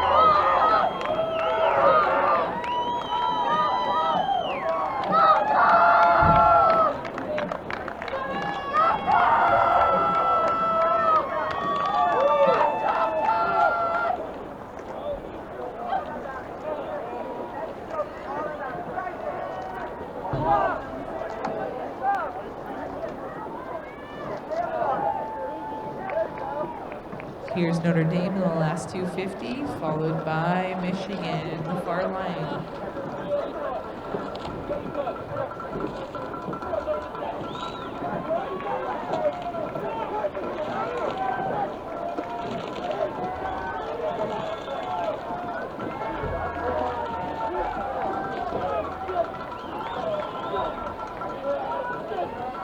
In the lane closest to us, 5 strokes off from the last 250 is Virginia. Behind Virginia, we have UCLA passing through the 500 on the far side. After UCLA, we have 2 boats left in this time trial. UC Davis, who will be closest to us, and then behind them, UCSB. UCSB looks like they're about 750. UC Davis is a little bit in front, right between, smack dab between UCLA and UCSB.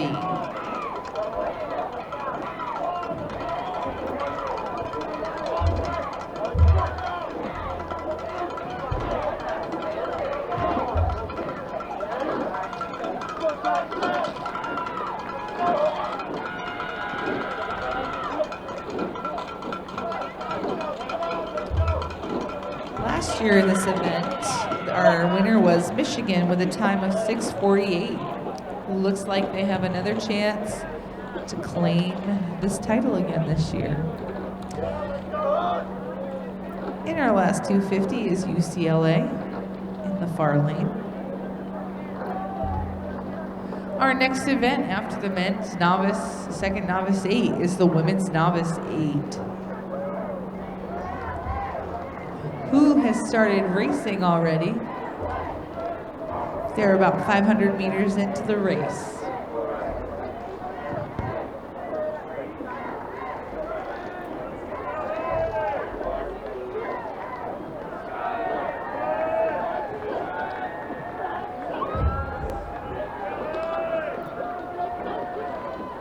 Entering into our last 250 in the lane closest to us is UC Davis.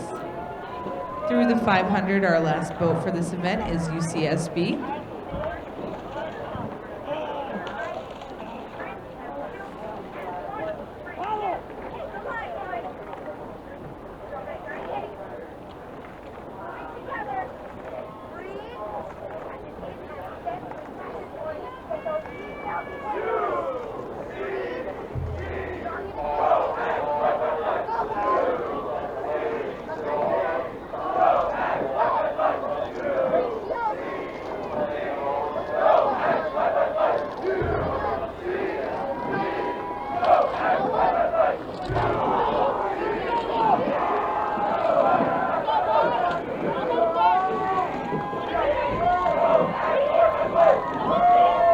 And our last boat in this event, UCSB, is entering in the last 250 meters. Our next event is the Women's Novice 8. Coming down 750 meters on the race course.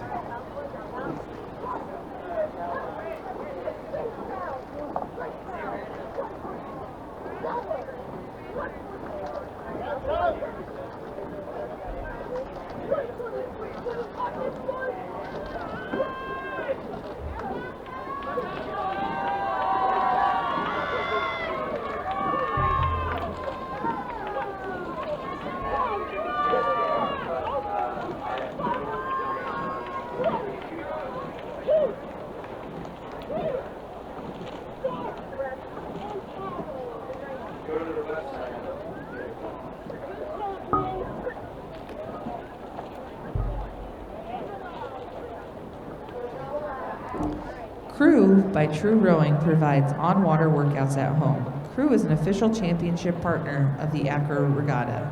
Find out more at truerowing.com.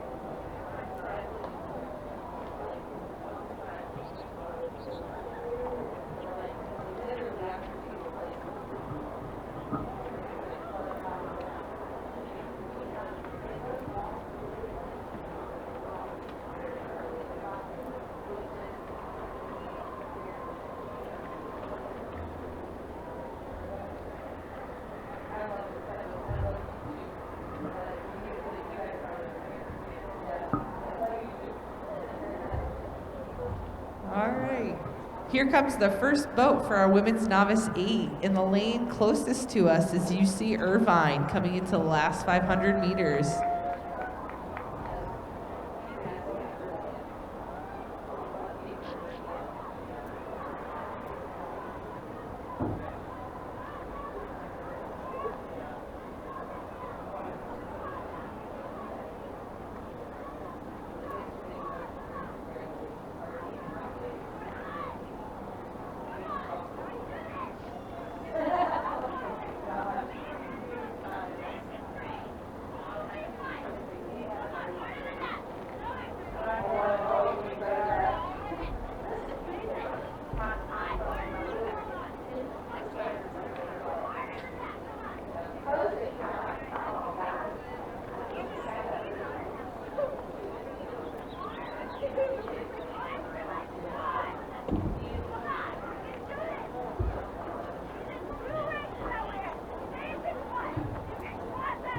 All right, in our last 250, we have UC Irvine here in the lane closest to us. Through the 500, I see UCSB in the far lane, and right behind them is Georgia Tech.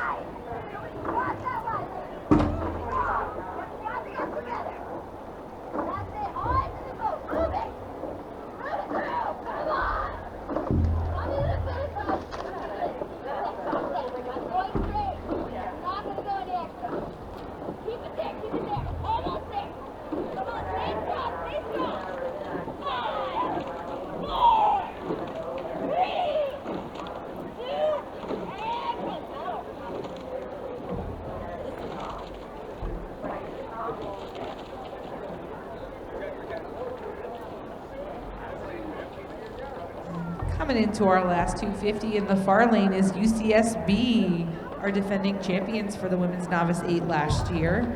They won with a time of 7 minutes and 26 seconds. Here they are coming into the last 250 trying to defend their title from last year. Right behind them in the lane closest to us is Georgia Tech, about 5 strokes out from their last 250 meters. Behind them, coming into our last 500, is Oregon in the lane farthest from us, and South Oregon in the lane closest to us. Behind that, we have 2 more boats to finish this race off. DePaul will be in the far lane, and UC Irvine will be in the close lane.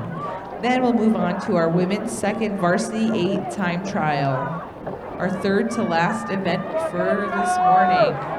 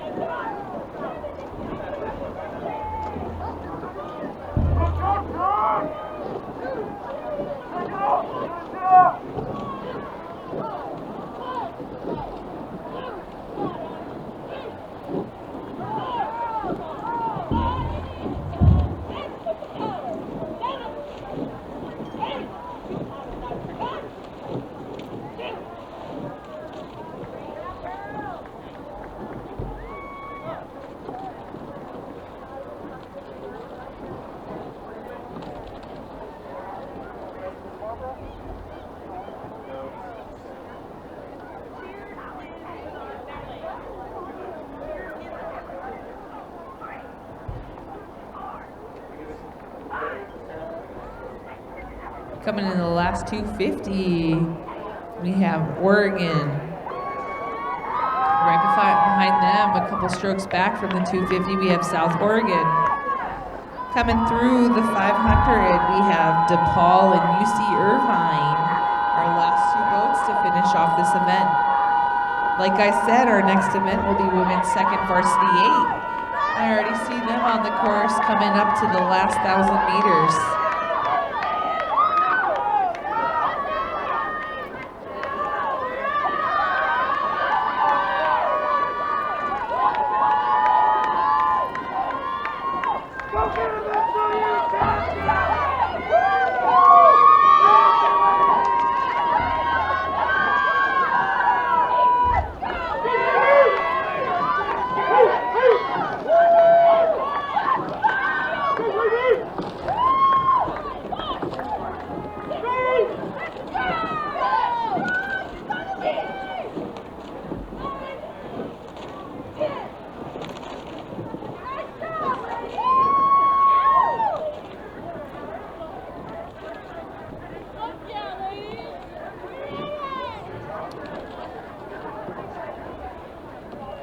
All right, entering into our last 250 meters is DePaul in the far lane. UC Irvine looks about 5 strokes till they hit the last 250 meters, rounding out the end of our women's novice 8 time trial.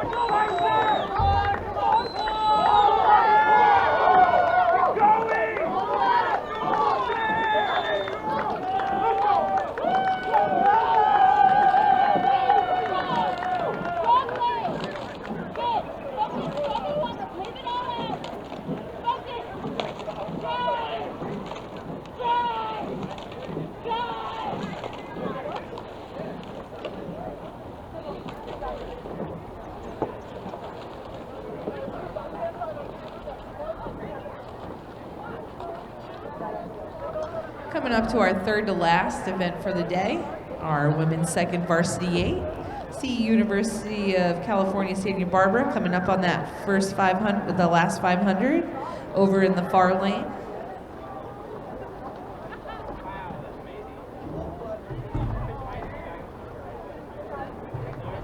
Behind them in the lane closest to us, we'll have Vermont. Behind them, you'll have UNH in the far lane.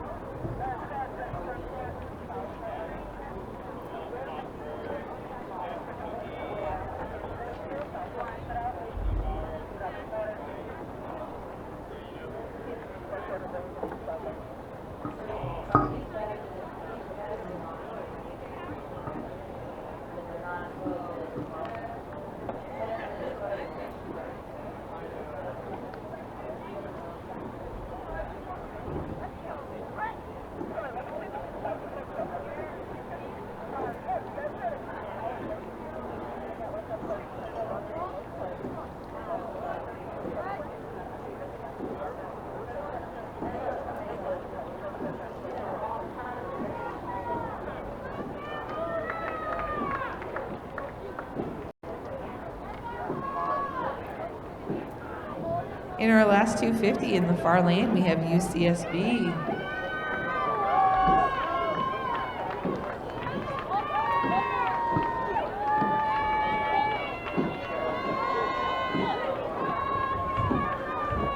All right, 4 strokes away from their last 250, and the lane closest to us is Vermont.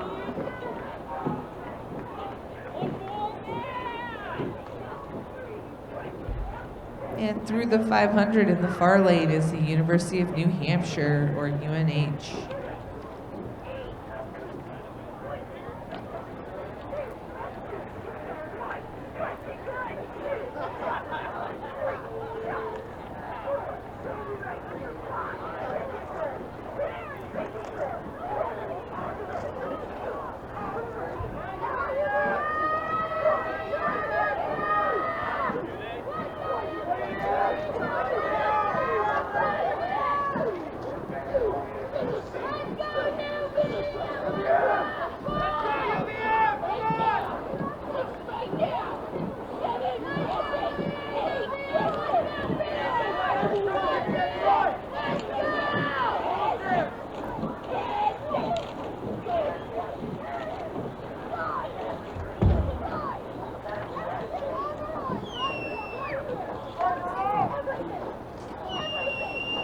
We're actually running a wee bit ahead of schedule. It's 11:40. Our next event's supposed to kick off at 11:45.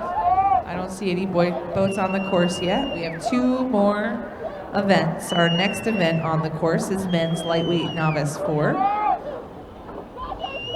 We have 5 entries for that. The first boat we should see coming through the finish line, down on the race course, is Chicago, which will be the lane closest to us, followed by Michigan in the farthest lane.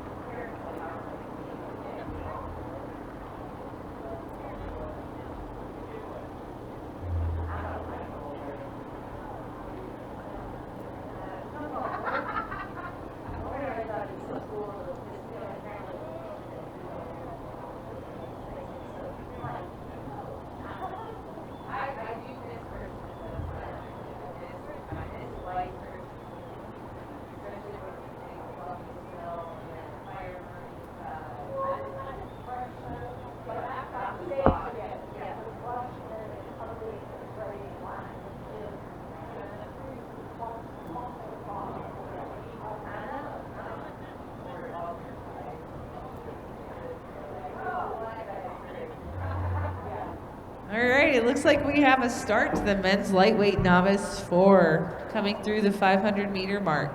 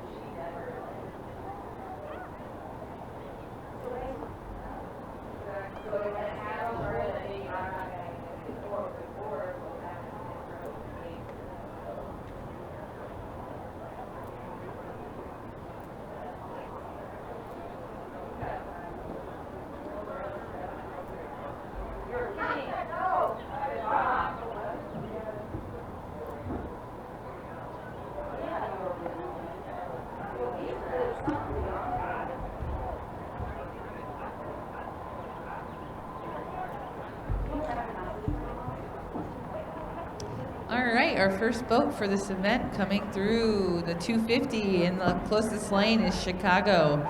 In our far lane is Michigan. Coming through the 500 in the closest lane is UGA.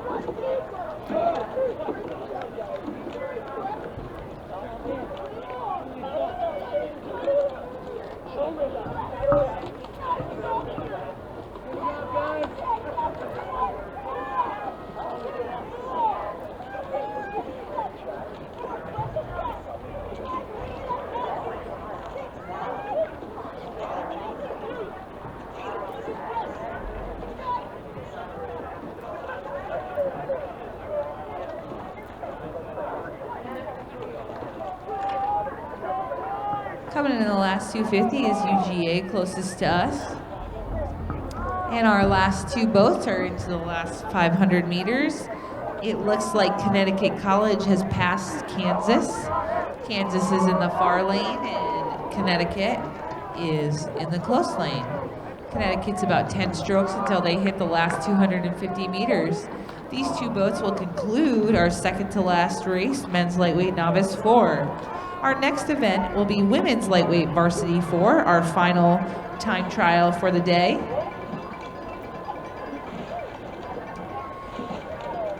First boat in that event will be Penn State, leading in the far lane, followed by Cal Lightweights in the close lane.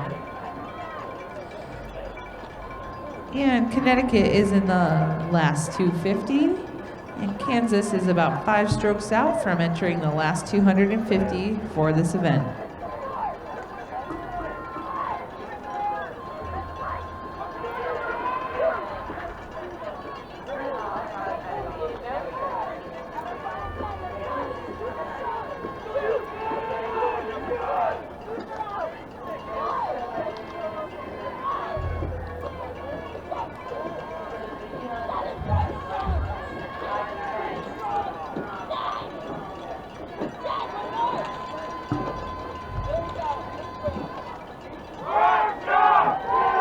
Looking for a bite to eat, go visit our concession stands to get some yummy food.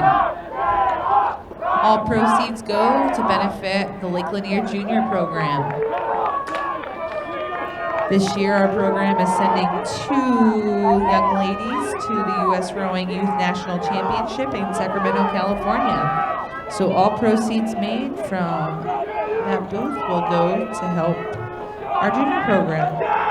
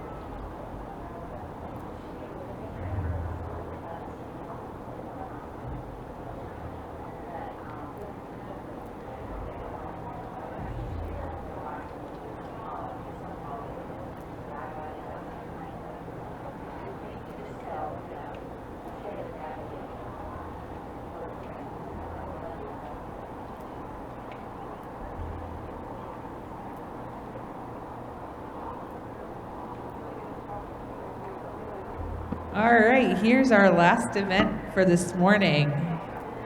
Women's lightweight varsity 4 is coming down the course. It looks like our first two boats are through the 1,000-meter mark, almost through the 750 as well, coming into our last 500. Like I said, in our far lane, the first boat should be Penn State. Our second boat should be Cal Lights, and our lane closest to us.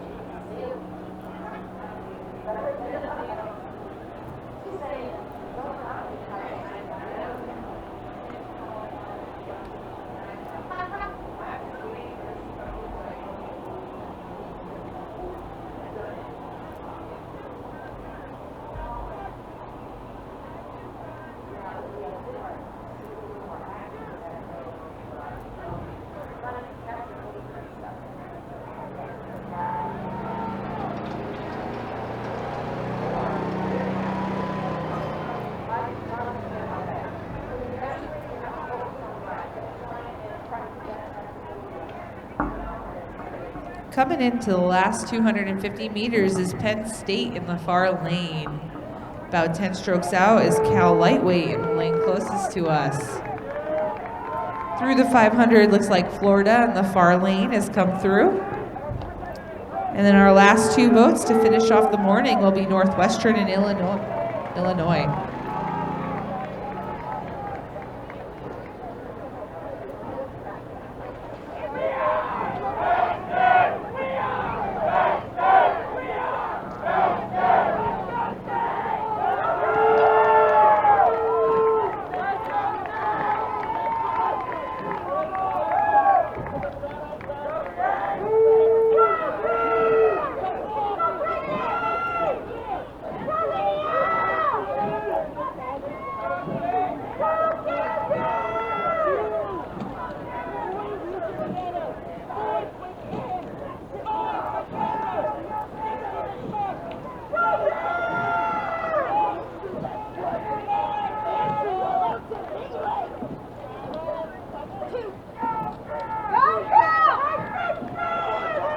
Far lane, Florida has entered the last 250 meters as well. Cal Lights getting their last couple strokes in here. Through the 500 behind us, we have Northwestern in the lane close to us and Illinois on the far lane. Looks like both boats are through the 500 as all the ref launches are following behind.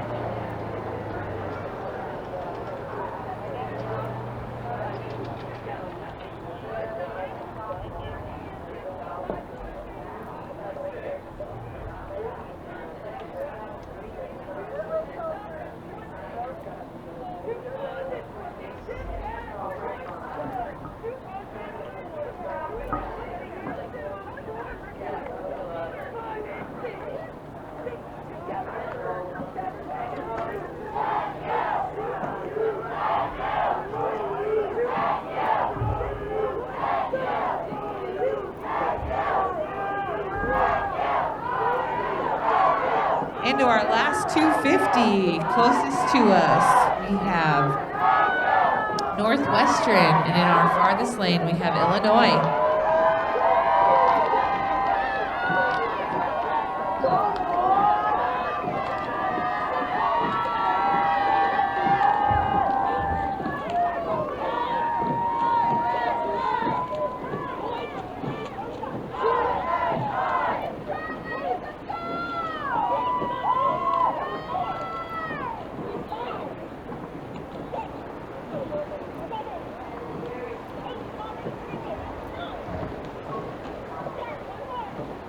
there we go. We have a final to our time trials for this morning. Racing will resume at 1:30 this afternoon. Please feel free during this time to go visit our vendors in our concession stand for today. Once again, we have Wintech Racing here, Vespoli, Hudson, JL Racing, South Bay. We also have Oklahoma's National High Performance Center and NMD Enterprises. Everybody, have a lovely lunch, and we'll see you all back here at 1:30 this afternoon.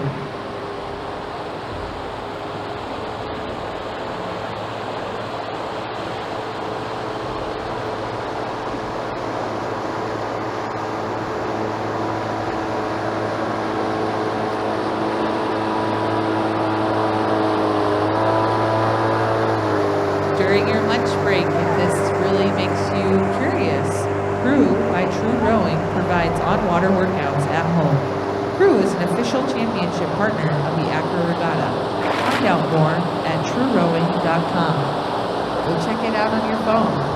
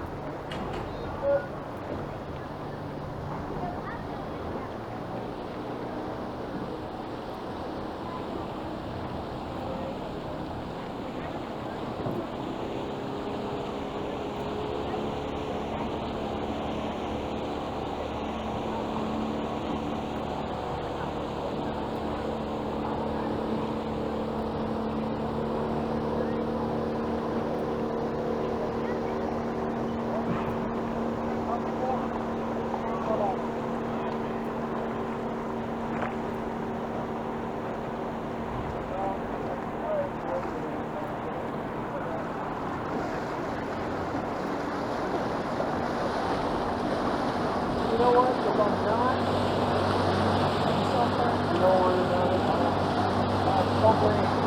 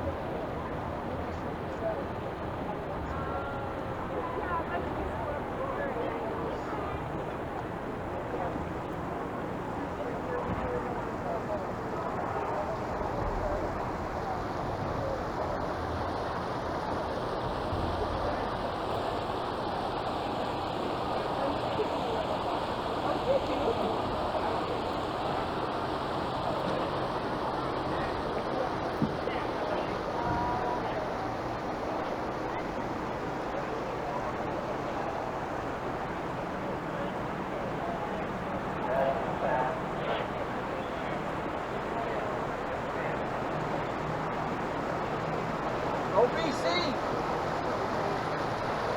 got lacrosse championships tomorrow.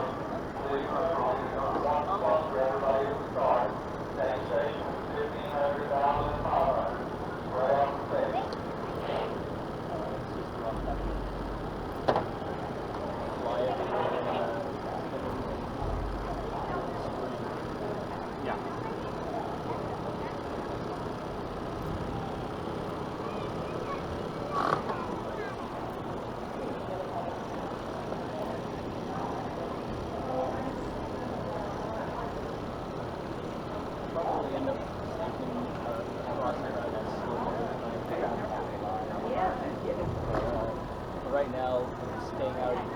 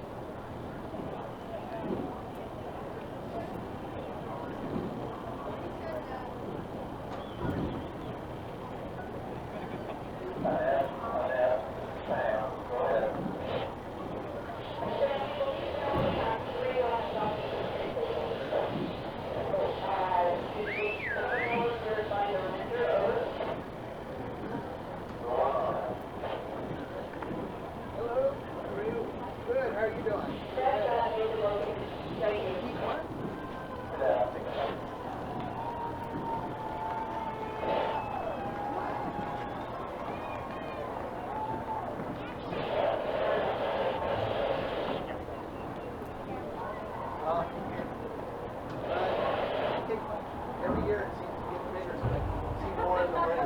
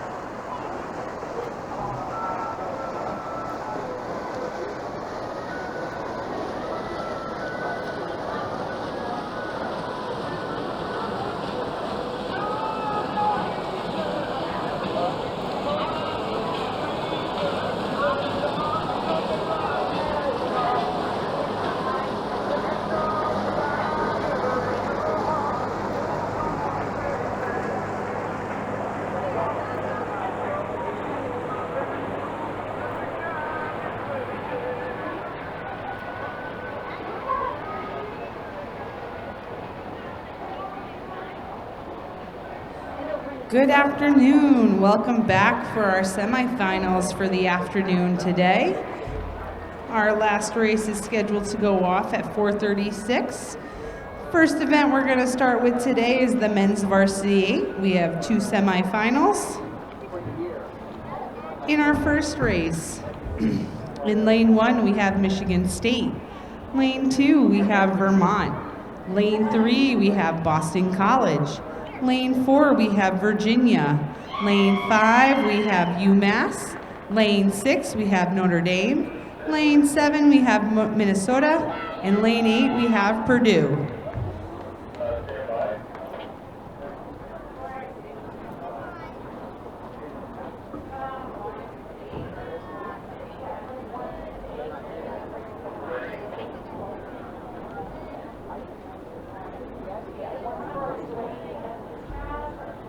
So just so that everybody knows, looking at the race course from the shoreline, your farthest lane away from you from the opposite shoreline is 1, and then it will go 1, 2, 3. So the lane closest to you is 8.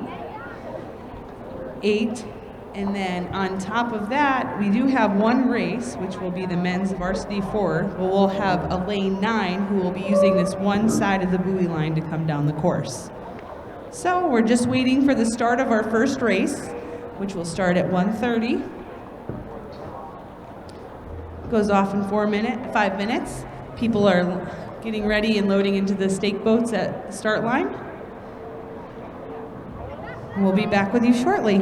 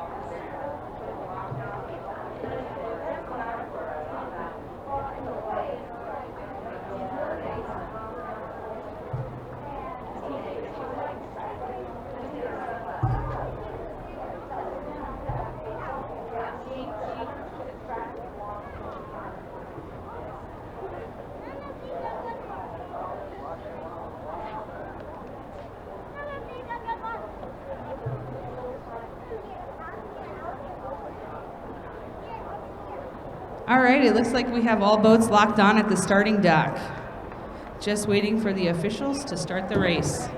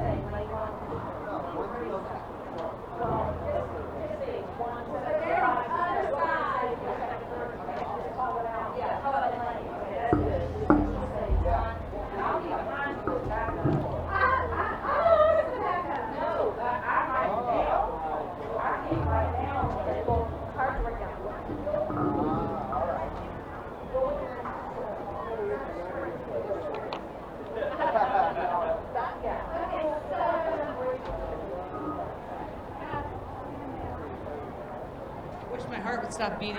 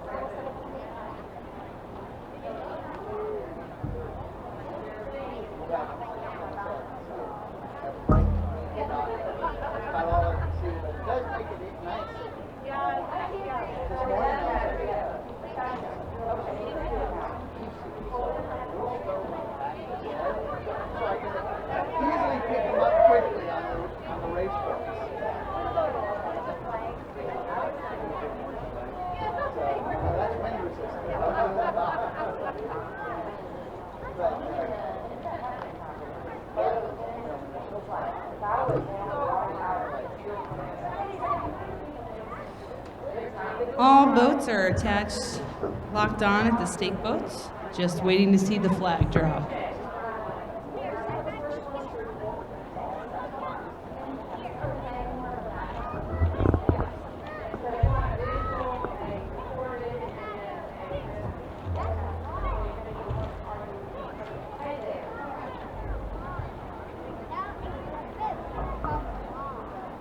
Oh, there they go. And we have a start to our first event for the day. Looks like we got a pretty good start.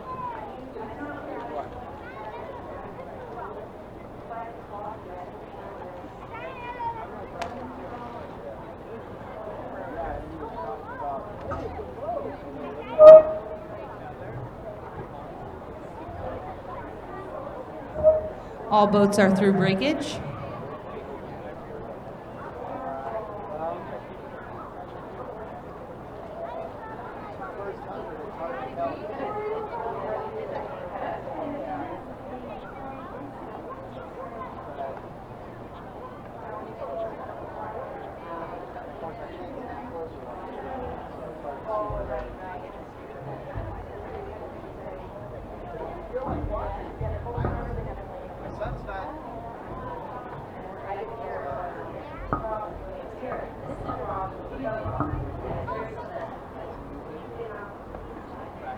Okay, through my binoculars, I see them through the first 500.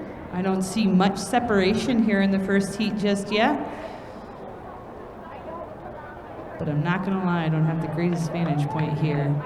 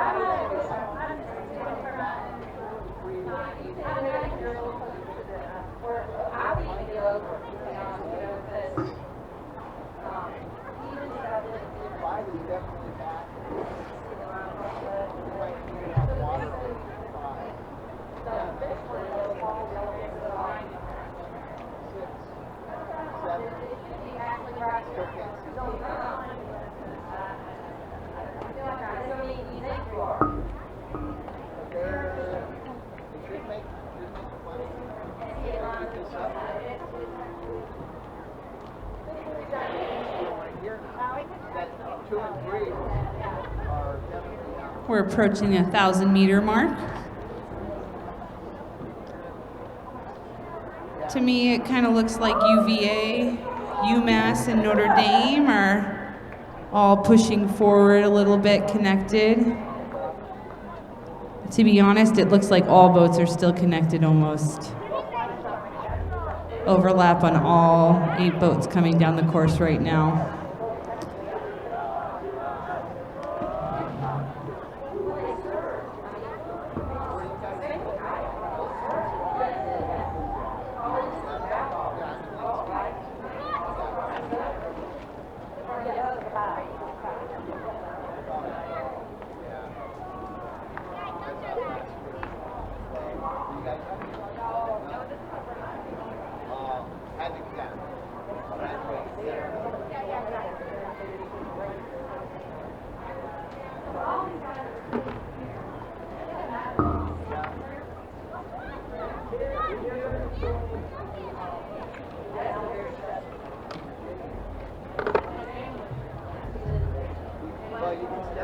So it looks like UVA is leading here in the first heat. I'm sorry.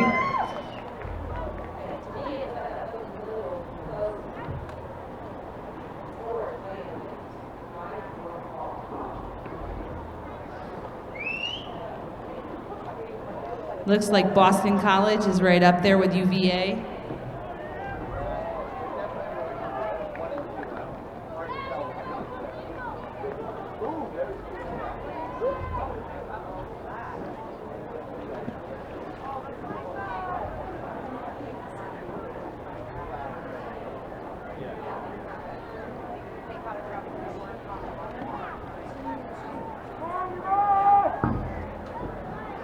It's a really good heat to semifinal to start the day off of this afternoon. It really looks like Boston College and Virginia are pushing each other down this course coming into the last 500. All boats, you should see them now. Coming up on that last 250.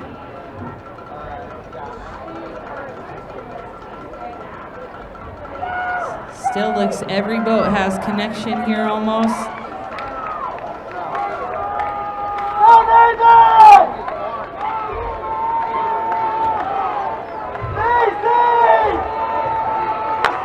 Coming into the last 250. Last 250.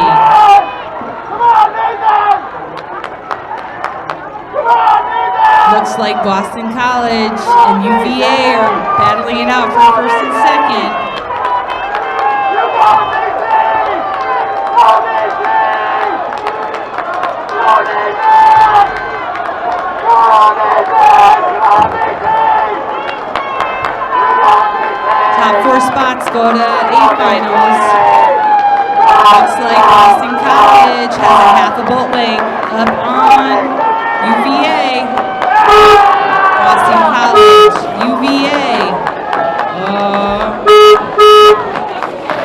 UMass, then Notre Dame, Purdue, Minnesota.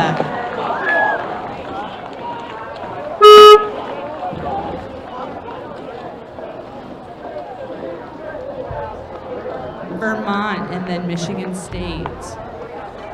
Top 4 go to A finals. The rest go to B finals. The start of our second heat for men's varsity I keep messing it up, is locking on. In lane 1, we have UCLA. In lane 2, we have Washington State. Lane 3, UCSB. Lane 4, Michigan. Lane 5, UNC Chapel Hill. Lane 6, Orange Coast College. Lane 7, Bucknell. Lane 8, Western Washington.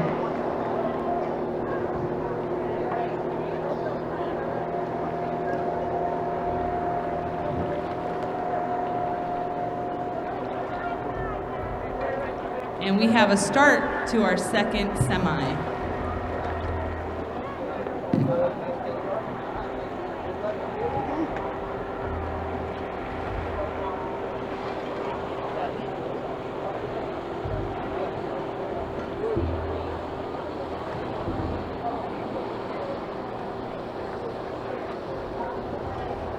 Everyone's through the 100-meter breakage zone.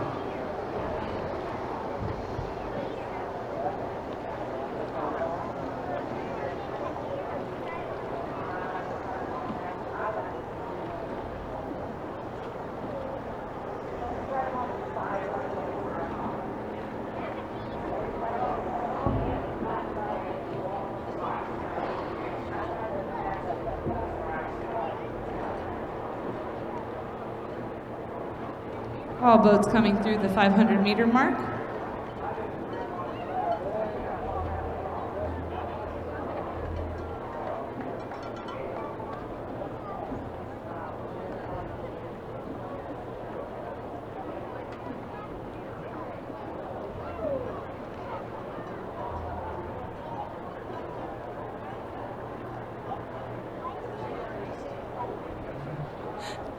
Top 4 moving on to finals.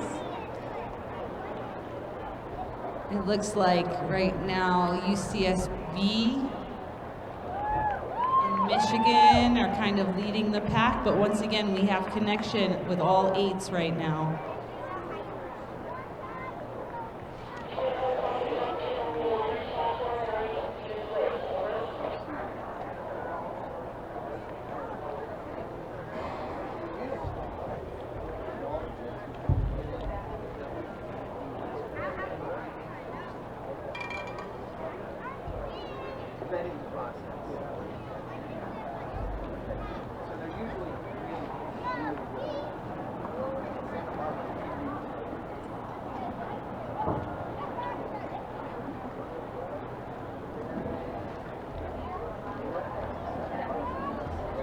Coming through the 1,000-meter mark, 1,000-meter mark.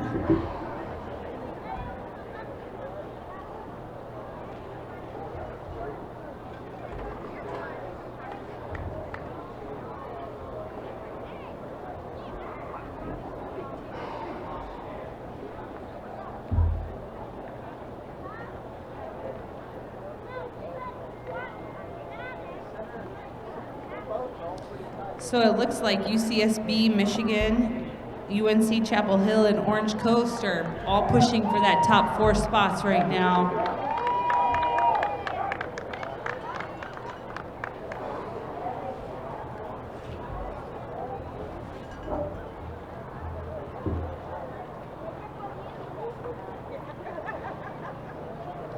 And Washington State is pushing into everyone too.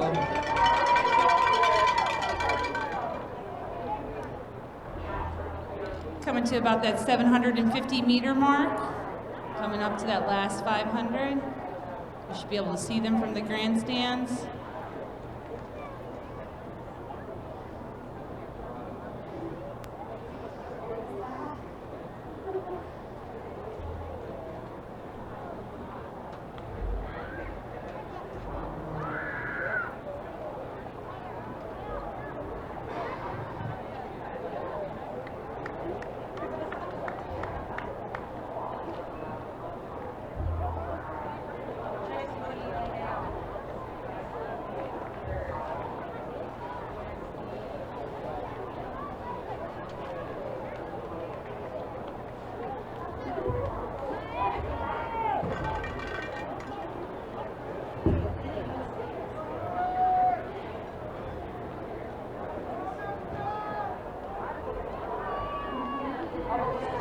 UNC and Orange Coast College and even Michigan here are giving themselves a really good push for this top 4.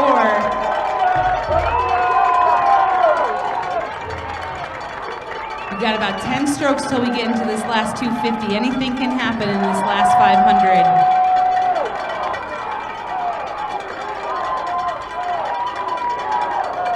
I'm giving it to, it's between UNC and Michigan right now with this push. Our top 4 is looking to be Orange Coast College, UNC, Michigan, USB, UCSB. And the last 250, all boats.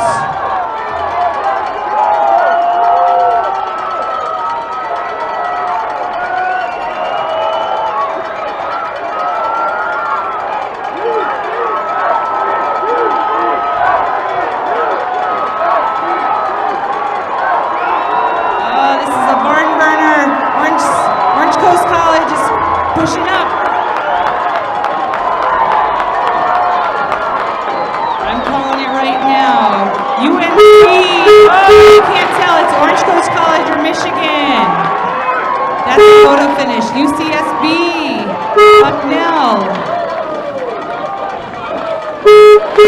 Washington State. UCLA. Western Washington. Our next event to go off is the Women's Varsity 8 Semi. In lane 1, we have Ohio State. In lane 2, we have Illinois. In lane 3, we have UC Davis. In lane 4, we have UCSB. Lane 5, we have Vermont. Lane 6, we have Colorado. Lane 7, we have Florida. In lane 8, we have Northwestern. Top 4 to finals. The rest go to B finals. First semi for the Women's Varsity 8.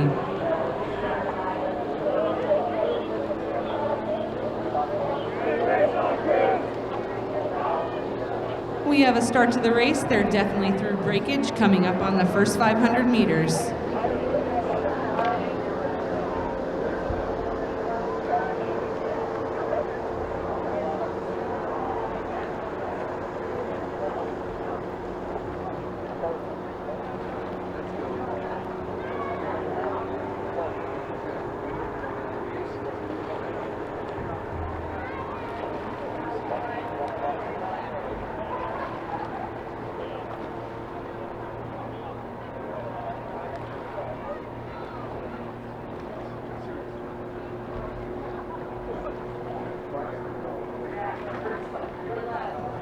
Passing through the 1,000-meter mark.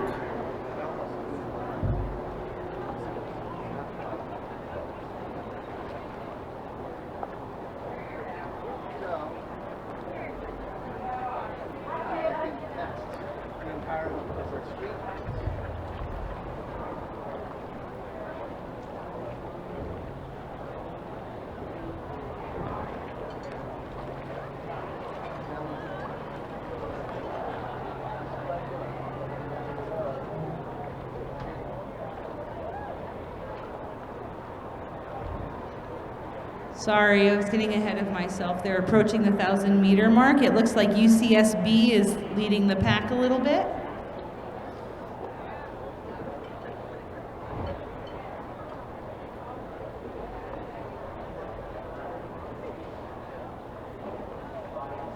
Followed by Vermont.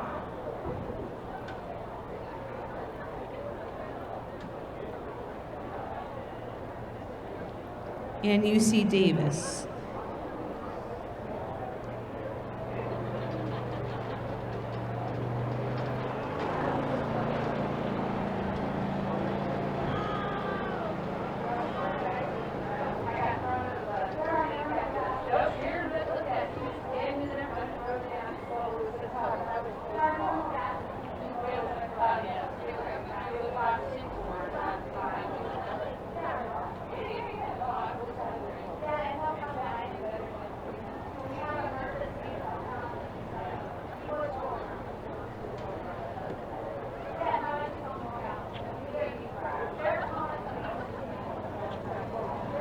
Coming through the 1,000-meter mark.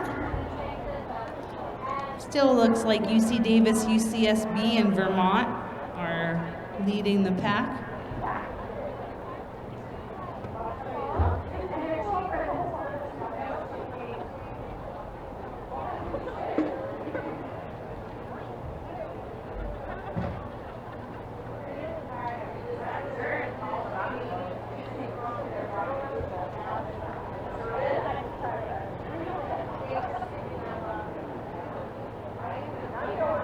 Looks like UCSB has pulled away a little bit, opened a little bit of water.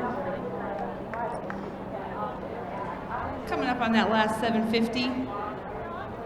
I still stand by UCSB, UC Davis, and Vermont are all leading this pack. I can't tell you right now who's in fourth.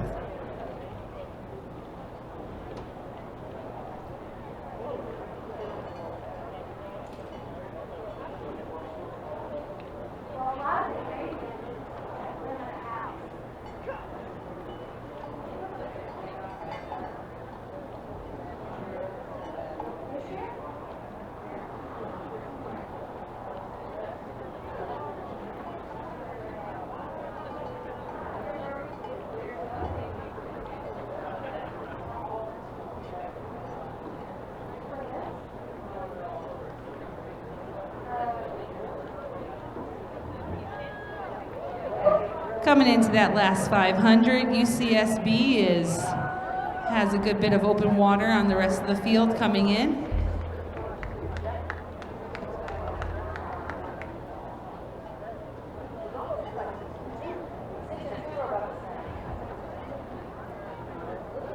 It's looking now like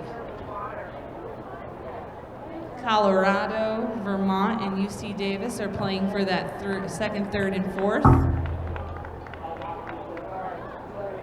Top 4 going to A finals, rest going to B finals. UCSB heading into the last 250 meters.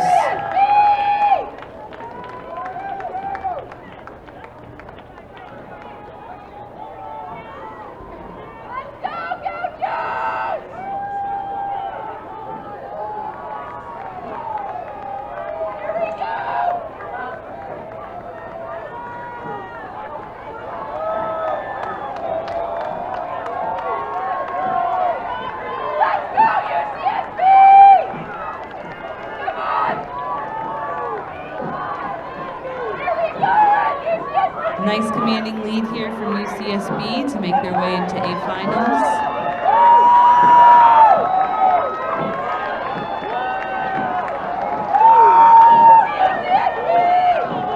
Looks like UC Davis will be getting second, followed by Vermont for third, Colorado for fourth,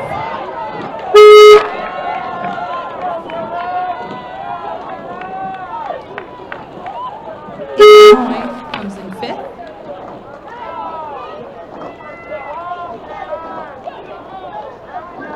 Ohio sixth, Florida in seventh,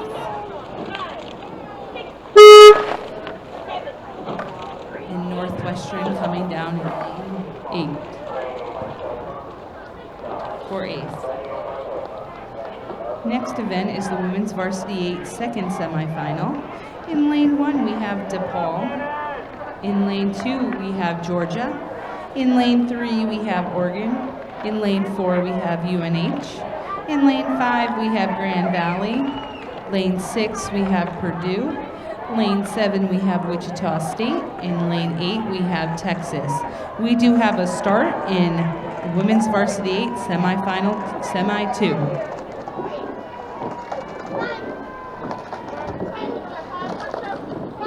All boats in the second semi have passed 500 meters.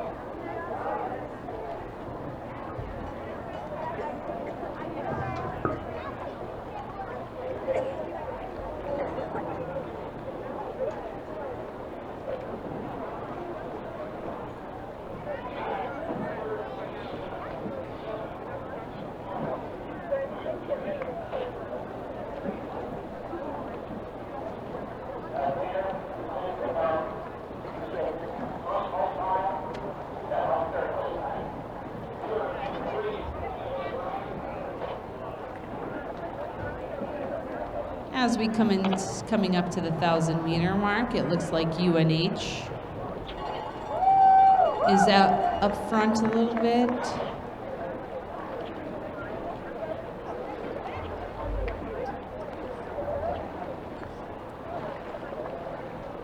Looks like UNH and Grand Valley are leading.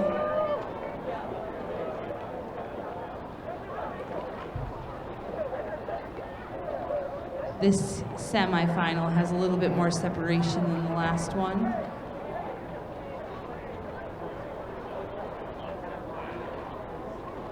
It's looking like UNH in first at the moment, Grand Valley in second, Oregon in third.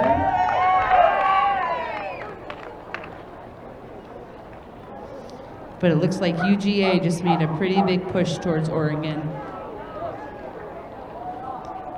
All boats are through the 1,000. The middle cluster's coming up to 750 left.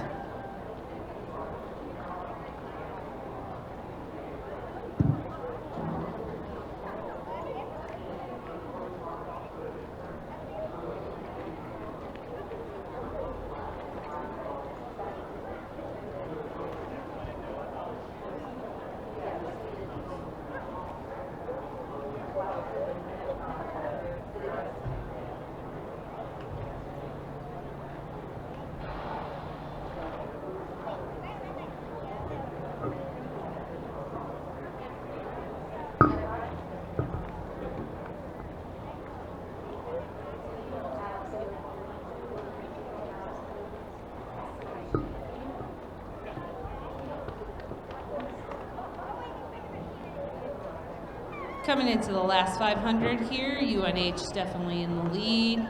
Coming into the last 500.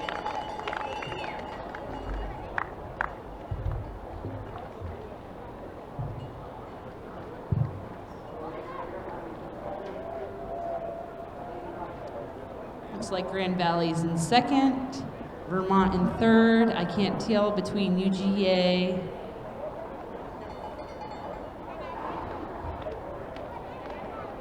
and Purdue, who's in fourth.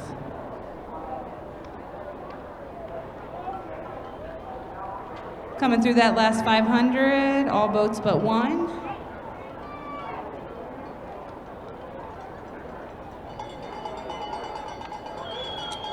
UNH headed into that last 250.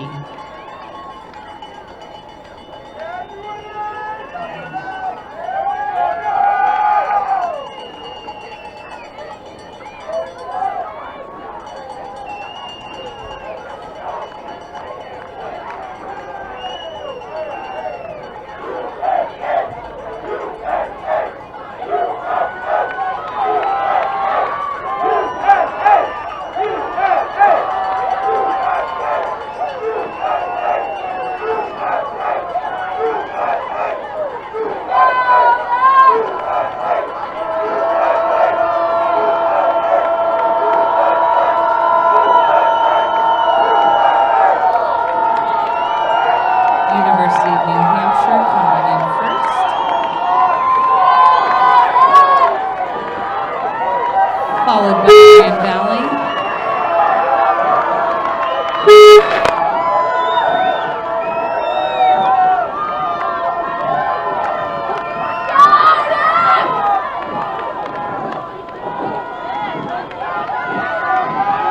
In third comes Purdue.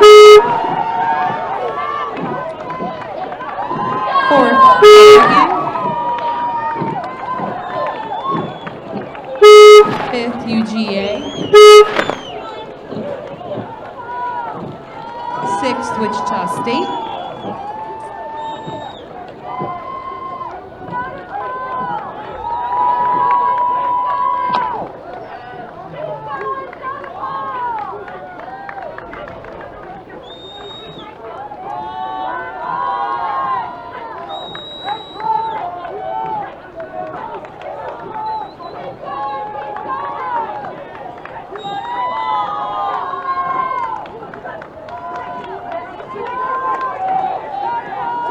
Then sixth, DePaul, seventh, DePaul, and eighth, Texas. Our next semifinal for the men's varsity 4 is on the course, already through the 1,000 meters. Top 4 to A finals, rest of B finals. Lane 1 is Dayton, lane 2, Lafayette, lane 3, Pittsburgh, lane 4, Rhode Island, lane 5, George Mason, lane 6, UCLA, lane 7, Alabama, lane 8, UC Davis, and this is the one where we have a lane 9, Bucknell. Top 4 to finals, they're all coming up on that 500 meter mark here. As you can tell, it looks like lane 2, Lafayette and Rhode Island, George Mason are kind of poking out there.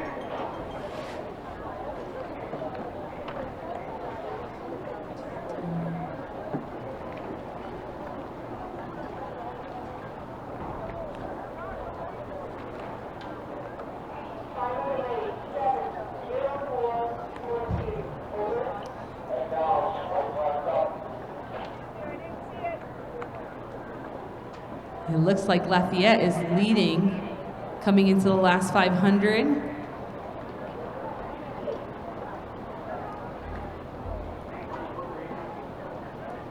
Then Rhode Island, George Mason.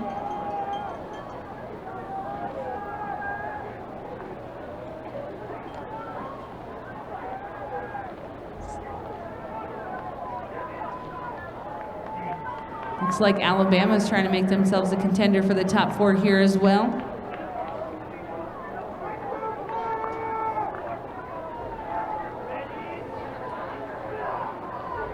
Coming in to the last 250 for these lead boats.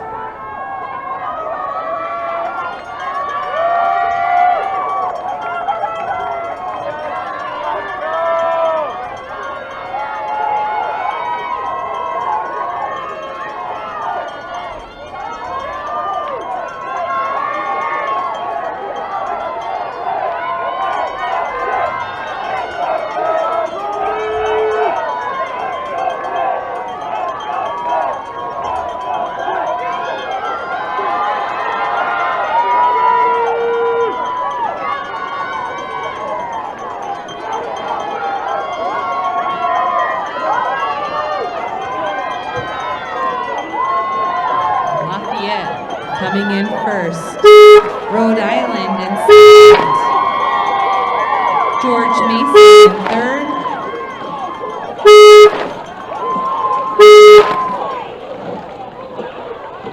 Pittsburgh in fourth, Alabama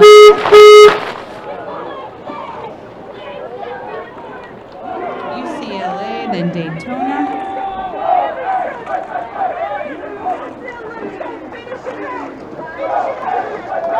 Bucknell 8th, then UC Davis 9th. Our second heat, our second semi for men's varsity 4 is on the course approaching the 1,000-meter mark. In lane 1, we have Chicago. Lane 2, we have Oregon. Lane 3, UCSB. Lane 4, UC Irvine. Lane 5, Washington. Lane 6, Michigan. Lane 7, Virginia. Lane 8, Penn State.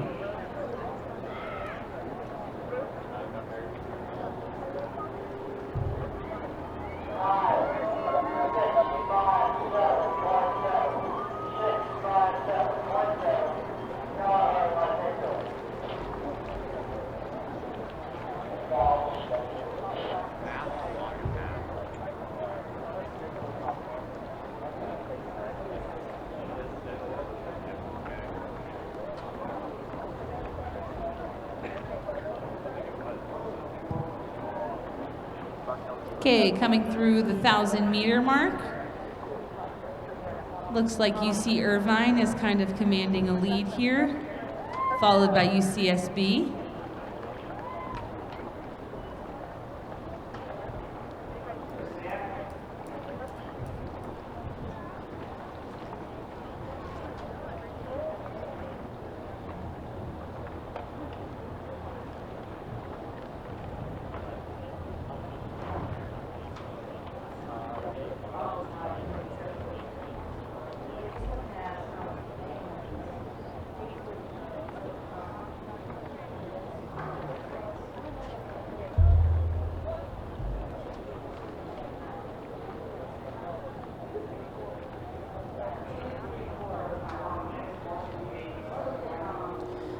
Looks like right now UC Irvine is definitely your leader in lane 4, and then UCSB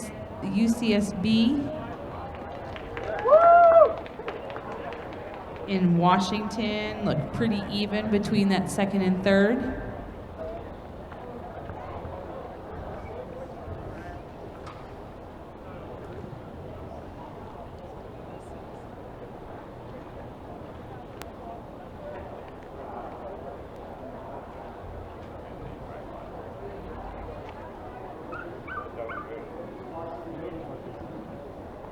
All right, these boats are passing into the last 500 meters left.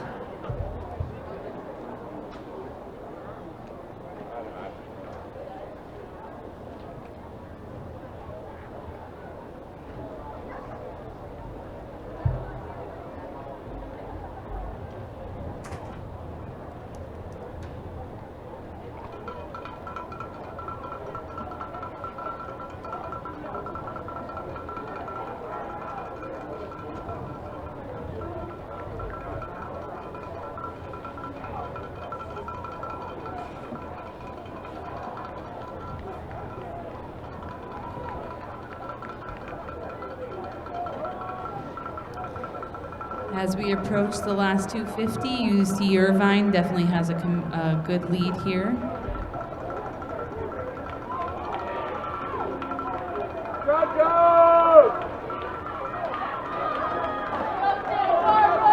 Looks like fourth place will be a push. See who gets it.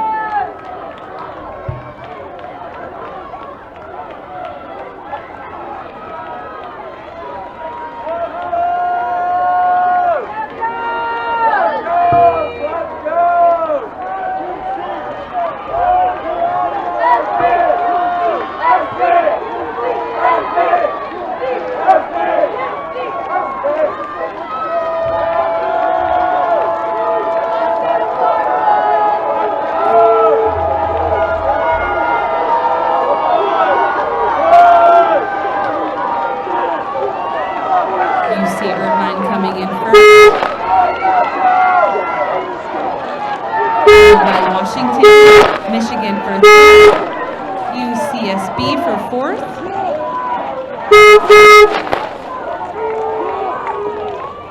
Virginia for fifth, Oregon sixth, Chicago seventh, Penn State eighth. On to our next semifinal event for the day, Women's Varsity 4, semifinal 1. On the course through the 500-meter mark. In lane 1, we have Washington. In lane 2, we have UCSB. In lane 3, Emory. Lane 4, Vanderbilt. Lane 5, Case Western. Lane 6, South Oregon. Lane 7, Northwestern. Lane 8, UC Irvine.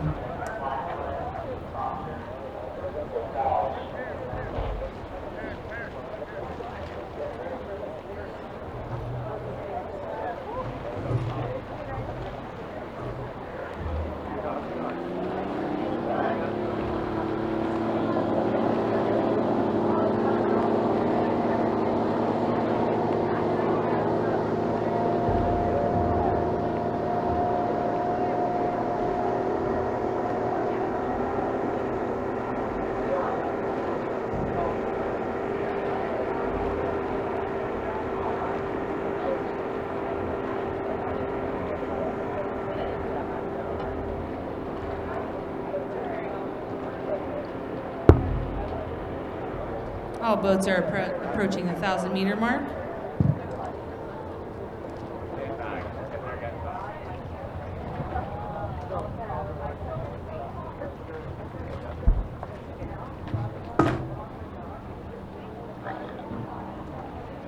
Looks like Vanderbilt has a lead right now, coming in, lane 4.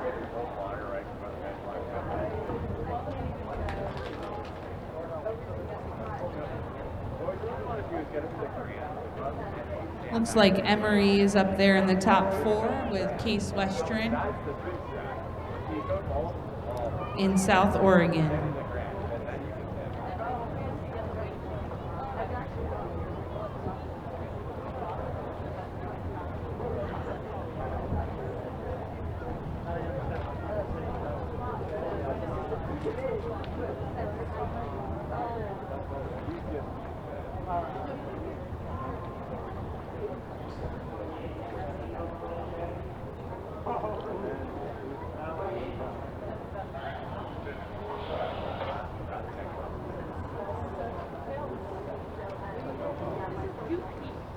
Coming out in lane 1, Washington's making a push as we move through that 1,000-meter mark. About 750 meters left in this race.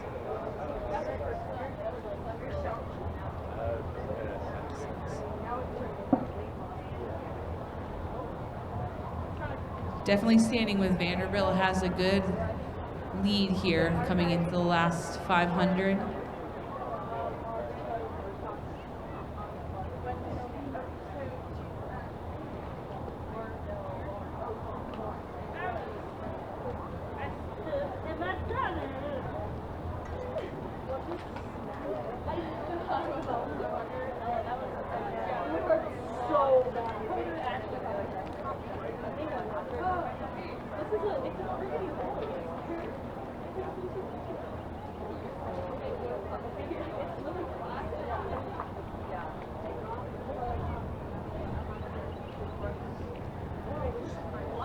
Coming through that 500-meter mark, staying with Vanderbilt out in front.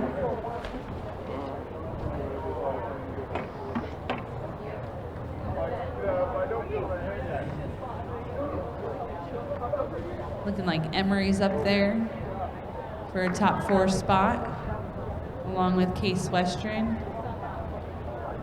Not being able to see what 4th is really looking like at this moment. Once again, top 4 moving to A finals. Here they come into the last 250.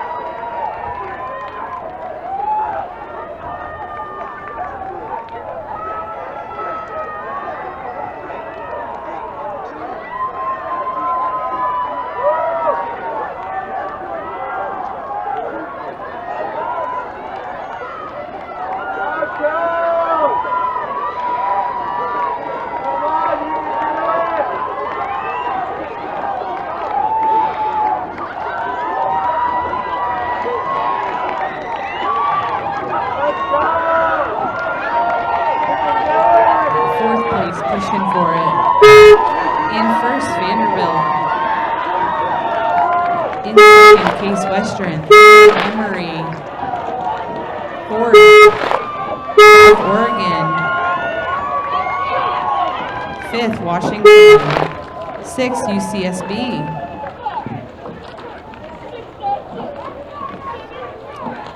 Seventh, Northwestern.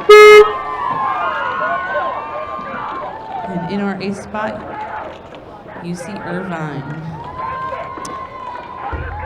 Next is the second heat for the women's varsity 4. Has already started.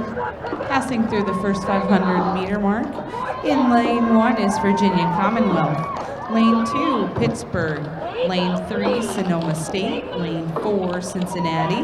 Lane 5, Washington State. Lane 6, Chicago. Lane 7, William and Mary. Lane 8, UC Davis. These boats are already through the first 500 meters.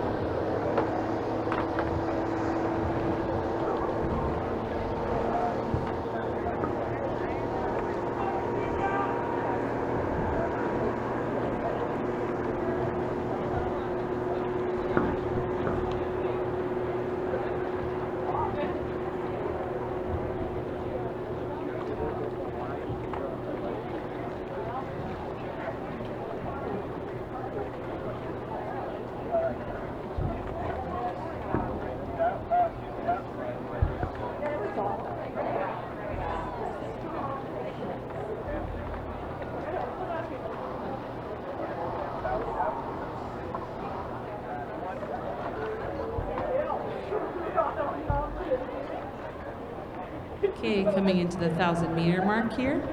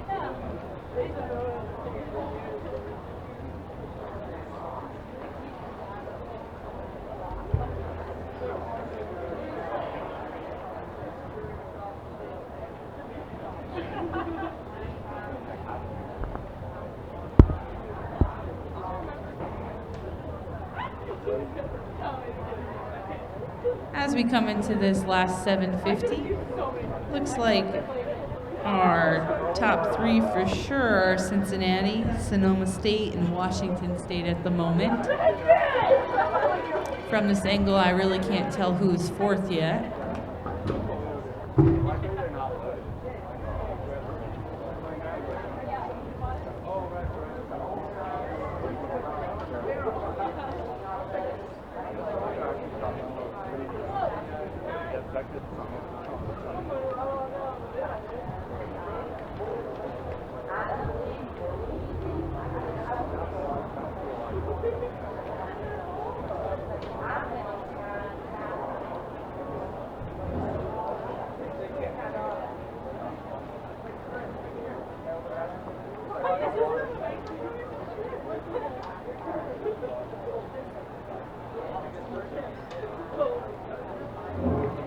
Here we come into the last 500.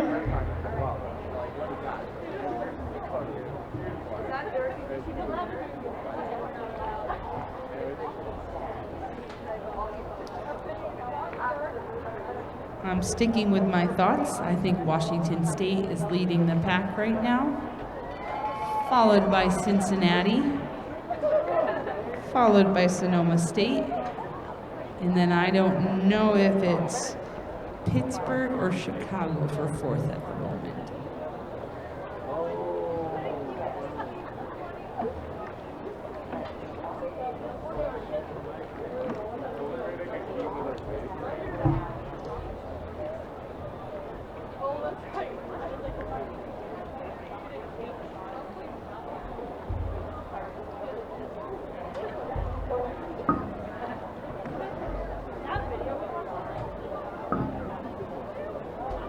Here we go into our last 250 for the second semi for the women's varsity 4.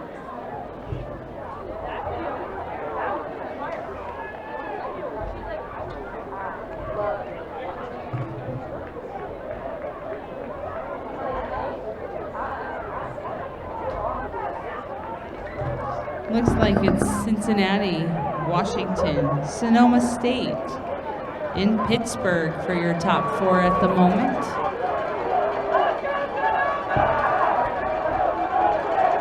Looks like Chicago's not going to make it easy for anybody to get that top 4 without them in there.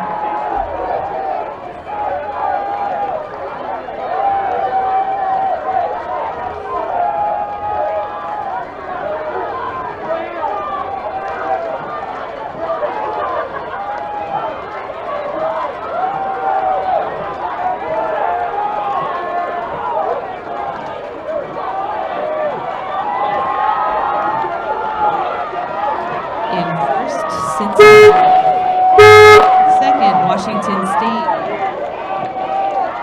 Third, Sonoma. Fourth, Chicago. Fifth, Pittsburgh.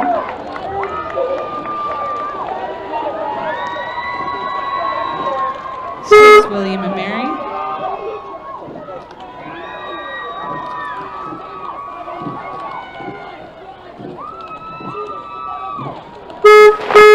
Oh, 7th and 8th, I don't know. That was close.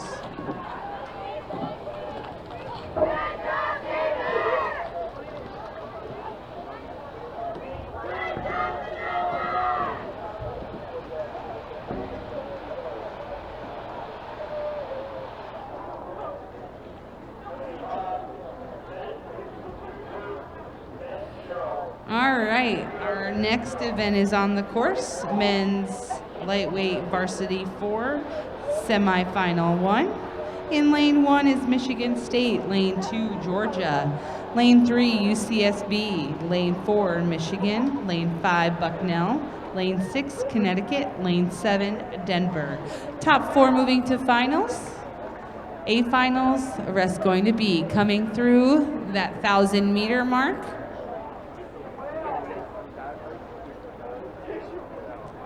Looks like Michigan and Bucknell are up front.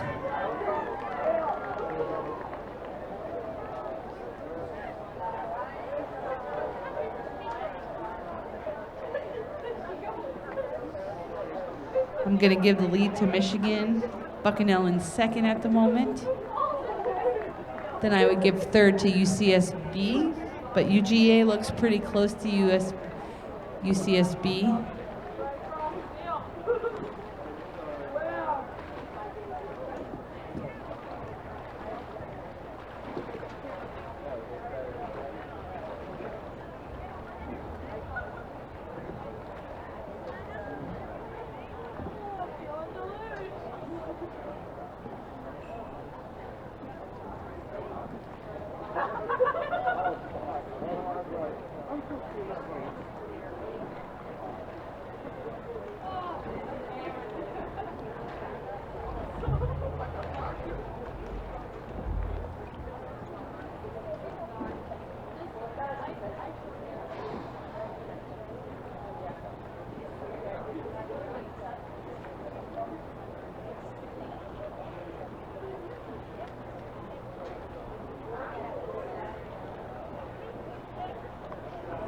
All right, coming into that last 500, I'm sticking with Michigan has a lead here.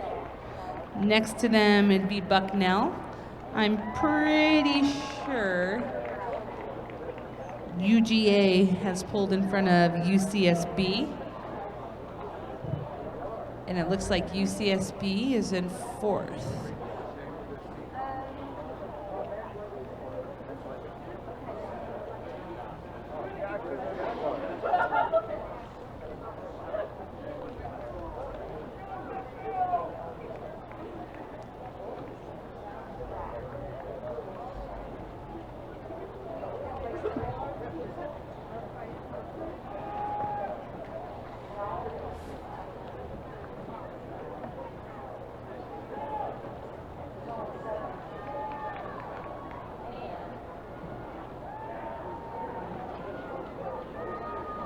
Here we go, our lead boat coming into the last 250 meters. Looks like Bucknell's not going to make it easy for Michigan to keep that first place comfortably. Looks like UCSB is definitely third, and then UGA for fourth.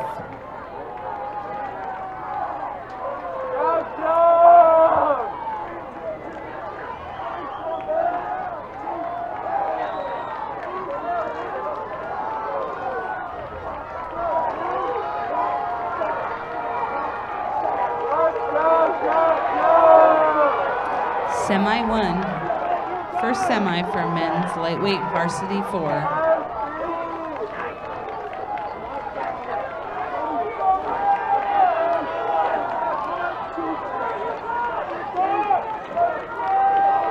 In first, Michigan. In second, Bucknell.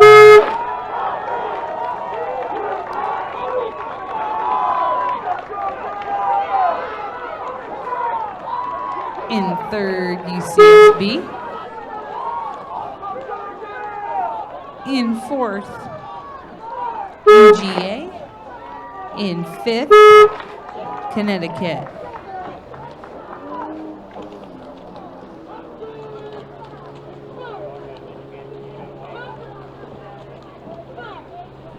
In sixth, Connecticut.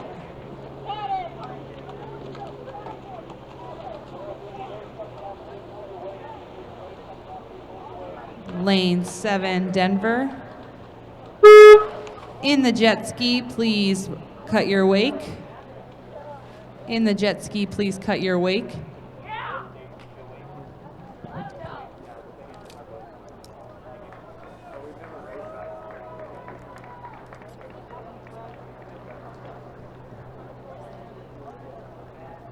All right, our second semi for the men's lightweight varsity 4 is underway, past the 500-meter mark. In lane 1, Florida. Lane 2, Oregon. Lane 3, Texas. Lane 4, Chicago. Lane 5, Minnesota. Lane 6, UC Irvine. Lane 7, UC Davis. Lane 8, Penn State. In the jet ski, please cut your wake.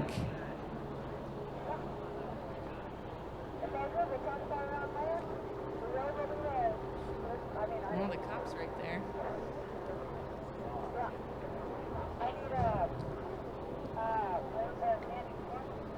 Well, no, you're too.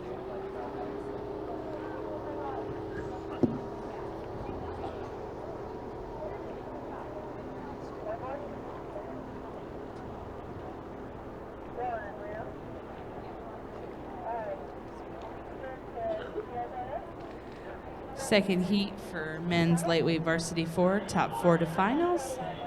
Rest to be fun.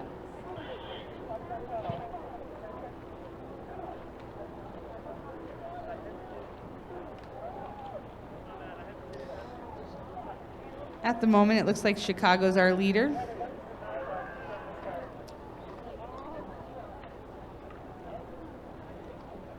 Followed by Texas, looking like they're second.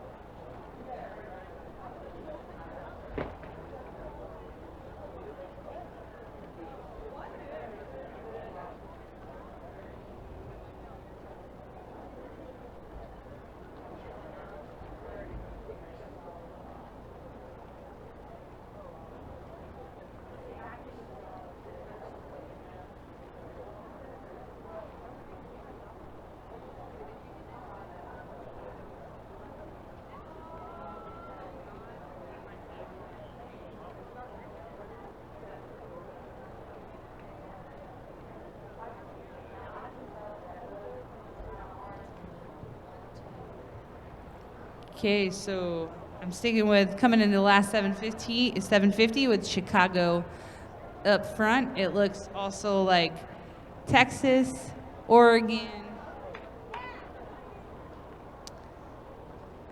and Texas, Oregon, and Minnesota are kind of pushing up there for the top 4.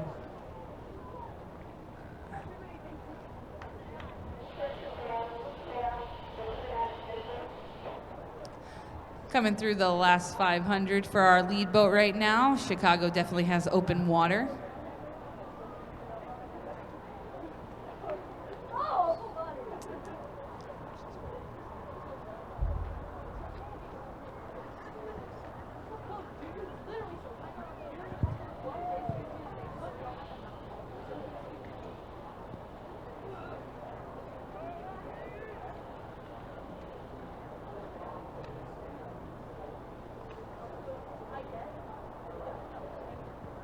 Okay, so I'm thinking it's Chicago in first, Minnesota in second, Texas third.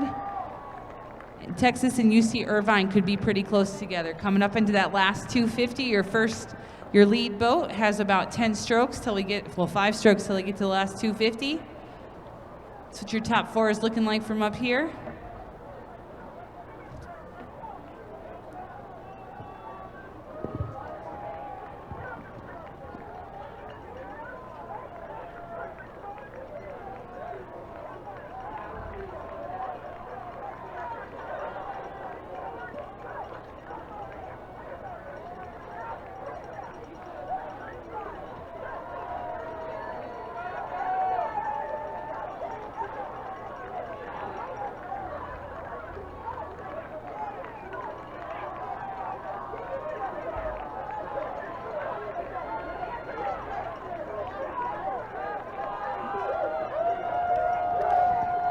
Good lead here from Chicago, nice and strong coming into this last couple of strokes.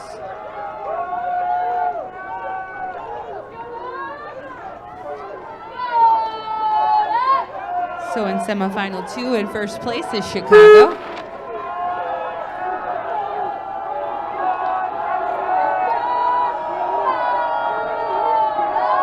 Second will be Minnesota. and this will be fun to see who gets 3 and 4. I'm calling it lane 6, UC Irvine 4th,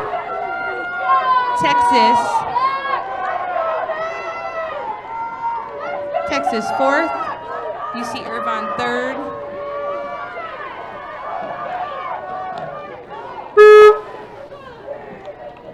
Oregon, UC Davis, sorry.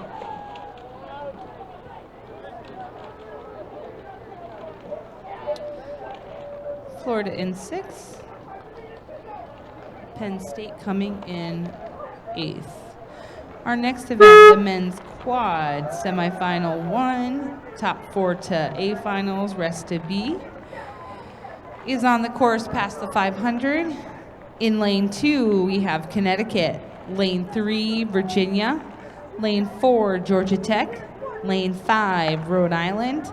Lane 6, William and Mary. Top 4 to finals, rest to B.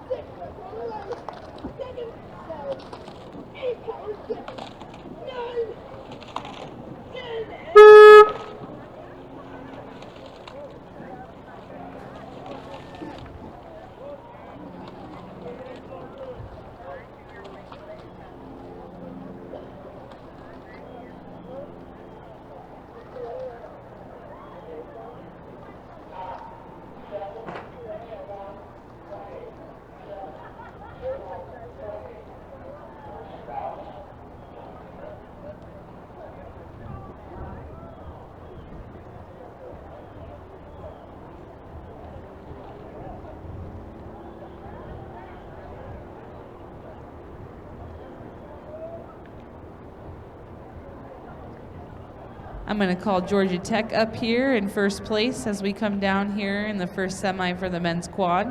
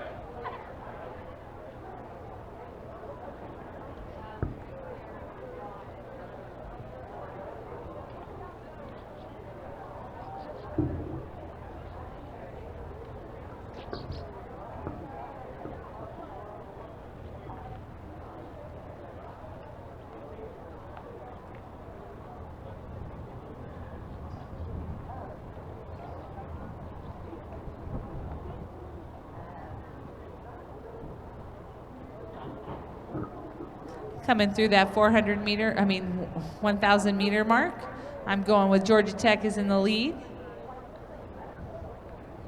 I can't tell if it's Virginia or Rhode Island in second, but they're definitely up in second and third place. So in this heat, top 4 will move on to A finals, and the 5th boat will move on to B finals.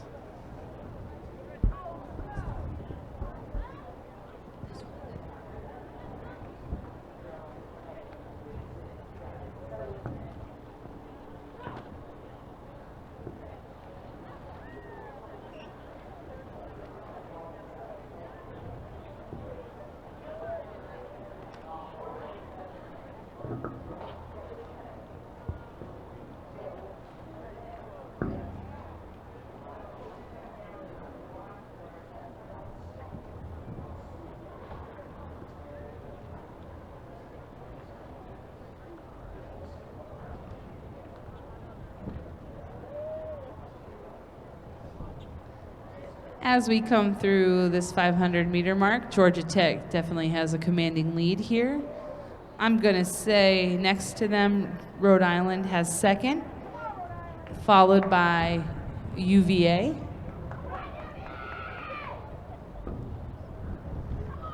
And then I'm going to venture to say that Connecticut is in 4th, followed by William and Mary.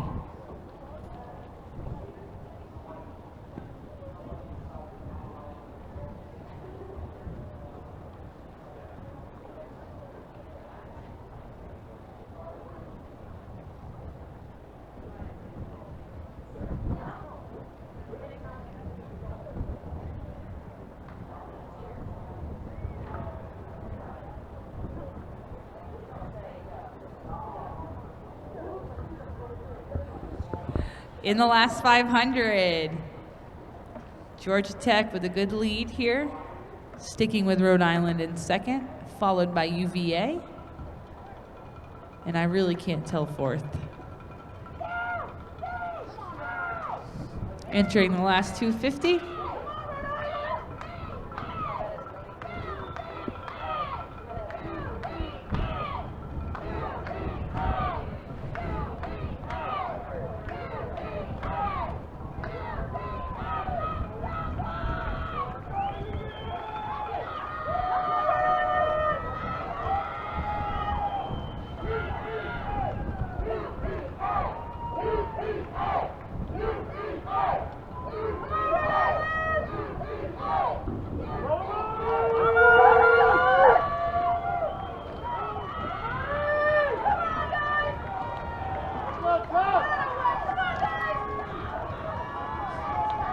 Georgia Tech taking first in the first semi for men's quad.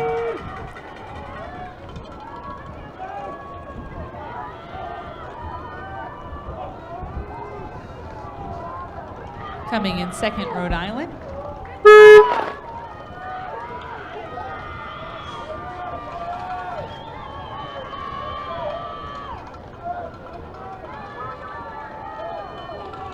Third being UVA.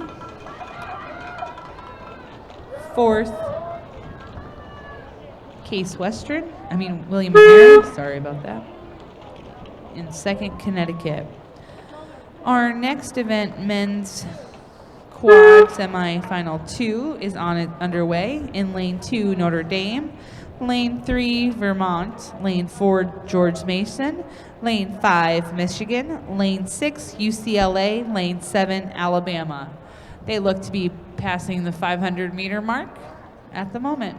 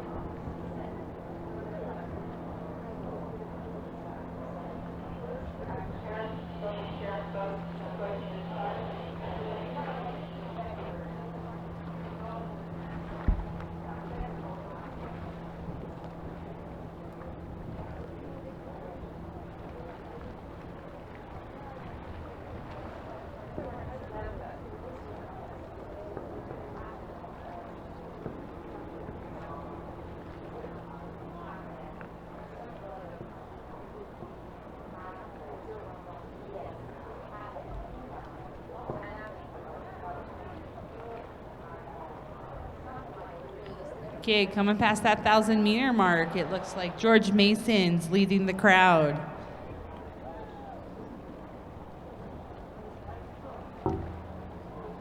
I'm pretty sure it's Michigan second, followed by Vermont.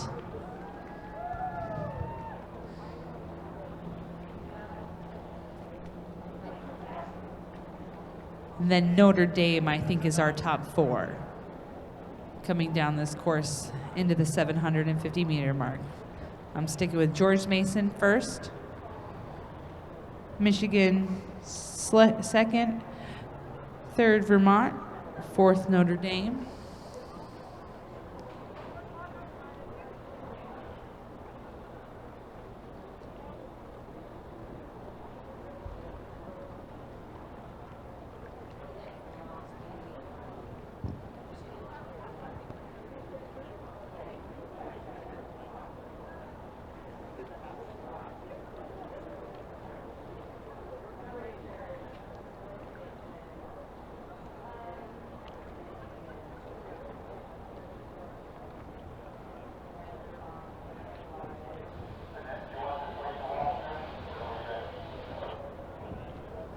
Correction, I think it's UCLA in 4th.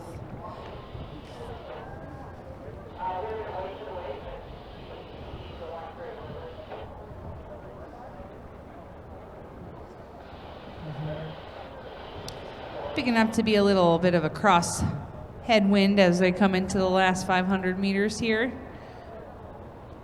Going to see times kind of slow down from what they were this morning, even though they were missing 100 meters. Oh, George Mason just caught a little digger in the water as they're coming to this last 250.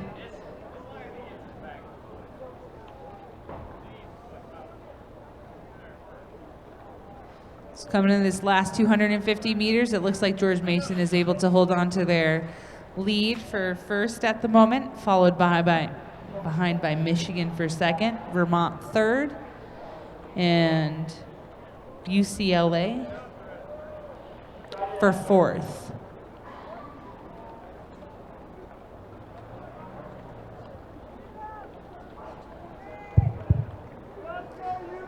Here we go, last 250 meters for these lead 3 boats. UCLA just entering into the last 250.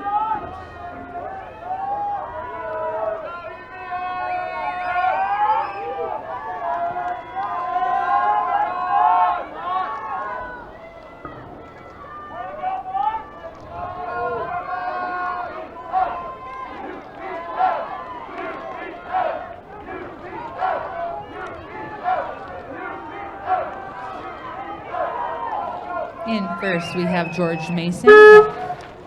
Second, Michigan.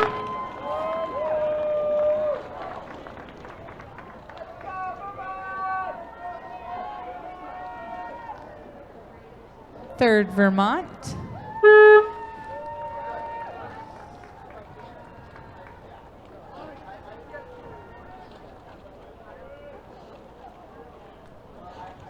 Fourth, UCLA.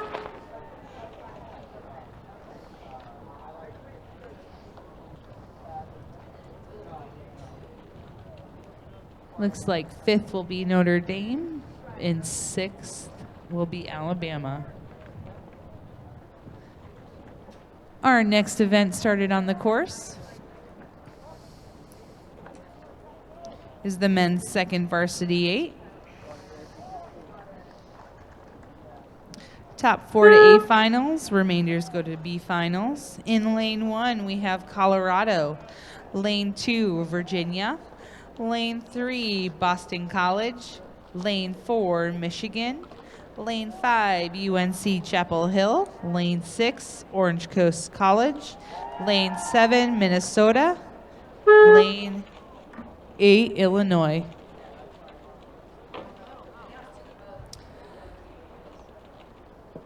Boats approaching the finish line tower, please cut your wake and get off the course. Please cut your wake and get off the course.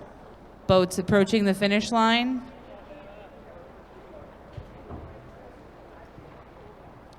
Please get off the course and cut your wake.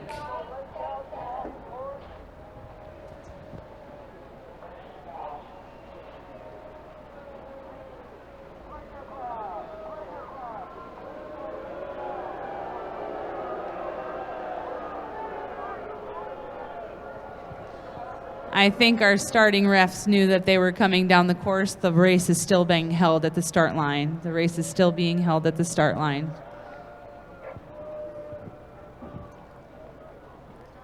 Good job, spectators. Good job.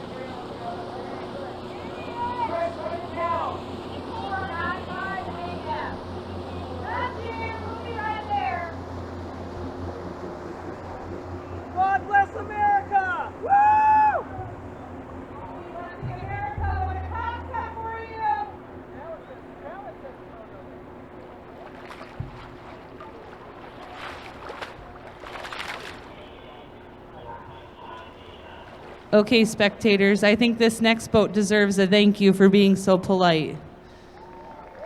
Thank you. We appreciate it.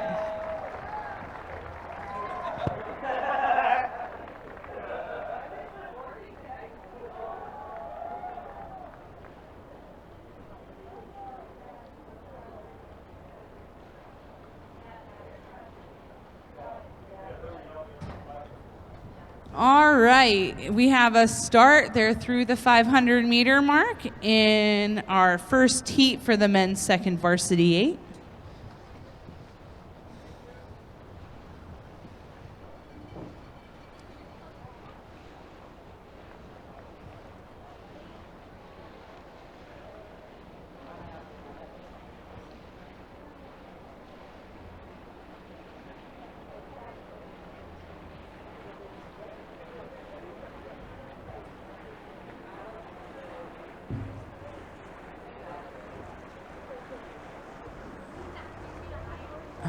Oh, this looks pretty tight. Looks like everyone's overlapping almost in the middle here.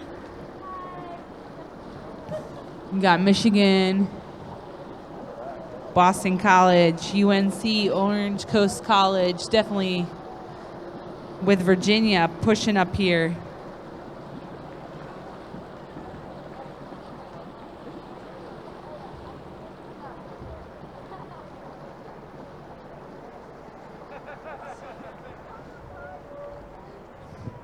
It's pretty tight between Virginia, Boston College, Michigan, UNC, Oregon State coming into that last 1,000 meters. Minnesota, Illinois, and Colorado have definitely dropped off the top of the pack right now. After I put my binoculars down, it definitely looks like Michigan has a little bit of a lead coming down this course.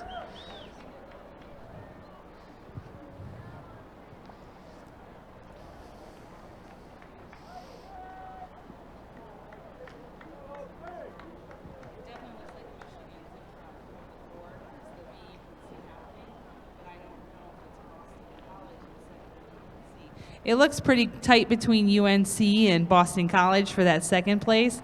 UVA's color is kind of obscuring my view to see what they are, but if I had to say, I would say Boston College has a little bit on UNC coming in here into the last 750. Virginia is not making it easy for anybody, though, pushing up behind, charging for them.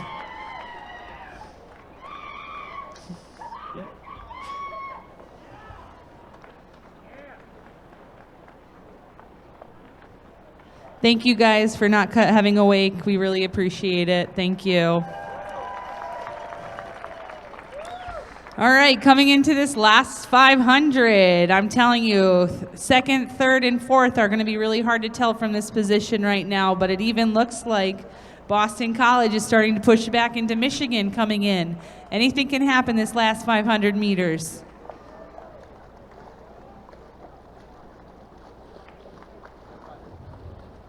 Top four is going to be a tough one here. This is the first semi for the men's second varsity 8. Top four move on to A finals. The rest go to B.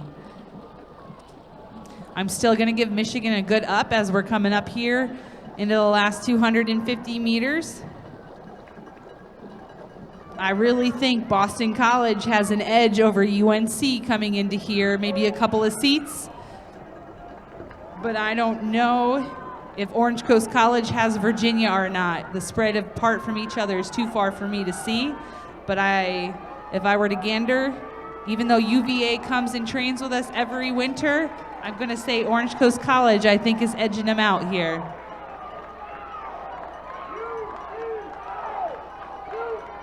Last 250 meters.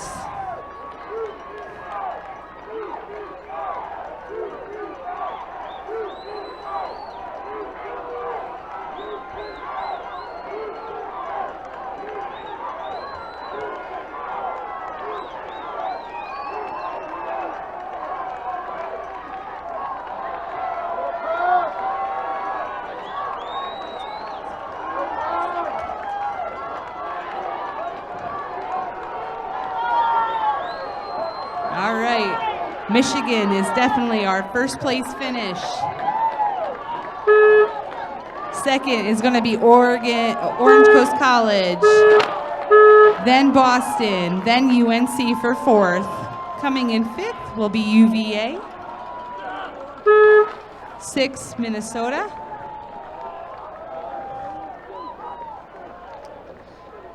Seventh, Colorado, followed by Illinois.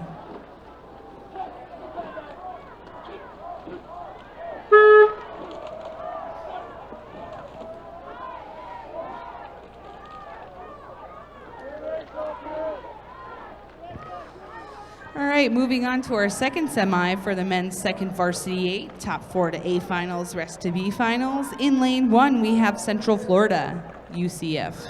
Lane 2, UC Davis. Lane 3, UMass. Lane 4, Notre Dame. Lane 5, UCSB. Lane 6, Washington State. Lane 7, Notre Dame. Lane 8, Michigan State. We have a start, and they're all coming through the first 500-meter mark.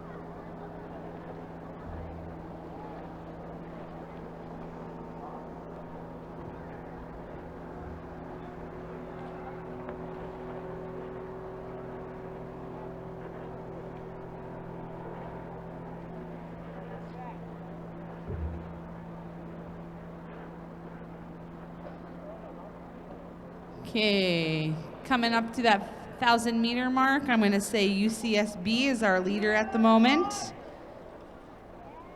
I'm going to tell you, though, UC Davis, UMass, Notre Dame, and Washington State are all pretty close together at the moment.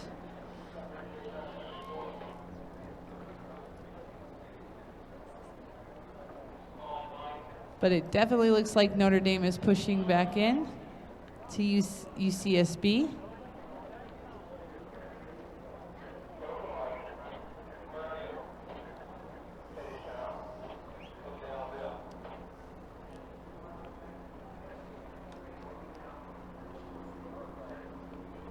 Definitely is a big push here between Notre Dame and UCSB,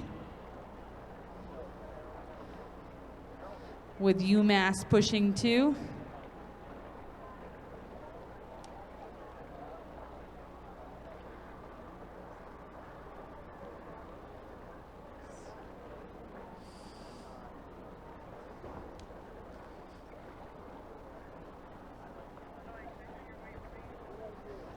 It's hard for me to tell right now if it's Notre Dame or UCSB up front. They look pretty battling it out pretty good there, but I can tell you we have a good top 5 here. UC Davis, UMass, Notre Dame, UCSB, and Washington State going for it right now. To me, UCSB, Notre Dame, and UMass definitely look to be pushing out a little bit.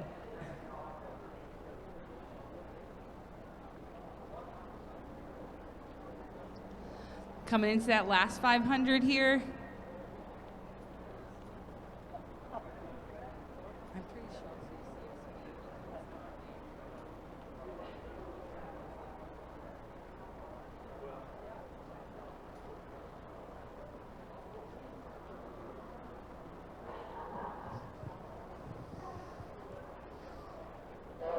Good push coming in here into the last 500.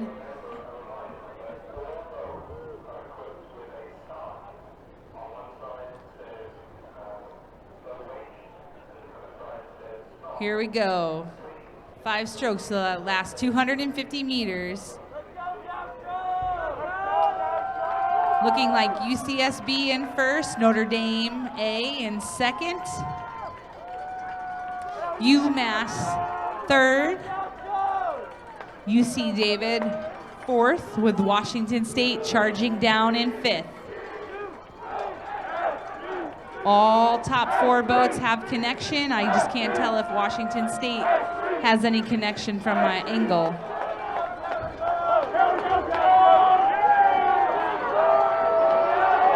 Oh, UMass isn't making it easy for Notre Dame here in the last couple of strokes. Fighting for those better lanes in the top 4. Coming in first is UCSB. Second, Notre Dame. Third, UMass. Oh, nail biter, nail biter. UC Davis got 4th over Washington for 5th. That's what I call unofficially, just to let you know in case.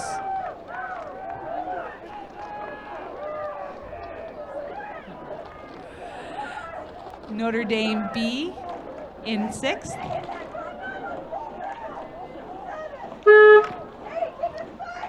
UCF in 7th. Michigan State 8th. On to our next event, Men's Novice 8, Semifinal 1. Top 4 to A finals, rest to be. In lane 1, we have Bucknell. Lane 2, we have Boston College. Lane 3, Notre Dame. Lane 4, Virginia. Lane 5, Michigan. Lane 6, UCLA. Lane 7, Ohio. Lane 8, UC Davis. Coming up on that, short of that 1,000-meter mark.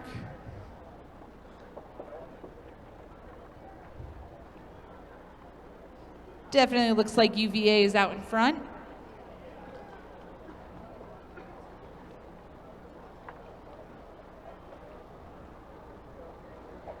Looks like Notre Dame and Michigan are right there with them. Now, just to give you a little bit of information, when it comes to where the boats are placed on the course from time trials, it comes with the time that they came in. So your first place from the time trials are usually seated in the middle to give them more competition around them. That's why most of your boats you're going to find are coming from the middle that are moving forward, but it's not always the case. Time trials are not head-to-head racing, so it doesn't give you the same feel as when you're going out there and racing.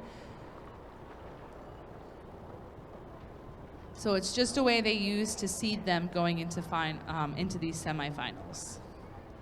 All right, coming up with 750 meters. I'm still calling UVA in the front with Notre Dame behind them. In Michigan,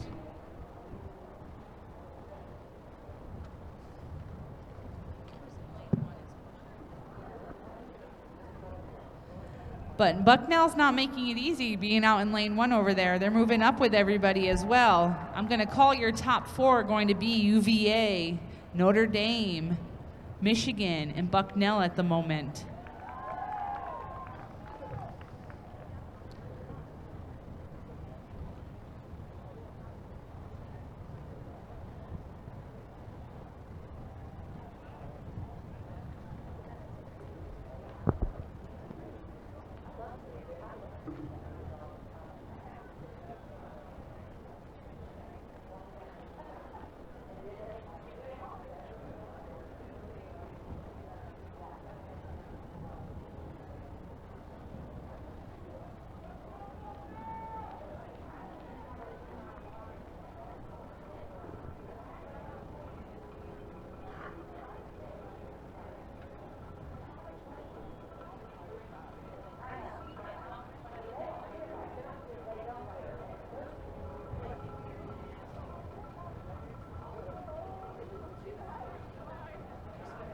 Coming into this last 300 meters here, UVA definitely in front. I'm going to say, I can't tell from my angle, but Notre Dame and Michigan definitely second. I'm going to call your 4th being Bucknell all the way out in lane 1. See, this is going against what I told you, how they seed everybody in the middle from the time trials, but time trials is not neck-to-neck racing.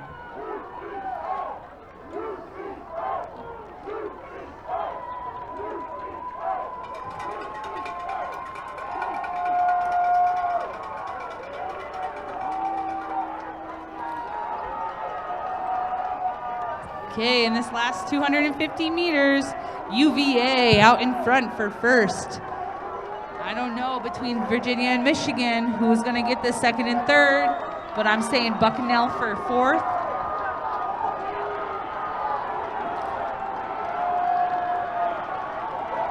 Unless UCLA makes a hard push here to get that fourth spot. UVA first. Michigan second unofficially. Notre Dame third.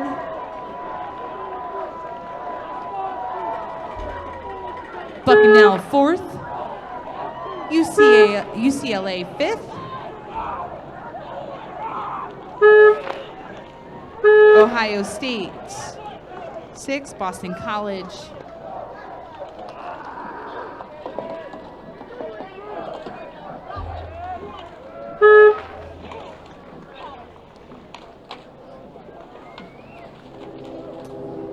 Well, I jumbled up that finish for you all. Check the results for the order. Okay, second semifinal for men's novice 8. In lane 1, we have Virginia Tech. Lane 2, UMass. Lane 3, UC Irvine. Lane 4, Delaware. Lane 5, Orange Coast College. Lane 6, Michigan State. Lane 7, Minnesota. Lane 8, UCSD.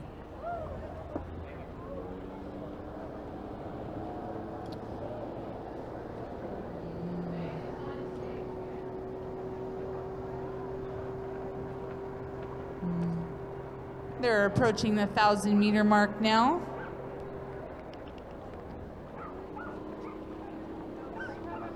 Looks like Delaware is in the lead at the moment.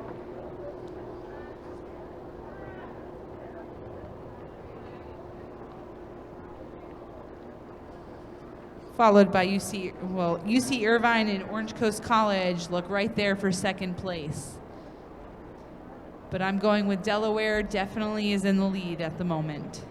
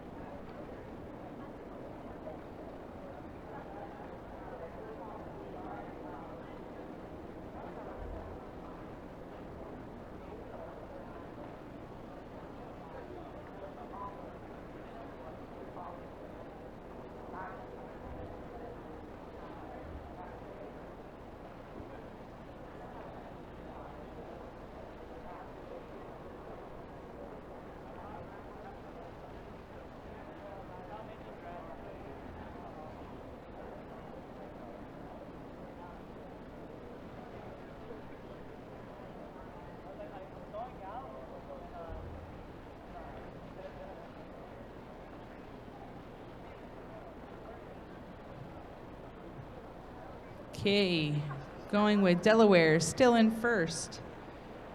I'm going with Orange Coast College in second. And then I can't tell you what I think after that because it looks like a line across.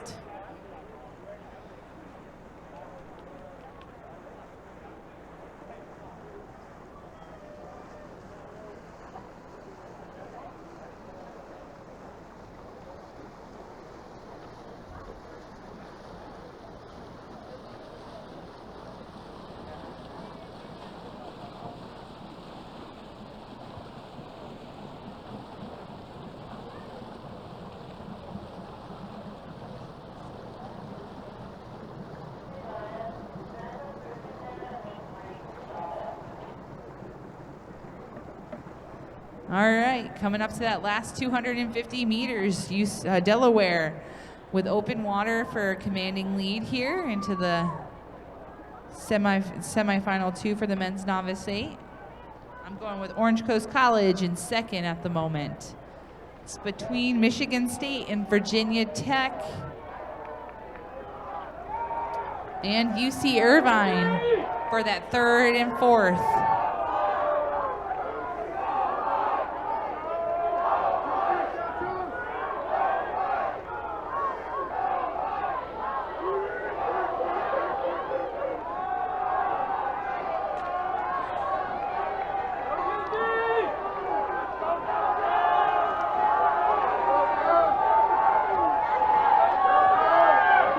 there we have it. Delaware coming in first. Orange Coast College coming in second. This is going to be tough for third and fourth to move on to those A finals. Oh, 3 o'clock. 3 o'clock. Crossed. I'm going with, it's been UC Irvine and Michigan State definitely got top 4. I don't know who got which place, though. Virginia Tech lost by a couple of seats there for 5th.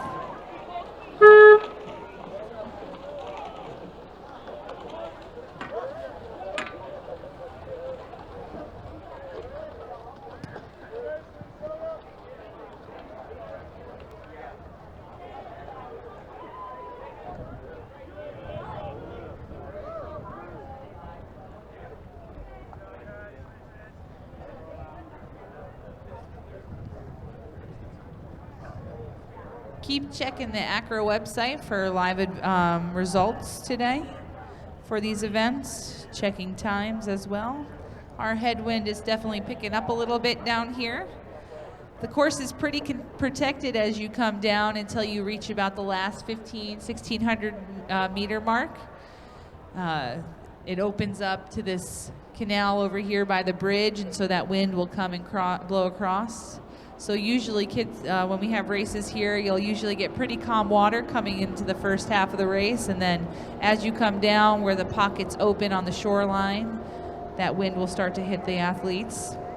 Our next event is the men's novice 4, our first semifinal. Top 4 on to A finals, rest to be. In lane 1, we have UC Irvine. Lane 2, Emory. Lane 3, Tulane. Lane 4, Vermont. Lane 5, Washington State. Lane 6, George Mason. Lane 7, Chicago. Lane 8, Bucknell. On the course through the 500.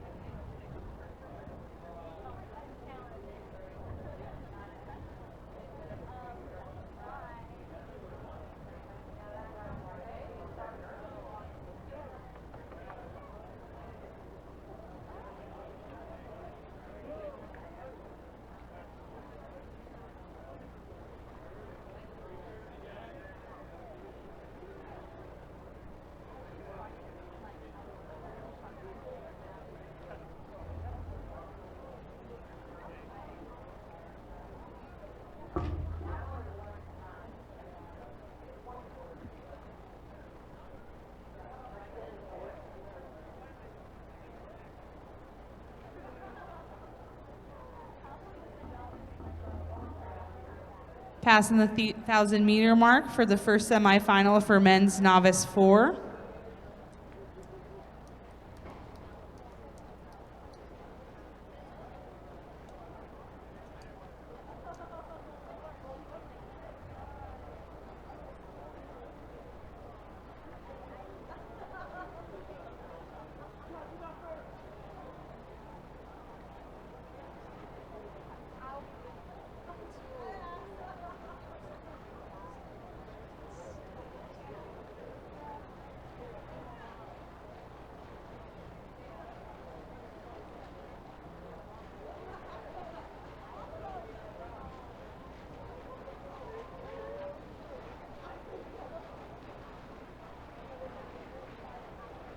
All right, I'm having a little trouble calling this. I do want to say I think Washington State looks to be out in the lead.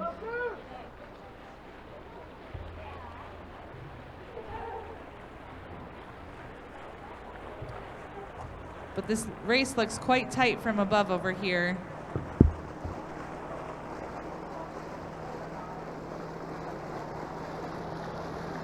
I would say Tulane, Vermont, Washington State, and George Mason are definitely in the hunt for the top 4 here.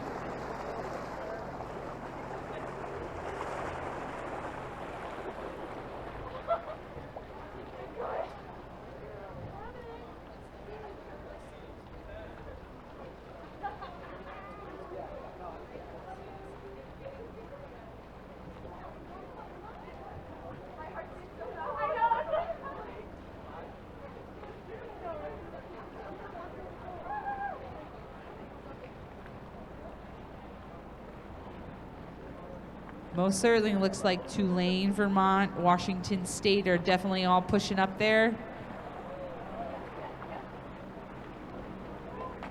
Going to give it to Vermont at the moment, coming into this last 500 as an up, with Tulane probably second, then Washington State. And I'm going to give it between George Mason and Emory for that 4th spot.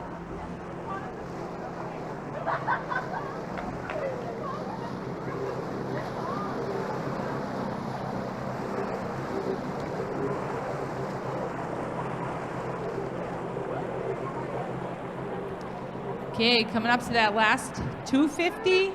Looks like Tulane is definitely trying to make a push with Vermont to take away that lead there. Going to give Washington State the 3rd slot right now, but it doesn't look like Emory and George Mason's going to let them just have it.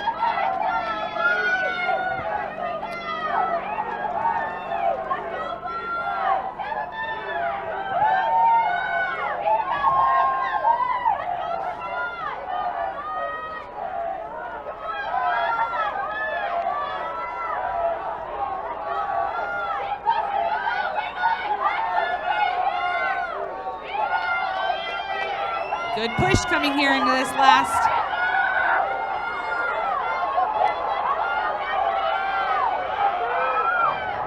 Good battle between 1st and 2nd. Trying to find out who's going to get that 4th slot. Top 4 moving on to A finals. I still calling Vermont in 1st to Tulane.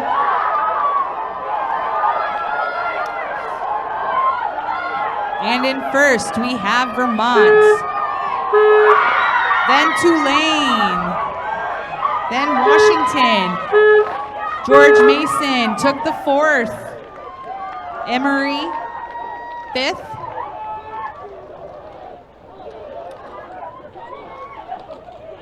UC Irvine, 6th. Bucknell, 7th. Chicago, 8th.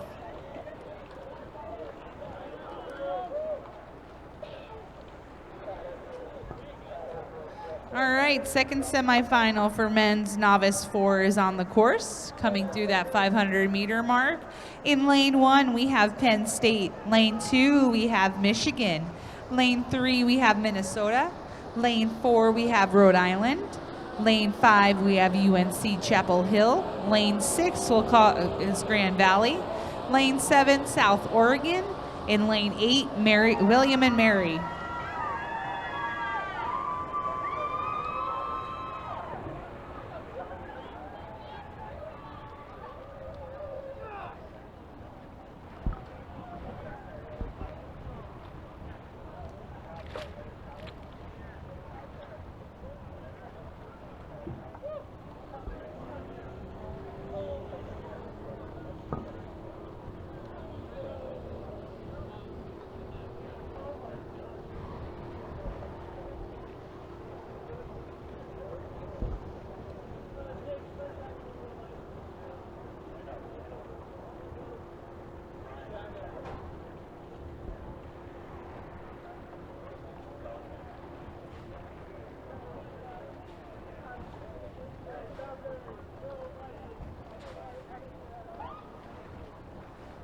Coming through that 1,000, I would say University of Rhode Island has the lead at the moment, followed by Minnesota, and then UNC Chapel Hill at the moment.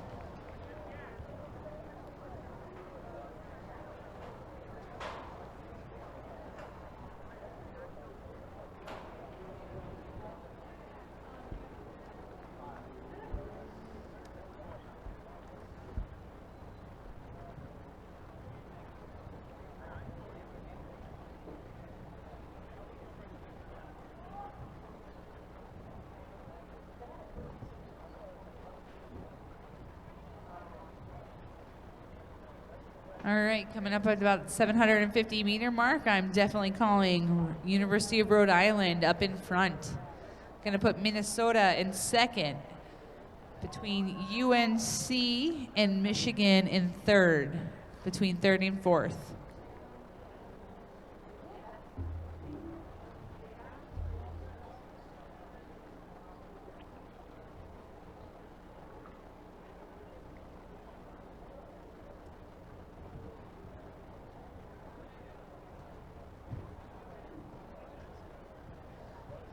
Into that last 500 meters, here we go.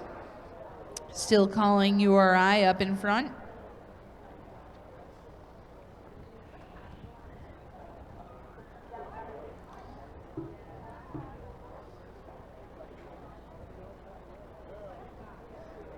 Minnesota in second. I would say third is UNC and fourth Michigan. But Grand Valley's pushing up there. Penn State's not dropping off easily either.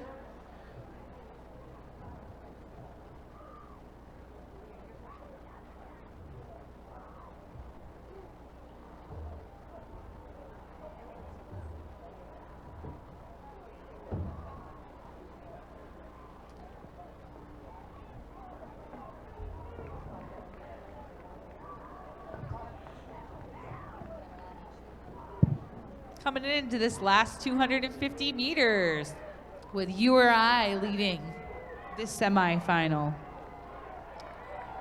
Looks like UNC is pushing Minnesota for that second place.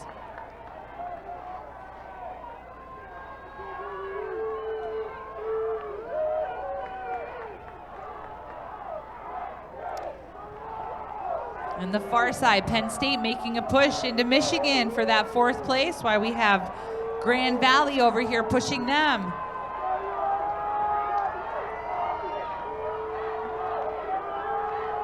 I'm going to give it to Grand Valley for fourth place.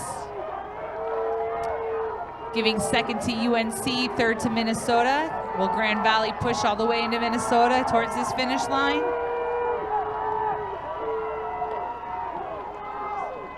In first is URI.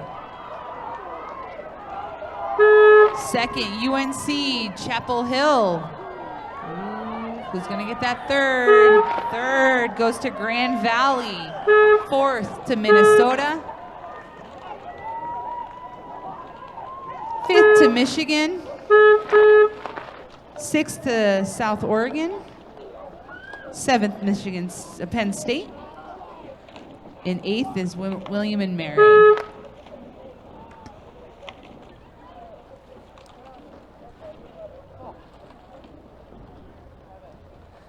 A reminder, all results are posted on the ACRA website. Live results. Wait a couple minutes after the race and they should be up unless it's a photo finish or too close to call. Next race on the course is women's novice 4. First semi, top 4 to A finals, 5 to 7 to B finals, 8 to C finals. In lane 1, we have Virginia Commonwealth. Lane 2, we have Texas. Lane 3, we have William and Mary. I am sorry, I keep messing that up. Lane 4, Cincinnati. Lane 5, Colorado. Lane 6, URI. Lane 7, Chicago. Lane 8, Wichita State. They all look to be about approaching the 500-meter mark.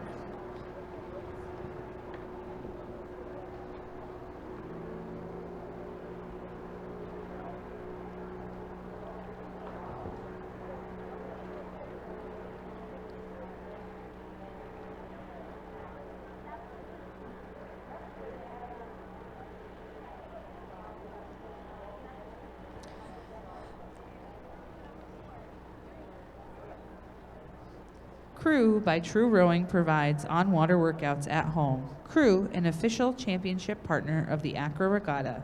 Find out more at truerowing.com.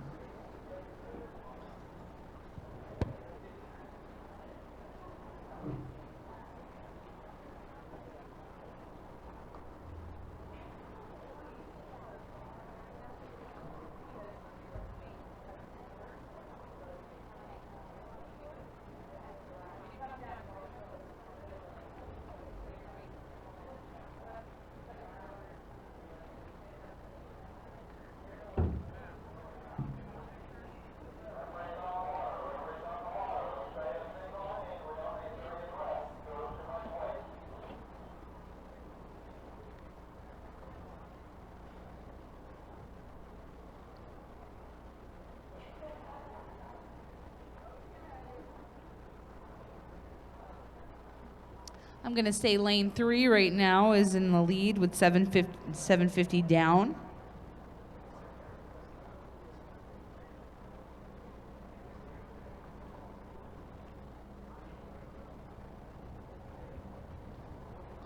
Cincinnati is definitely right there with William and Mary.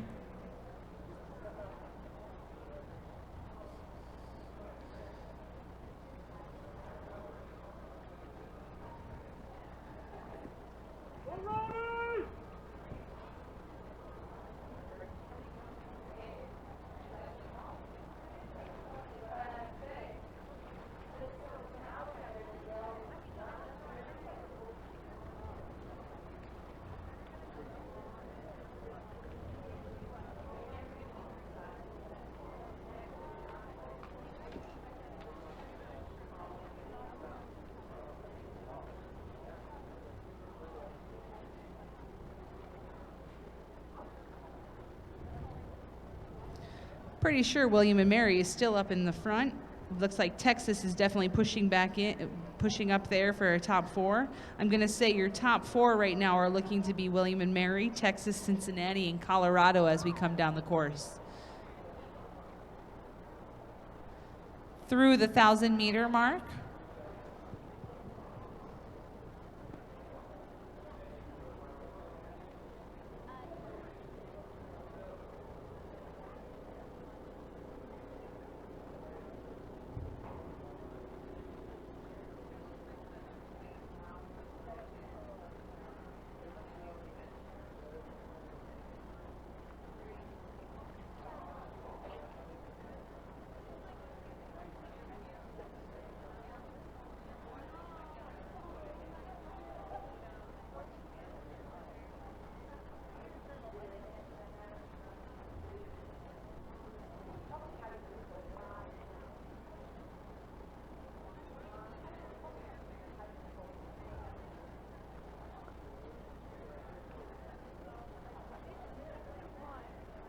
All right, up here, coming into that last 500.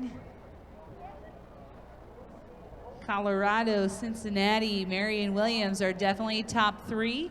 Then looking between Texas and Rhode Island to find out who that 4th place is going to be to move on to A finals.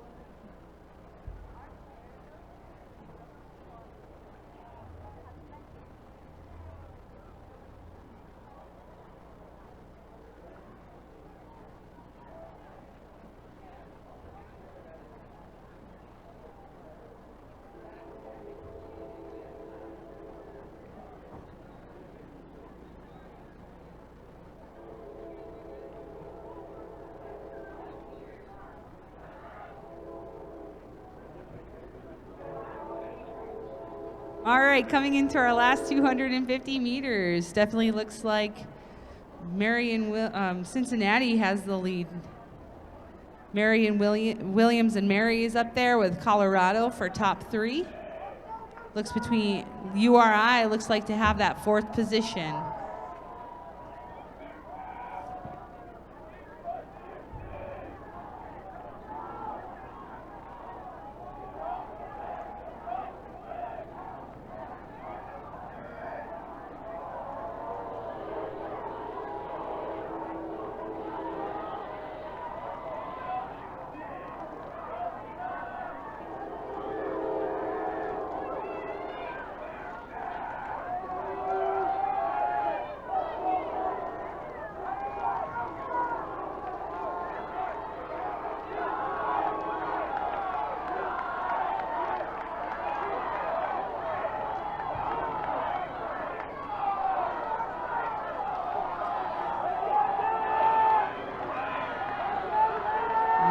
Coming into the finish, University of Cincinnati in first. Colorado second.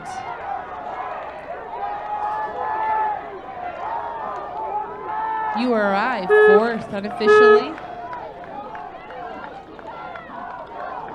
Marion William fourth. Wichita State fifth. Texas 7th.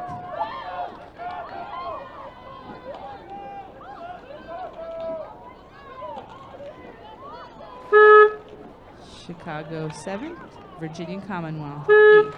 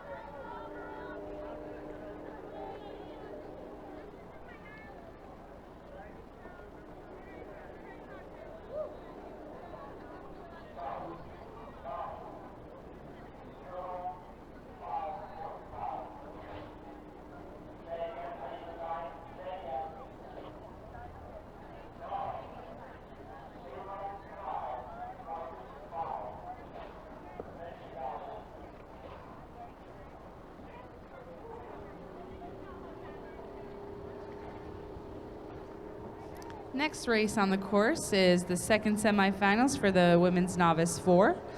Top 4 to A finals, 5 to 7 to B finals, and A to C finals. In lane 1, UCSB in lane 1. Lane 2, Kansas. Lane 3, Northwestern. Lane 4, Washington State. Lane 5, Florida State. Lane 6, Emory. Lane 7, Penn State. Lane 8, UGA. Crews look to be passing the 500-meter mark.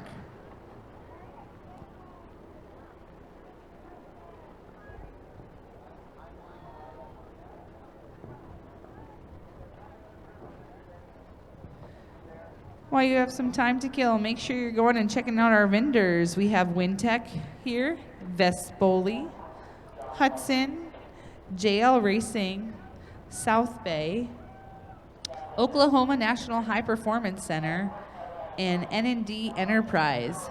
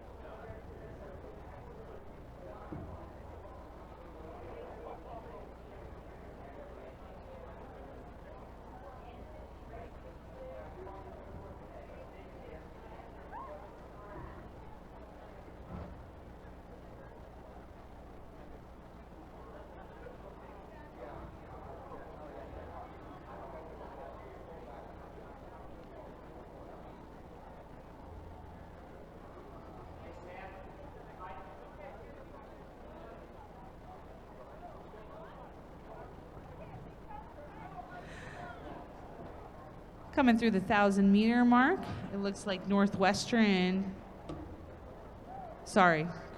Washington State and Florida State have a lead here.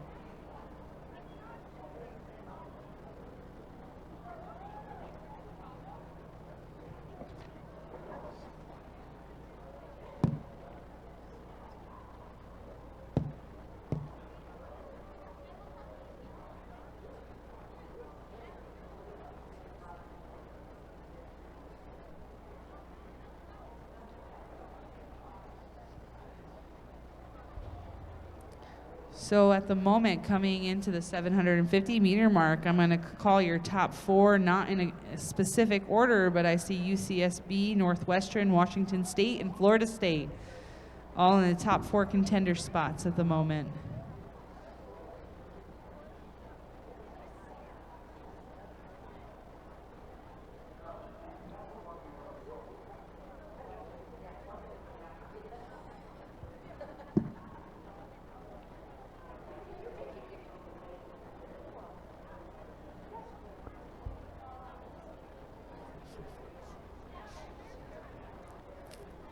Florida State looks like they're pushing out for a lead here coming into the last 500 meters. I'd call Washington State being in second, Northwestern third.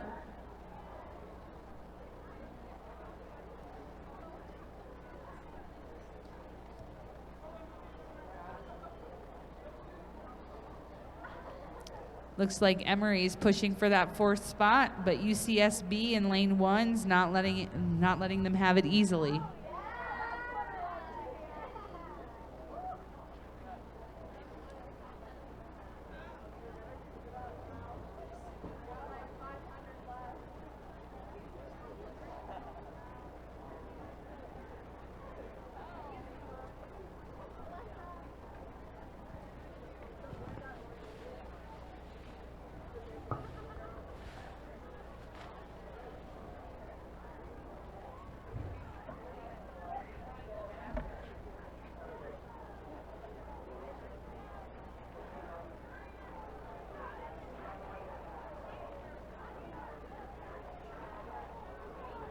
Coming into that last 250 meters here. Florida State in the lead.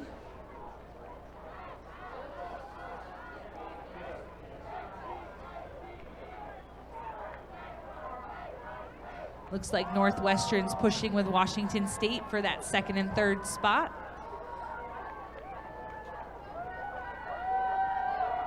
I'm gonna go with Emory for that 4th. Followed by UCSB for 5th.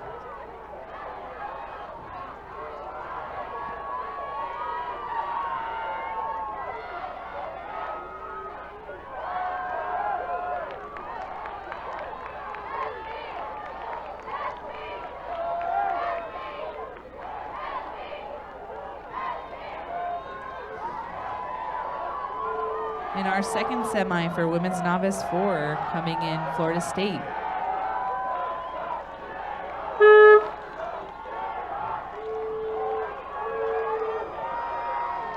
Second, Washington State. 3rd, Northwestern.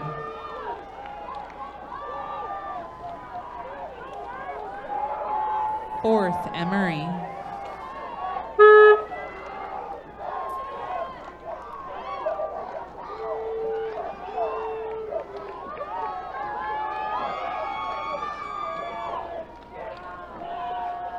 5th, UGA. 6th, UCSB. 7th, Penn State. 8, Kansas. Next event on the water is the men's pair, semifinal 1. Top 4 moving on to A finals. Everyone else going to B. In lane 1 we have Cincinnati B.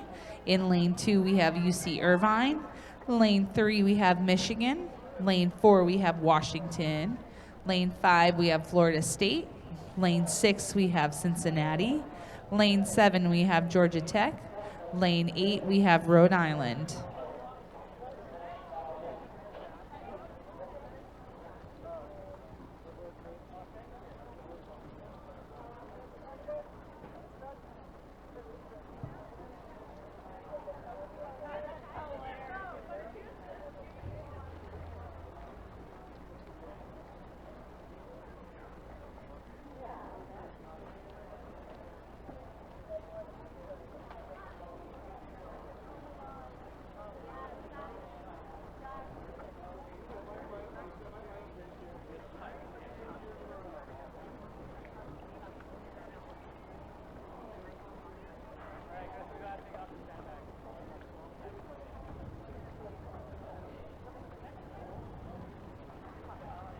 Coming through the 1,000-meter mark for our first semifinal for the men's pair.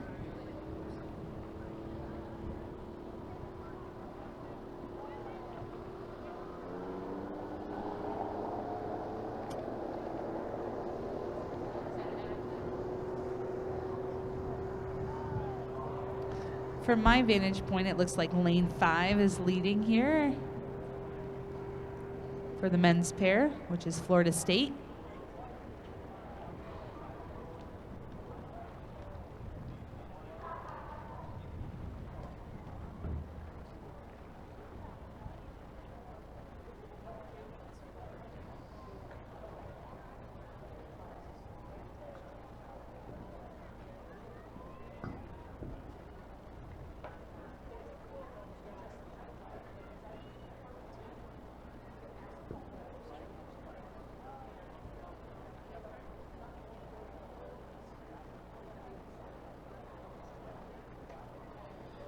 I have a correction. It looks like Washington's leading here from lane 4.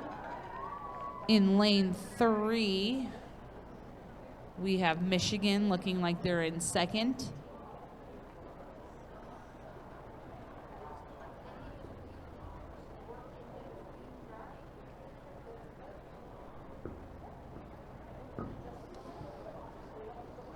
So it looks like UC Irvine's up there in the top 3. Coming into that last 500, Washington's look like they've opened some water here for that leading. Looks like Florida State and Cincinnati are pushing each other for that second place along with Georgia Tech.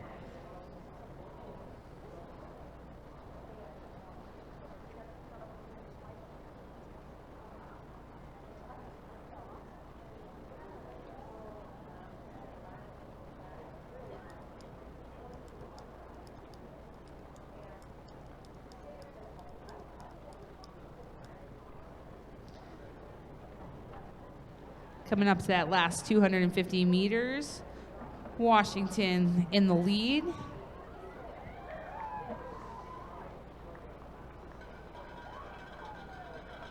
Looks like Michigan is up on UC Irvine.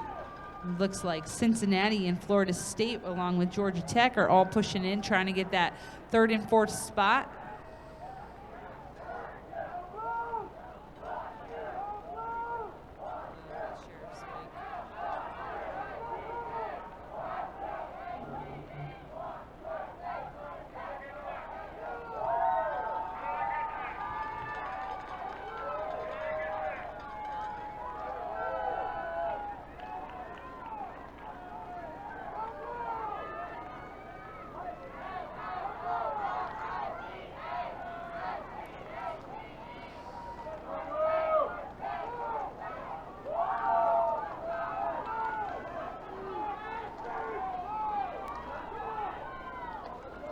In first, we have Washington.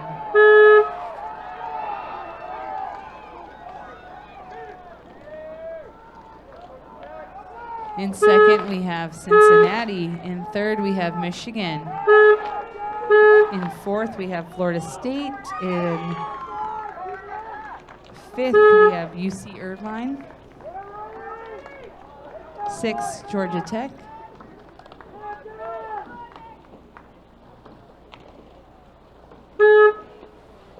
Seventh, Rhode Island. Eighth, Cincinnati B.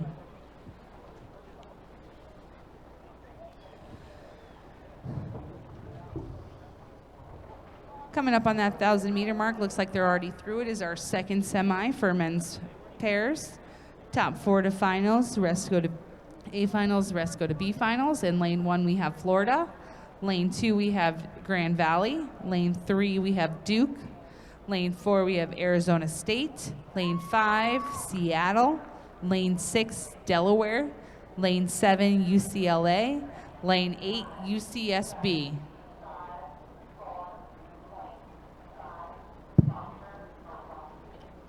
Looks like Arizona State has the lead here, coming up on that 500-meter mark.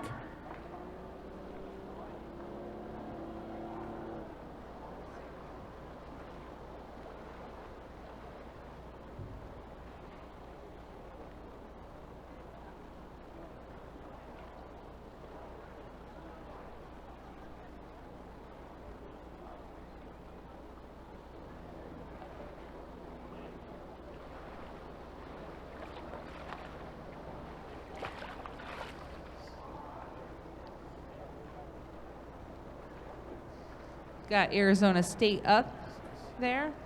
Looks like between Duke, Seattle,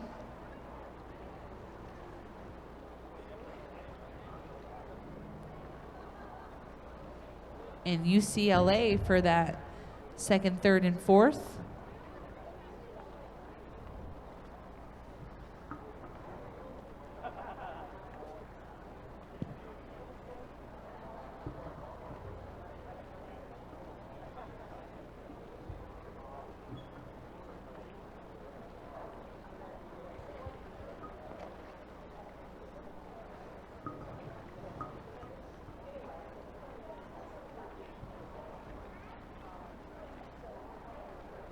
Here we go into our last 250 meters. Got a pair that's a little astray there. Working their way back on the course.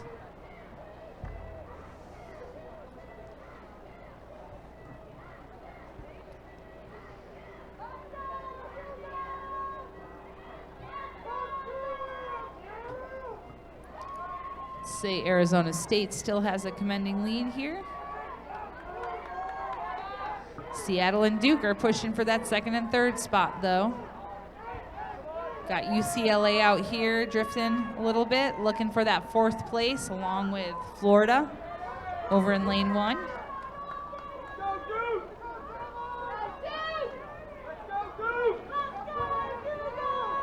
Oh, I'm sorry, that's Delaware over here in lane 8, who should be in lane 6.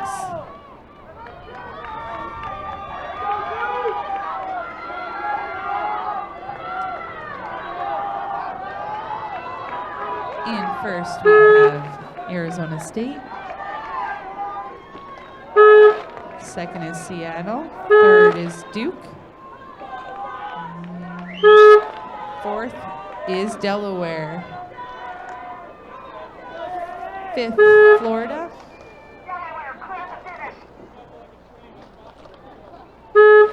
Let's go, Santa Barbara!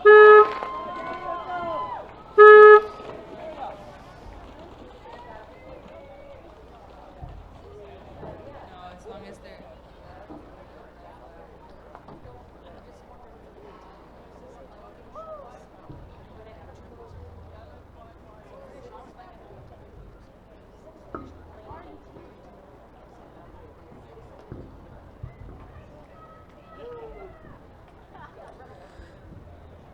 Next event is women's pair, which is already on the course coming through the 1,000-meter mark.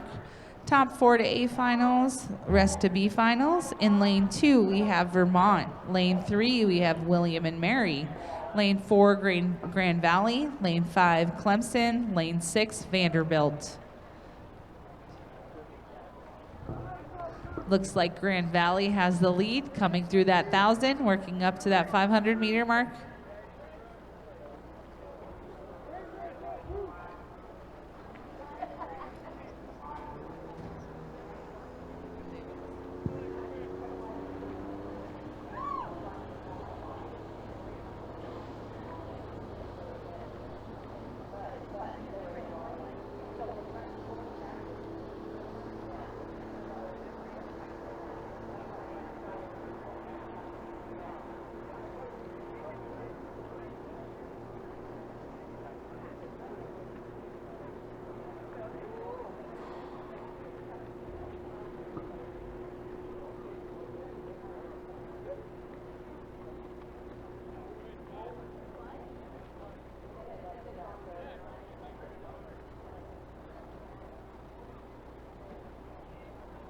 Top 4 moving on to A finals. Grand Valley up in front.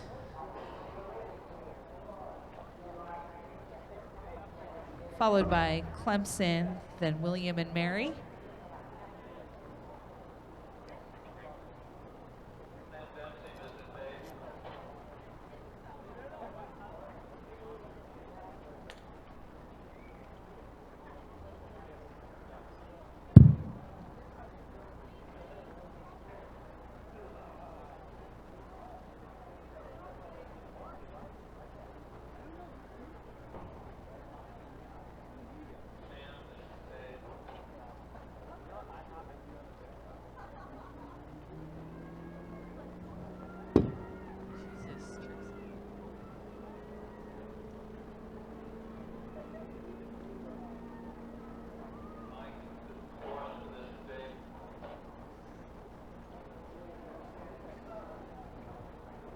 All boats coming through that last 500-meter mark. Looks like Grand Valley has some open water here from the group. Then from this angle, I really can't tell if it's William or Mary or Clemson that's up above. They look even from my vantage point. Then I would say Vanderbilt has it over Vermont coming into this last 500.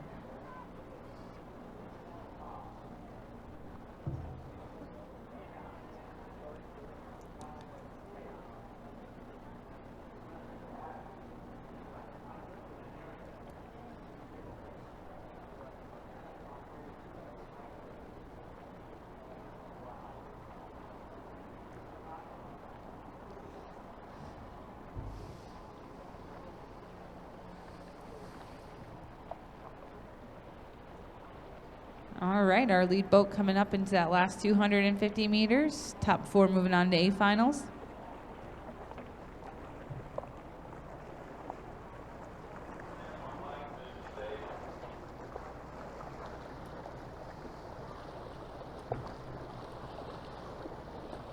Please keep your weight down, sir. Please keep the boat as slow as possible. Please keep it slow. Thank you so much.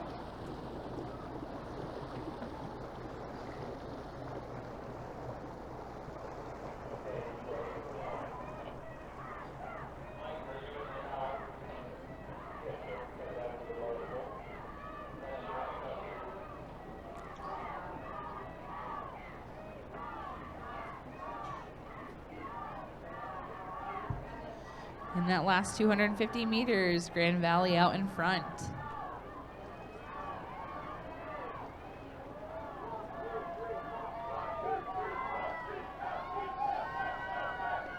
Looks like Mary and William and Mary is pushing Clemson for that second and third spot there. Then Vanderbilt looks like they're in fourth, followed by Vermont for that fifth spot.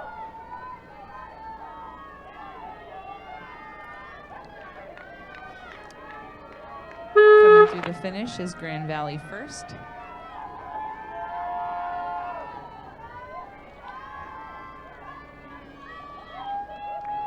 Clemson second.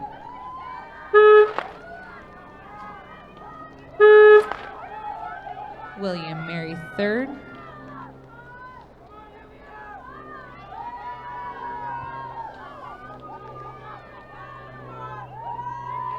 Vanderbilt fourth.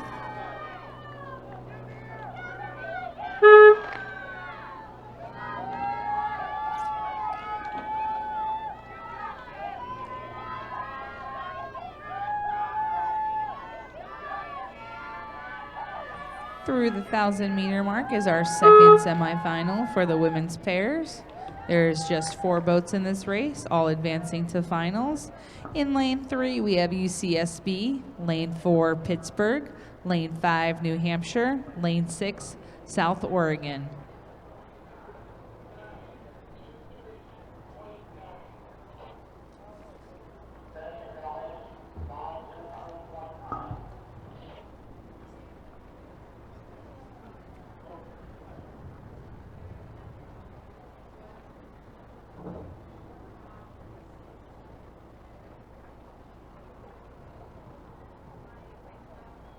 Coming up to that 500-meter mark, it looks like Pittsburgh has the lead, followed by the University of New Hampshire, then UCSB, then South Oregon.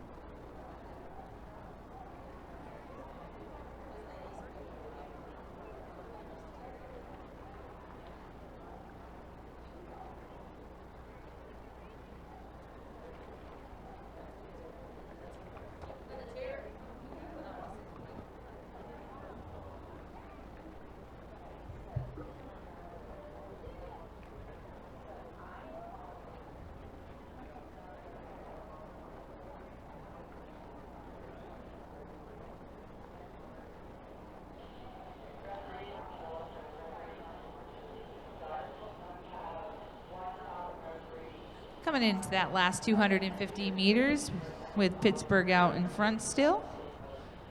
In second, we have New Hampshire in lane 5. In third, we have UCSB. And in lane 6, coming in fourth, we have South Oregon.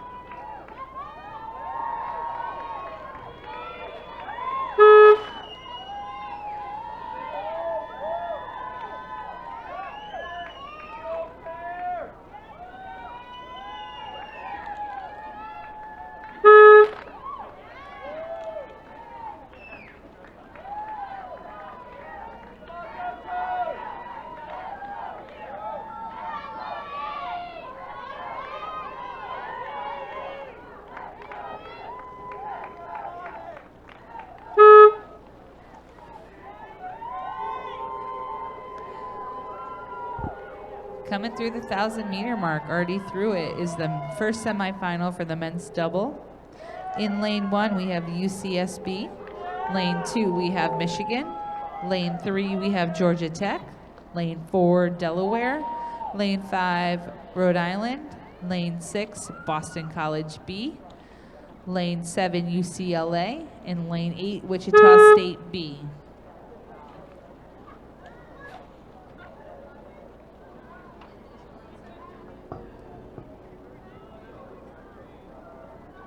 Looks like Delaware has the lead.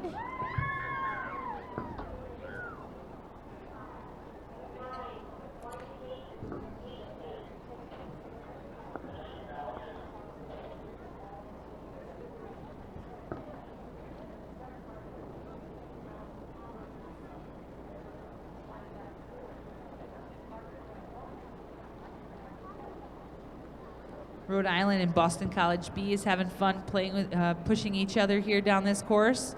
Coming into that 750 meters. Looks like Georgia Tech is slightly up on Michigan. Coming up into here.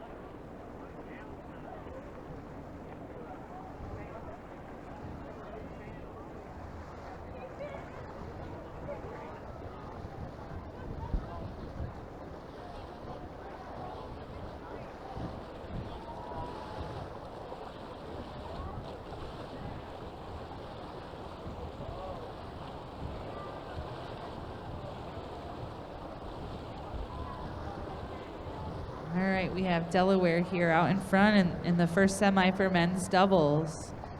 Headed into the last 250 meters. Gonna say Georgia Tech has a slight lead over Rhode Island and Boston College B. Are over them. And then it looks like between Michigan, Rhode Island, and Boston College B are all looking for that third and fourth spot coming into this last 250 meters.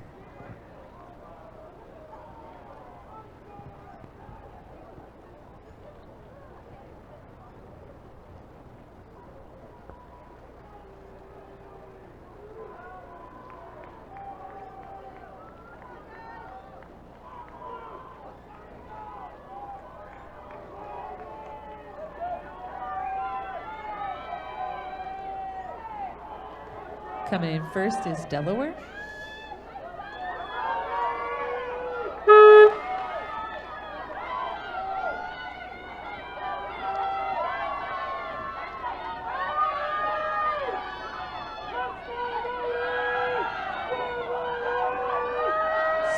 Second is Georgia Tech. Third is Rhode Island. Fourth is Boston College. Fifth is Michigan.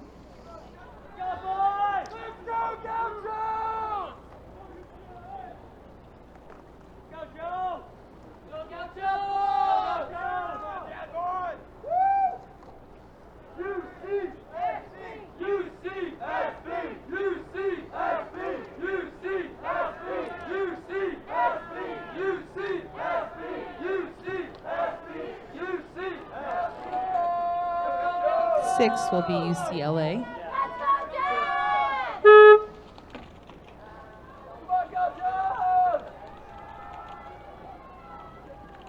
Seventh will be UCSB. Sorry. And eighth will be Wichita State B.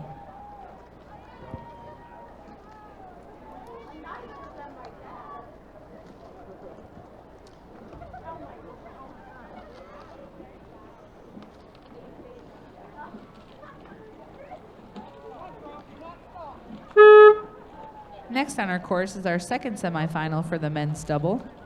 Top four on to A finals, rest go on to B finals. In lane, we have Washington. Lane 2, we have Pittsburgh. Lane 3, Boston College. Lane 4, Seattle. Lane 5, Cincinnati. Lane 6, Wichita State. Lane 7, Chattanooga. Lane 8, Vanderbilt. They look to be approaching the 1,000-meter mark.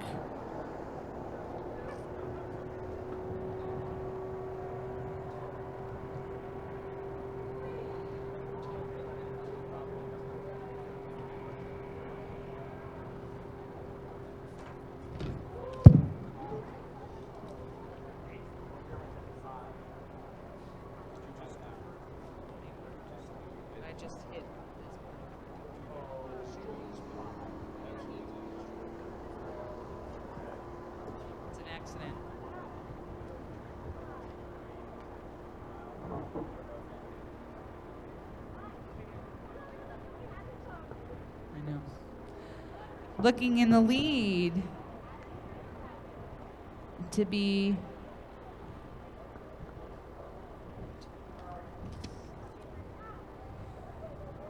Seattle at the moment.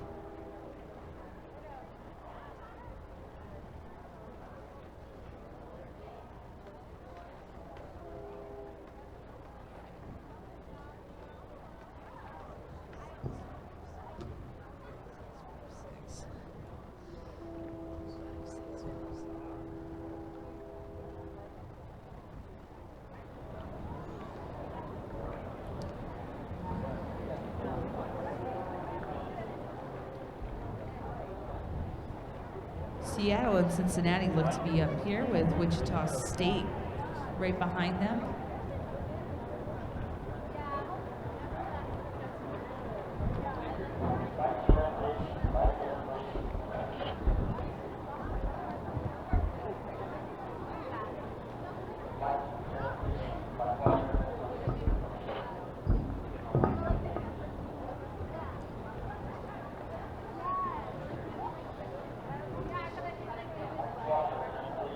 up to about 750 meters left.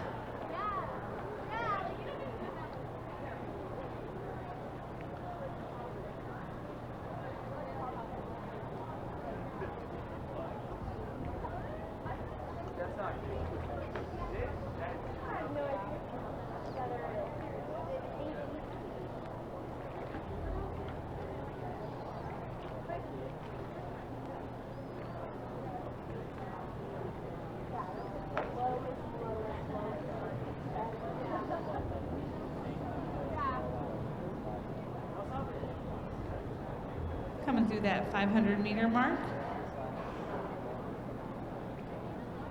Looks like Seattle still has the lead. Yeah, let's go, Hood. You got this, Ashley. Cincinnati and Wichita State, along with Boston College, all for that second, third, fourth positions. Lane 2, Pittsburgh is pushing up as well.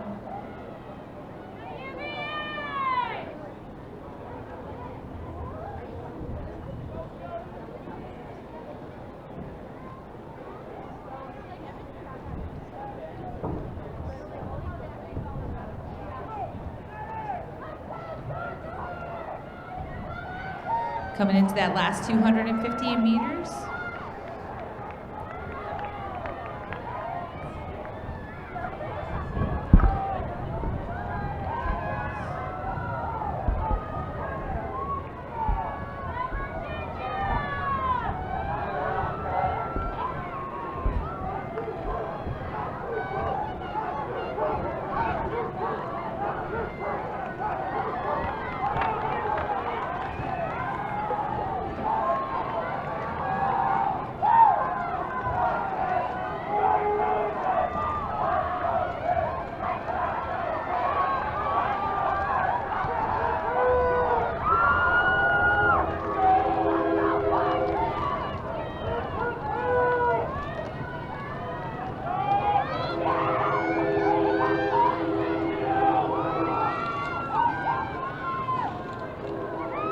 Coming first is Seattle. Second is Boston College.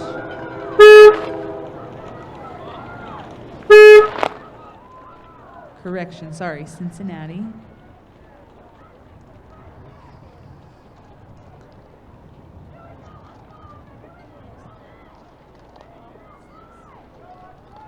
Third, Wichita State. Fourth, Boston College. Fifth, Pittsburgh. Sixth, Chattanooga.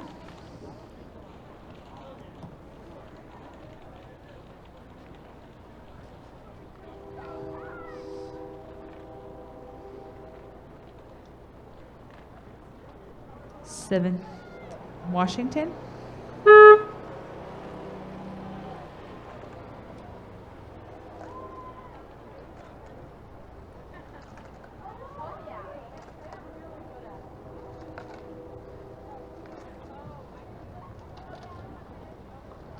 And eighth, Vanderbilt. Our first heat of women's, first semifinal for women's doubles, 1 through 4 going to A, 5 through 7 going to B final, 8 advancing to C final, is on the course coming up to the 1,000-meter mark. In lane 1, we have Washington. Lane 2, we have Purdue. Lane 3, Emory. Lane 4, Pittsburgh. Lane 5, Chicago. Lane 6, Kansas State. Lane 7, Cincinnati. Lane 8, Illinois.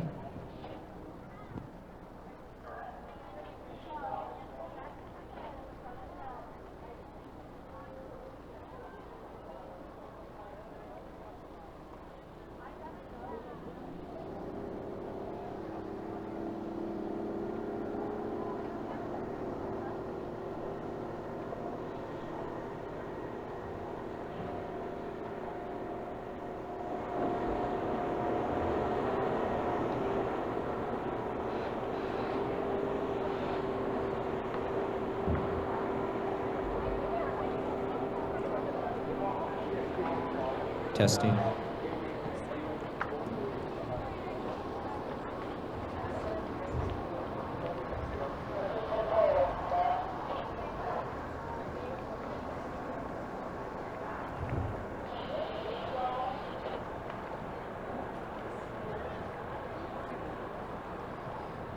Here in our first semifinal for the women's double, coming into about the 750-meter mark, left we have Pittsburgh in front in lane 4.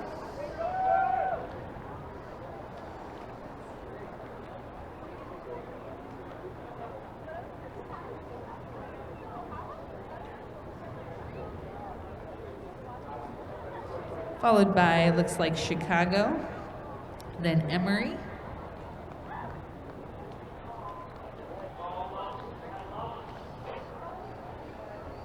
Purdue might have a slight advantage over Emory. It could just be the warp of the boat colors that make it difficult to see who's in front there next to each other.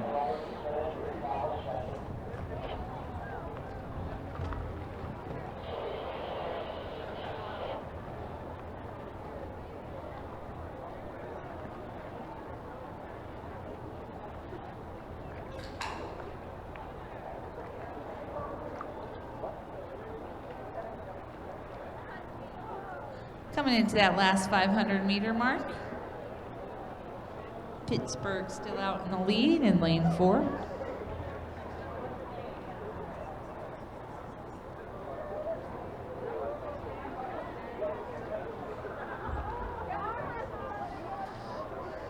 Washington in lane 1 is definitely making a good push in here in the last 500.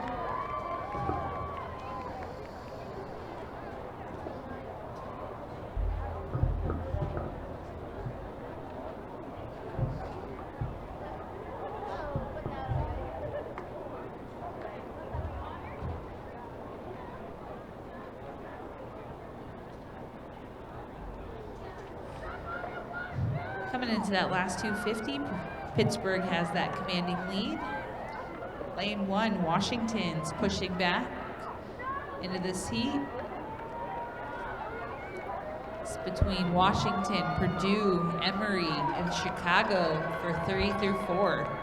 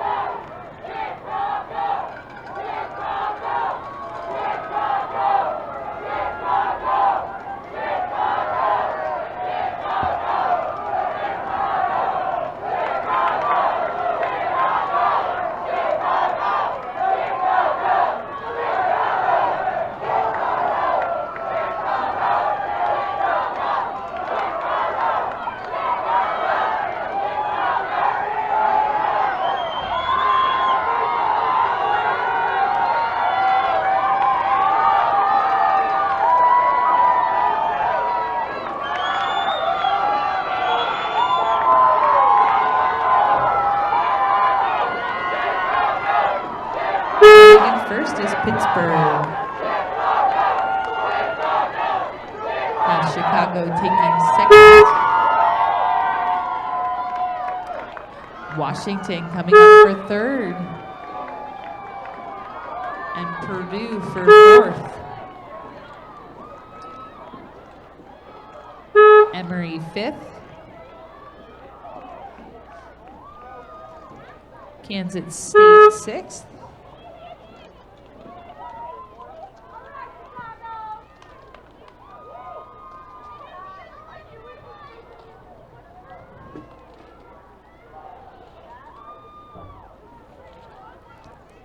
Cincinnati 7th, and Illinois 8th.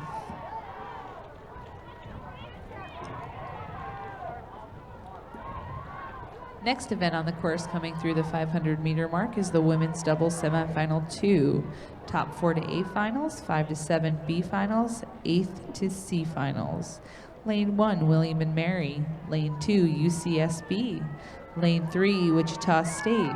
Lane 4, William and Mary B. Lane 5, Tulane. Lane 6, Grand Valley.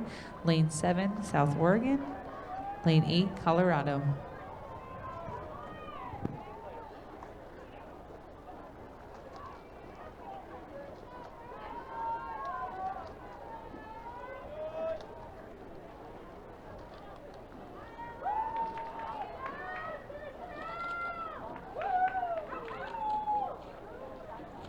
Once again, we want to thank you all for joining us today for the 2018 ACRA Championship.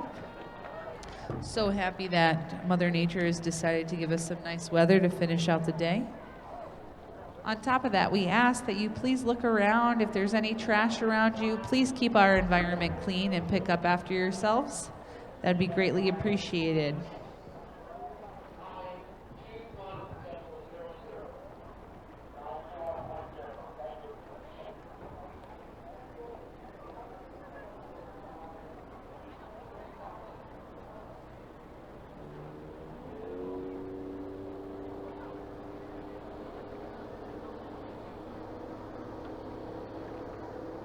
Through the 500, it looks like William and Mary B in Tulane are up on the group a little bit.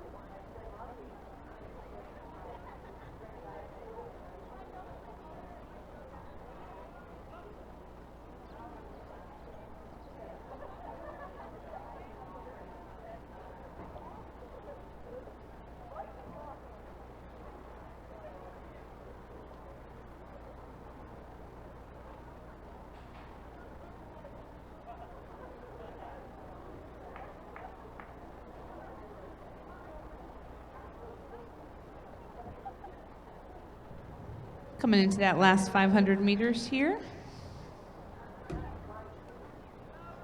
William and Mary B out in front. Looking to the lane 5, Tulane behind them. Followed by Wichita State. And I really can't tell fourth from here. Looks like our lead boats are into the last 500.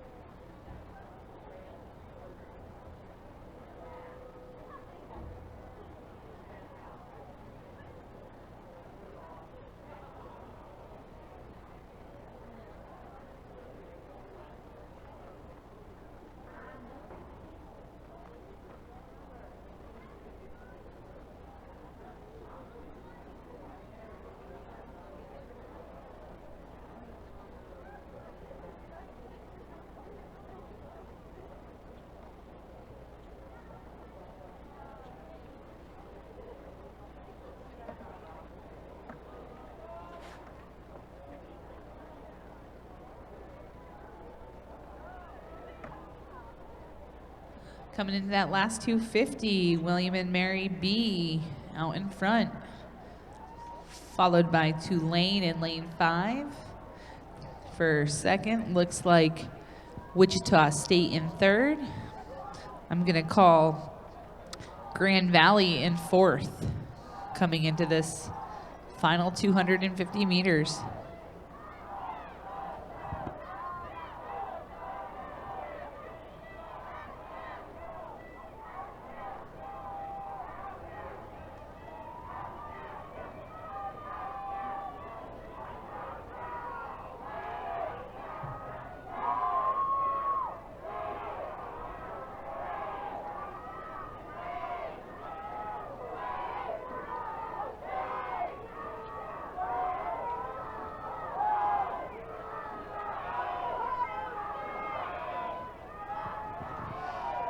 Coming in first in our second semifinal is William and Mary B.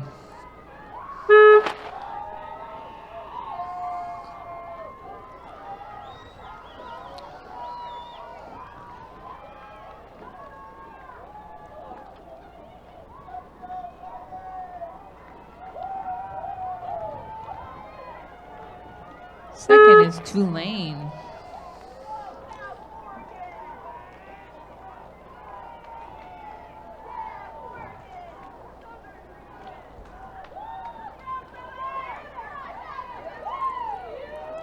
Third, Wichita State.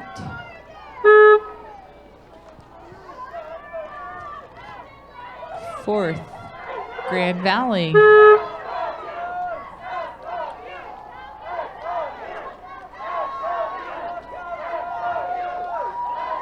Fifth, South Oregon.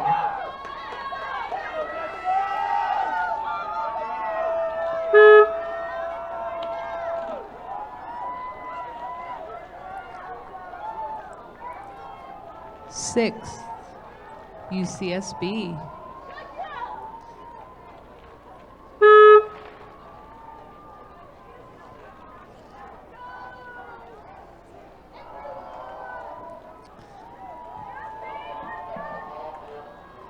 Seven will be William and Mary.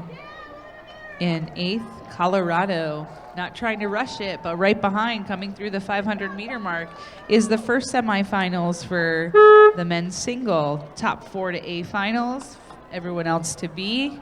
In lane 1, we have Ohio. Lane 2, Notre Dame. Lane 3, Michigan. Lane 4, Baltimore. Lane 5, Lafayette. Lane 6, Wichita State. Lane 7, Cloud College. Lane 8, Liberty. Looks like lane 4, Baltimore is leading, with Michigan in second, Lafayette in third.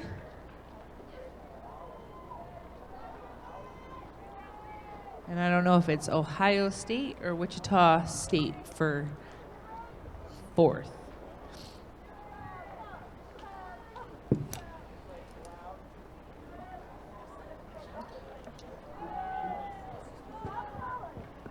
In that last 250 meters,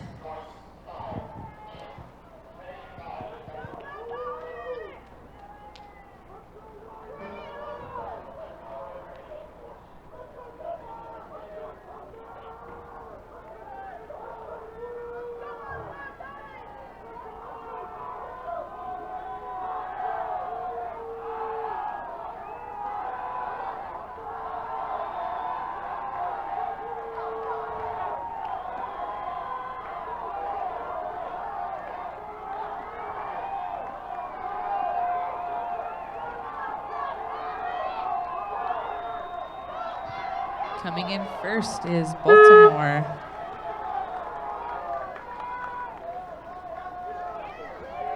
Good race here for second and third. Lafayette taking second, Michigan third.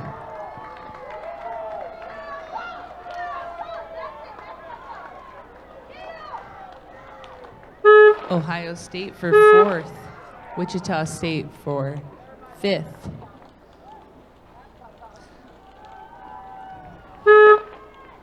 Cloud College, 6th. Notre Dame, 7th.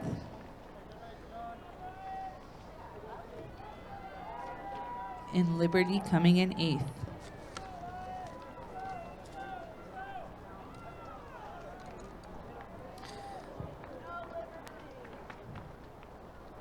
Second semifinal for men's singles on the course. Top 4 moving on to A finals. Everyone else moving on to B. Lane 1, Miami University. Lane 2, UCSB. Lane 3, Gordon. Lane 4, Delaware. Lane 5, Davidson. Lane 6, Delaware B. Lane 7, Vermont. Lane 8, Virginia Tech.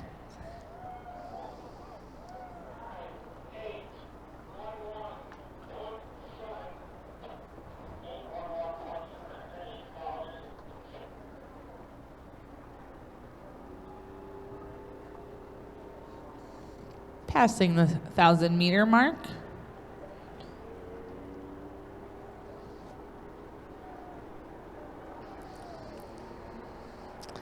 Looks like Delaware, Davidson, and Delaware B are up in front.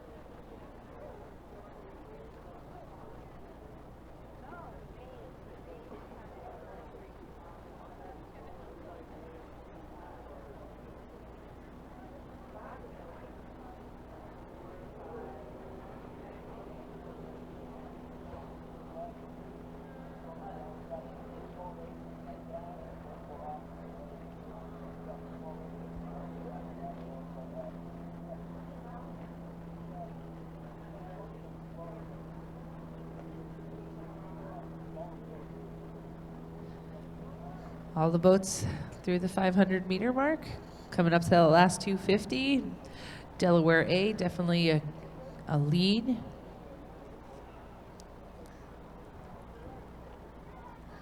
It looks like Davidson in lane 5 may be second.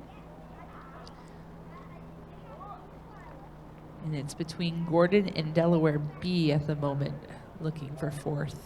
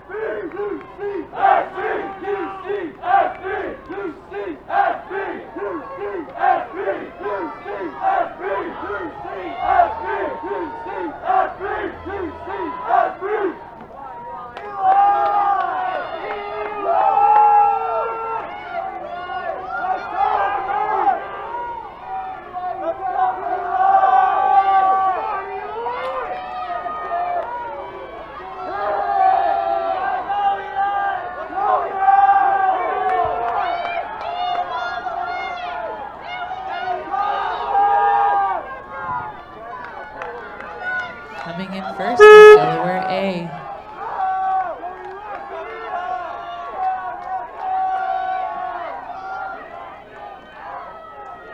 In second, Davidson. In sixth, Delaware B. Third, Delaware B. Fourth, Gordon.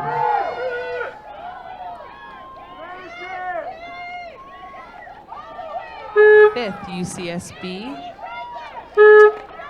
Sixth, Virginia Tech. 7, Vermont.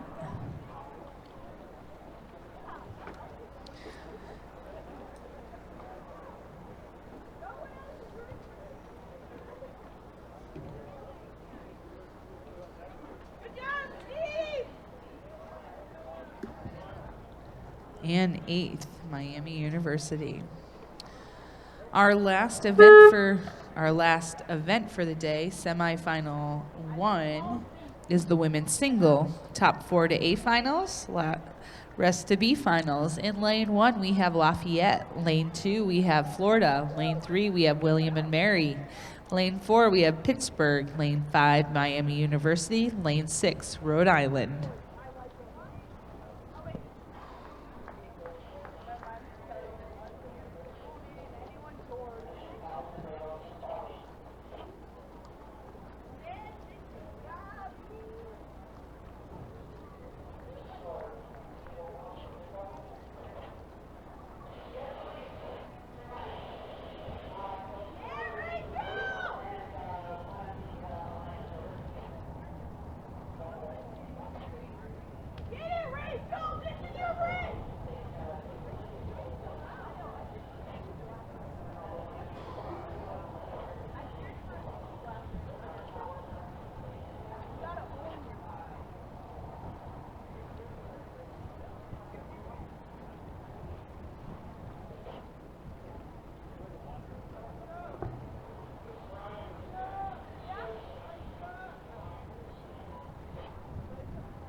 Coming through that 1,000-meter mark, looks like lane 4, Pittsburgh, has the lead, followed by William and Mary.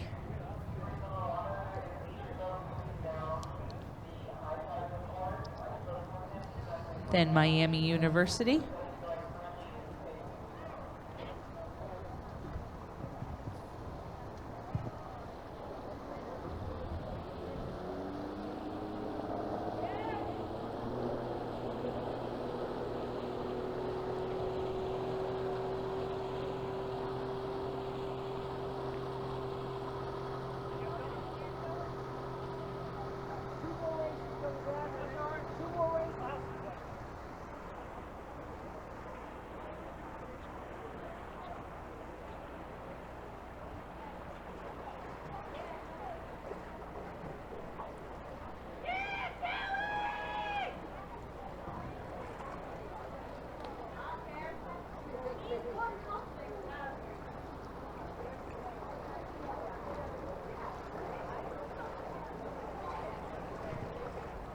Coming up into that last 500-meter mark.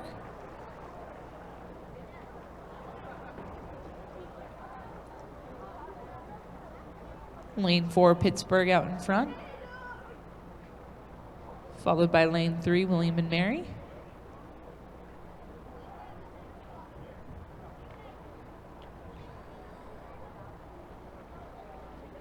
Looks like Miami in third, with URI pushing up in fourth.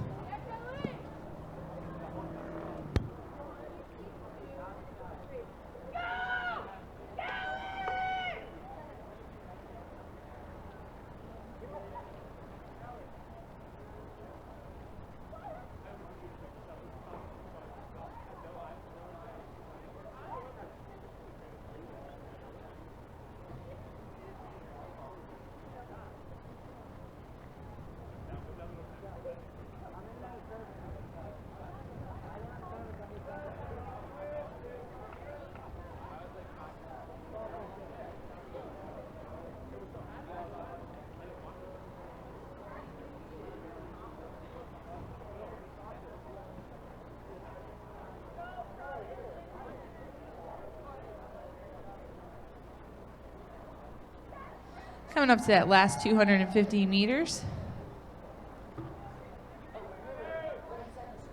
with Pittsburgh up in front, followed by William and Mary in second, Miami University in third, Rhode Island in fourth, Florida in fifth, Lafayette in sixth.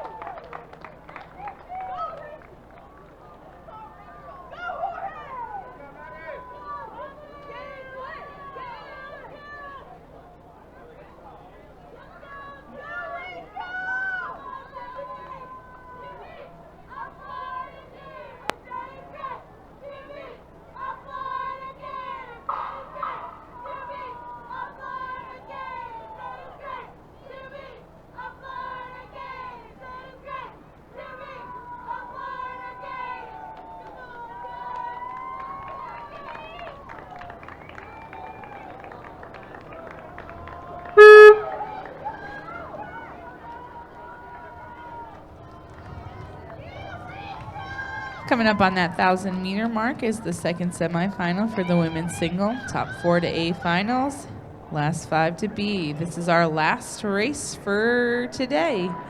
In lane 1, we have Texas B. In lane 2, we have Texas. Lane 3, Gordon. Lane 4, Virginia. Lane 5, Cal Lights. Lane 6, Alabama Huntsville. And lane 7, UGA.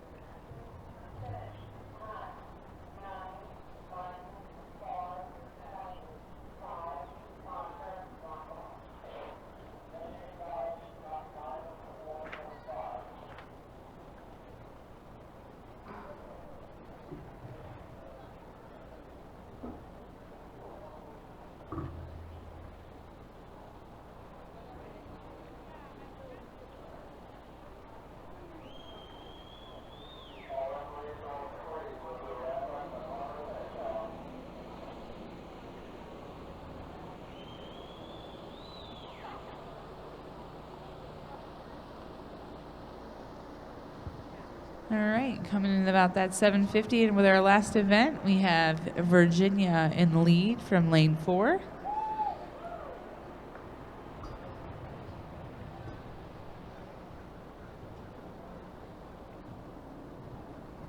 Second's going to be between the Cal Lights and Gordon, with Alabama Huntsville in that 4th spot right now.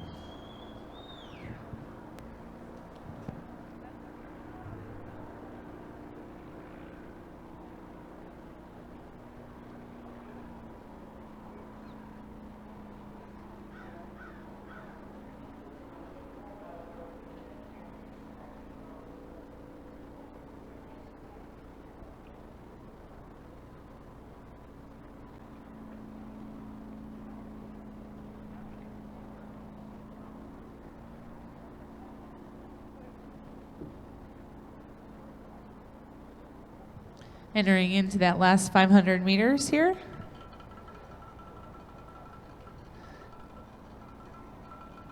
Virginia in first. I'm going to call Cal Lights in second.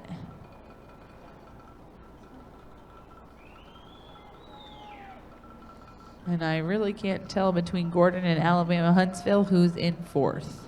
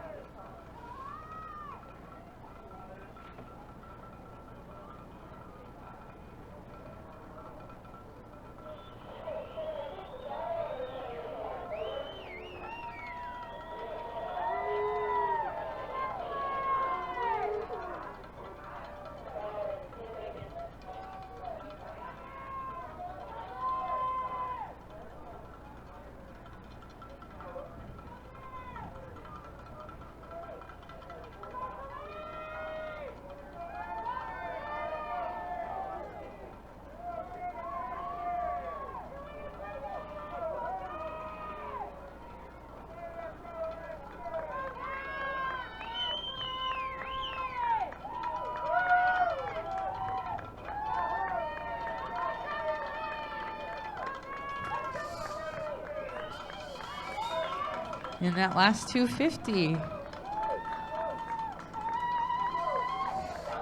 Here's Virginia coming in first.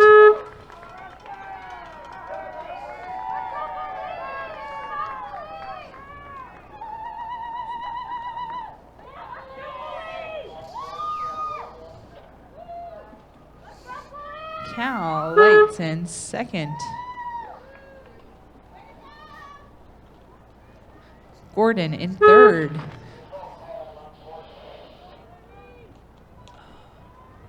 Alabama Huntsville in sixth.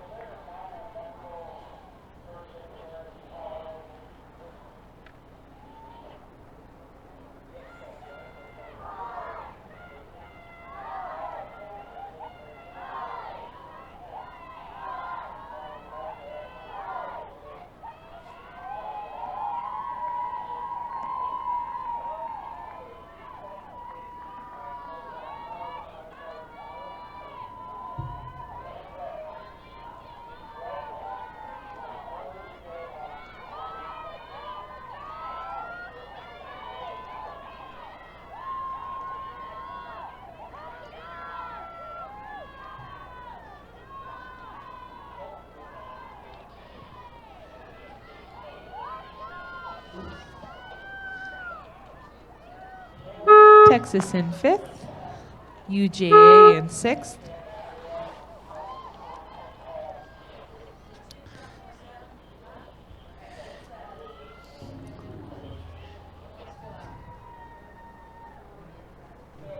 And Texas B in seventh.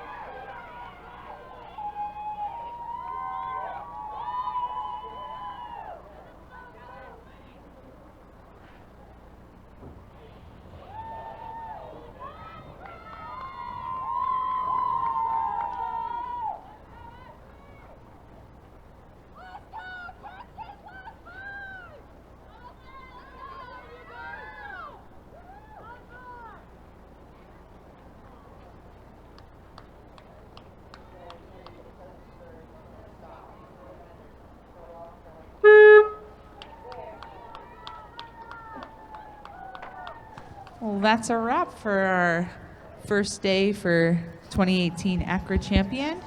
Want to thank everyone for attending. Please remember, if you see any trash around you or if you have any, please make sure you throw it away. On your way out, you can also visit our vendors, stop by our concession stand, pick up some stuff. And we'll see everyone back here tomorrow at 7:30. Have a great evening.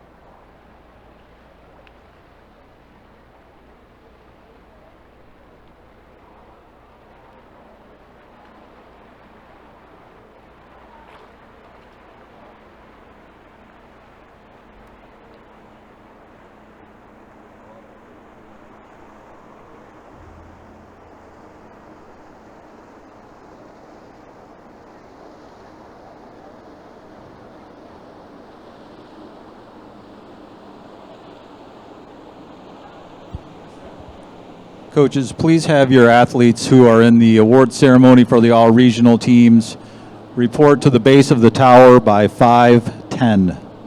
5:10.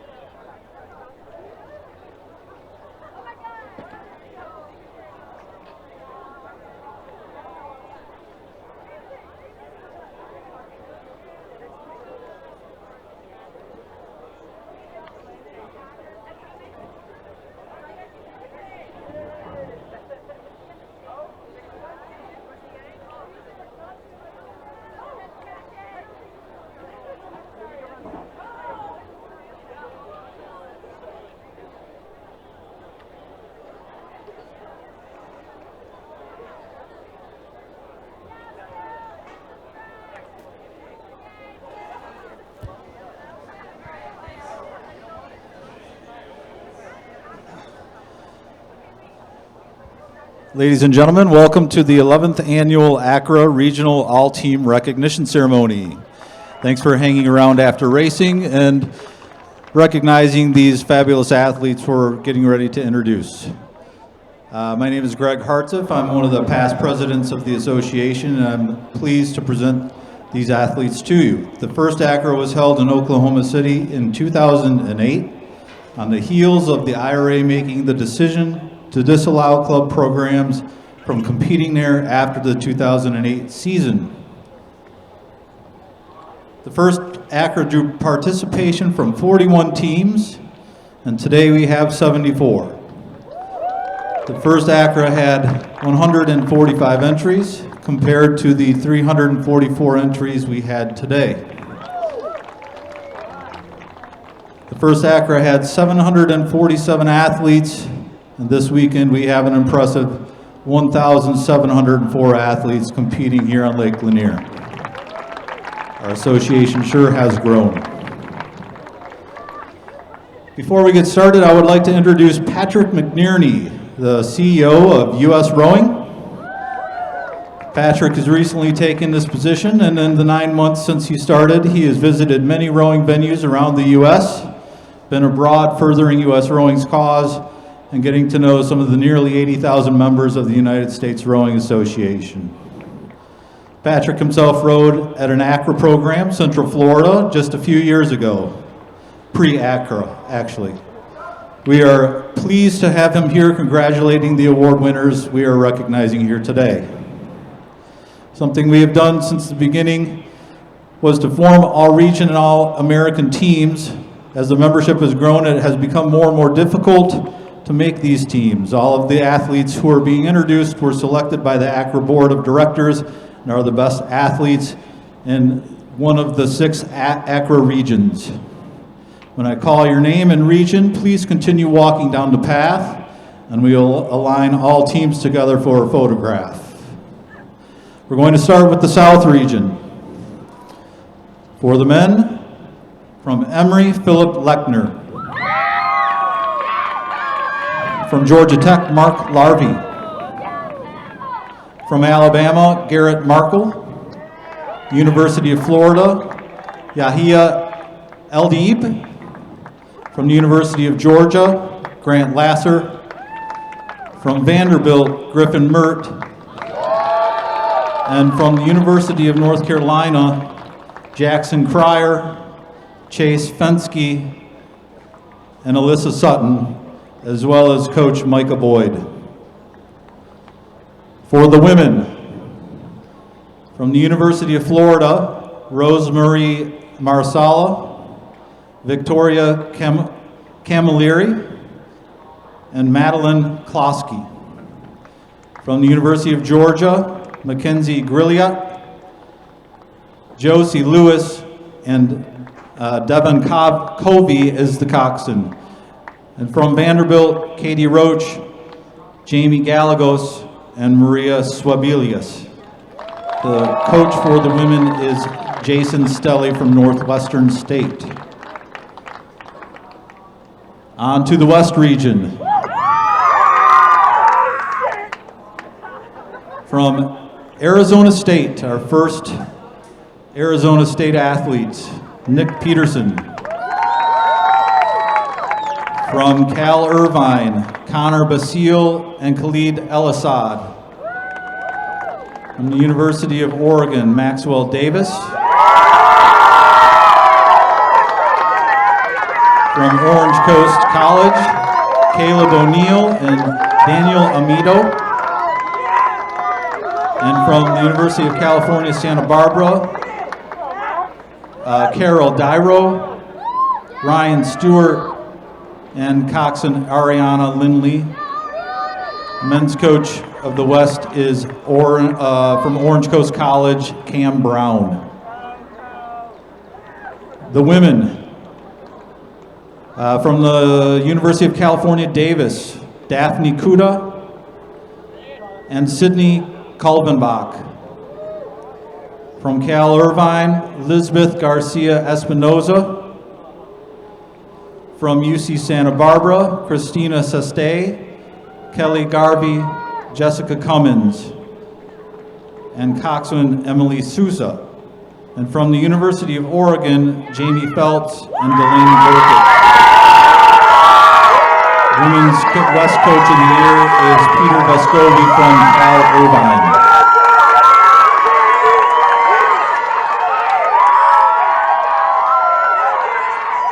From the Great Lakes region, on the men's side, Brooks Reichoff from DePaul. Michigan State University, Mike Hanlon. From Ohio State, Mark Fisher. From Purdue University, Nick Taylor, Nick Schmidt, and coxswain Henry LaLiberty. University of Notre Dame, Matt DiDonato. And from the University of Michigan, Greg Miller and Kevin Hinkle. Great Lakes Men's Coach of the Year is John Van Curie from Grand Valley State. On the women's side, from Grand Valley State, we have Audrey Borson and Jessica Hassenow. From Ohio State, Christina Haloff. From Purdue, Alicia Watts and Emma Giel. From Cincinnati, Aisling O'Sullivan. From Illinois, Johanna Sage and Elise Bondarowitz. Coxswain is Diana Bullen from Grand Valley, and John Van Curie is the women's coach as well. From the Northeast, for the men, Nathan Whitaker from Boston College. From the U.S. Military Academy, Leland Lancaster, Chris Wagner, and Mike Huang. From Connecticut, Eric Burfind. From Massachusetts, Justin Iwin. From New Hampshire, Ronnie Houston. From Vermont, Anthony Sacco and Henry Hermanowski. And the men's coach of the year from the Northeast from Boston College is Alex Dillon. On the women's side, from U.S. Military Academy, Maria Blom and Kelly Assinge. From the University of New Hampshire, Sydney Mihalik and Emily Lane. From Vermont, Allie Fontanese and Gretchen Thompson. From Vassar, Katie Emery and Lauren Osojanak. And the coxswain is Lily Grisafi from New Hampshire. And the coach is Mackenzie Dowdy from New Hampshire. From the Plains region, on the men's side, Anthony Caruso from Kansas. From the University of Colorado, Liam Herrick and Jack Dempsey. From the University of Texas, Ryan Lucker. And from the University of Minnesota, Doug McCune Zeroth, Sawyer Olson, Ian Gordon, Ryan Gardner, Christine Lewis, and coach Aaron Schnell. On the women's side, from Kansas, Michelle Mullen. From Texas, Sarah Longoria. From Colorado, Amy Chin, Amanda Swain, and Kate Anella. From Wichita State, McKenna Douglas, Anna Kendall, Valen Polly, coxswain Olivia Black, and coach Calvin Cupp. And finally, from the Mid-Atlantic region, on the men's side, we have from Bucknell University, Mike Pallotta, Dylan LaFada, Andrew Stonington, and John Leisure. From Virginia, Stephen Hayes, Zach Hees, Connor O'Brien, Grant Janart, and coxswain Pearl Reisberg. And the coach is Jeff Hugel from the University of Delaware. And the women's side, Hannah Bruzio from William and Mary. Also from William and Mary, Erin Bisecker, Elizabeth Owens, and Abby Williams. Penn State has Abby Grunden, Abilene Moyer, Morgan Sloan, and from VCU, Hazel Simino. The coxswain is Catalina Layton from William and Mary, and the coach is Graham Ludmer from the William and Mary program as well.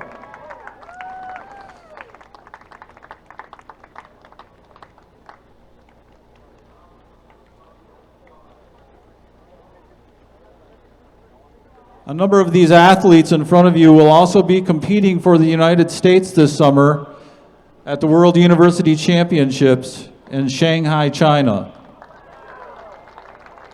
There's a lot of talent in our ACRA programs, and we're very proud of them. Congratulations to all the winners.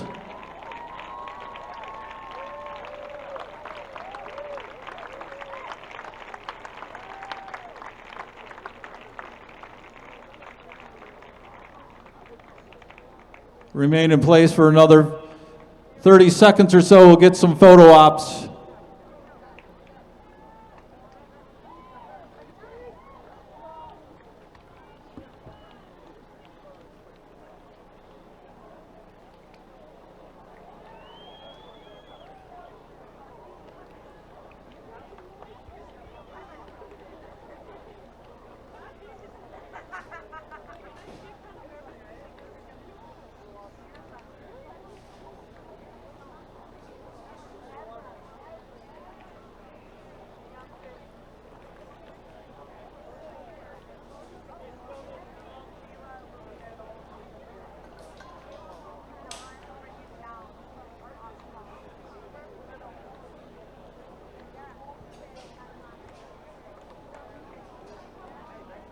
Again, congratulations to all the winners. Thank you for staying around and recognizing everyone. Coaches, as a reminder, we have our association meeting immediately following over in the boathouse. Good luck tomorrow, everyone.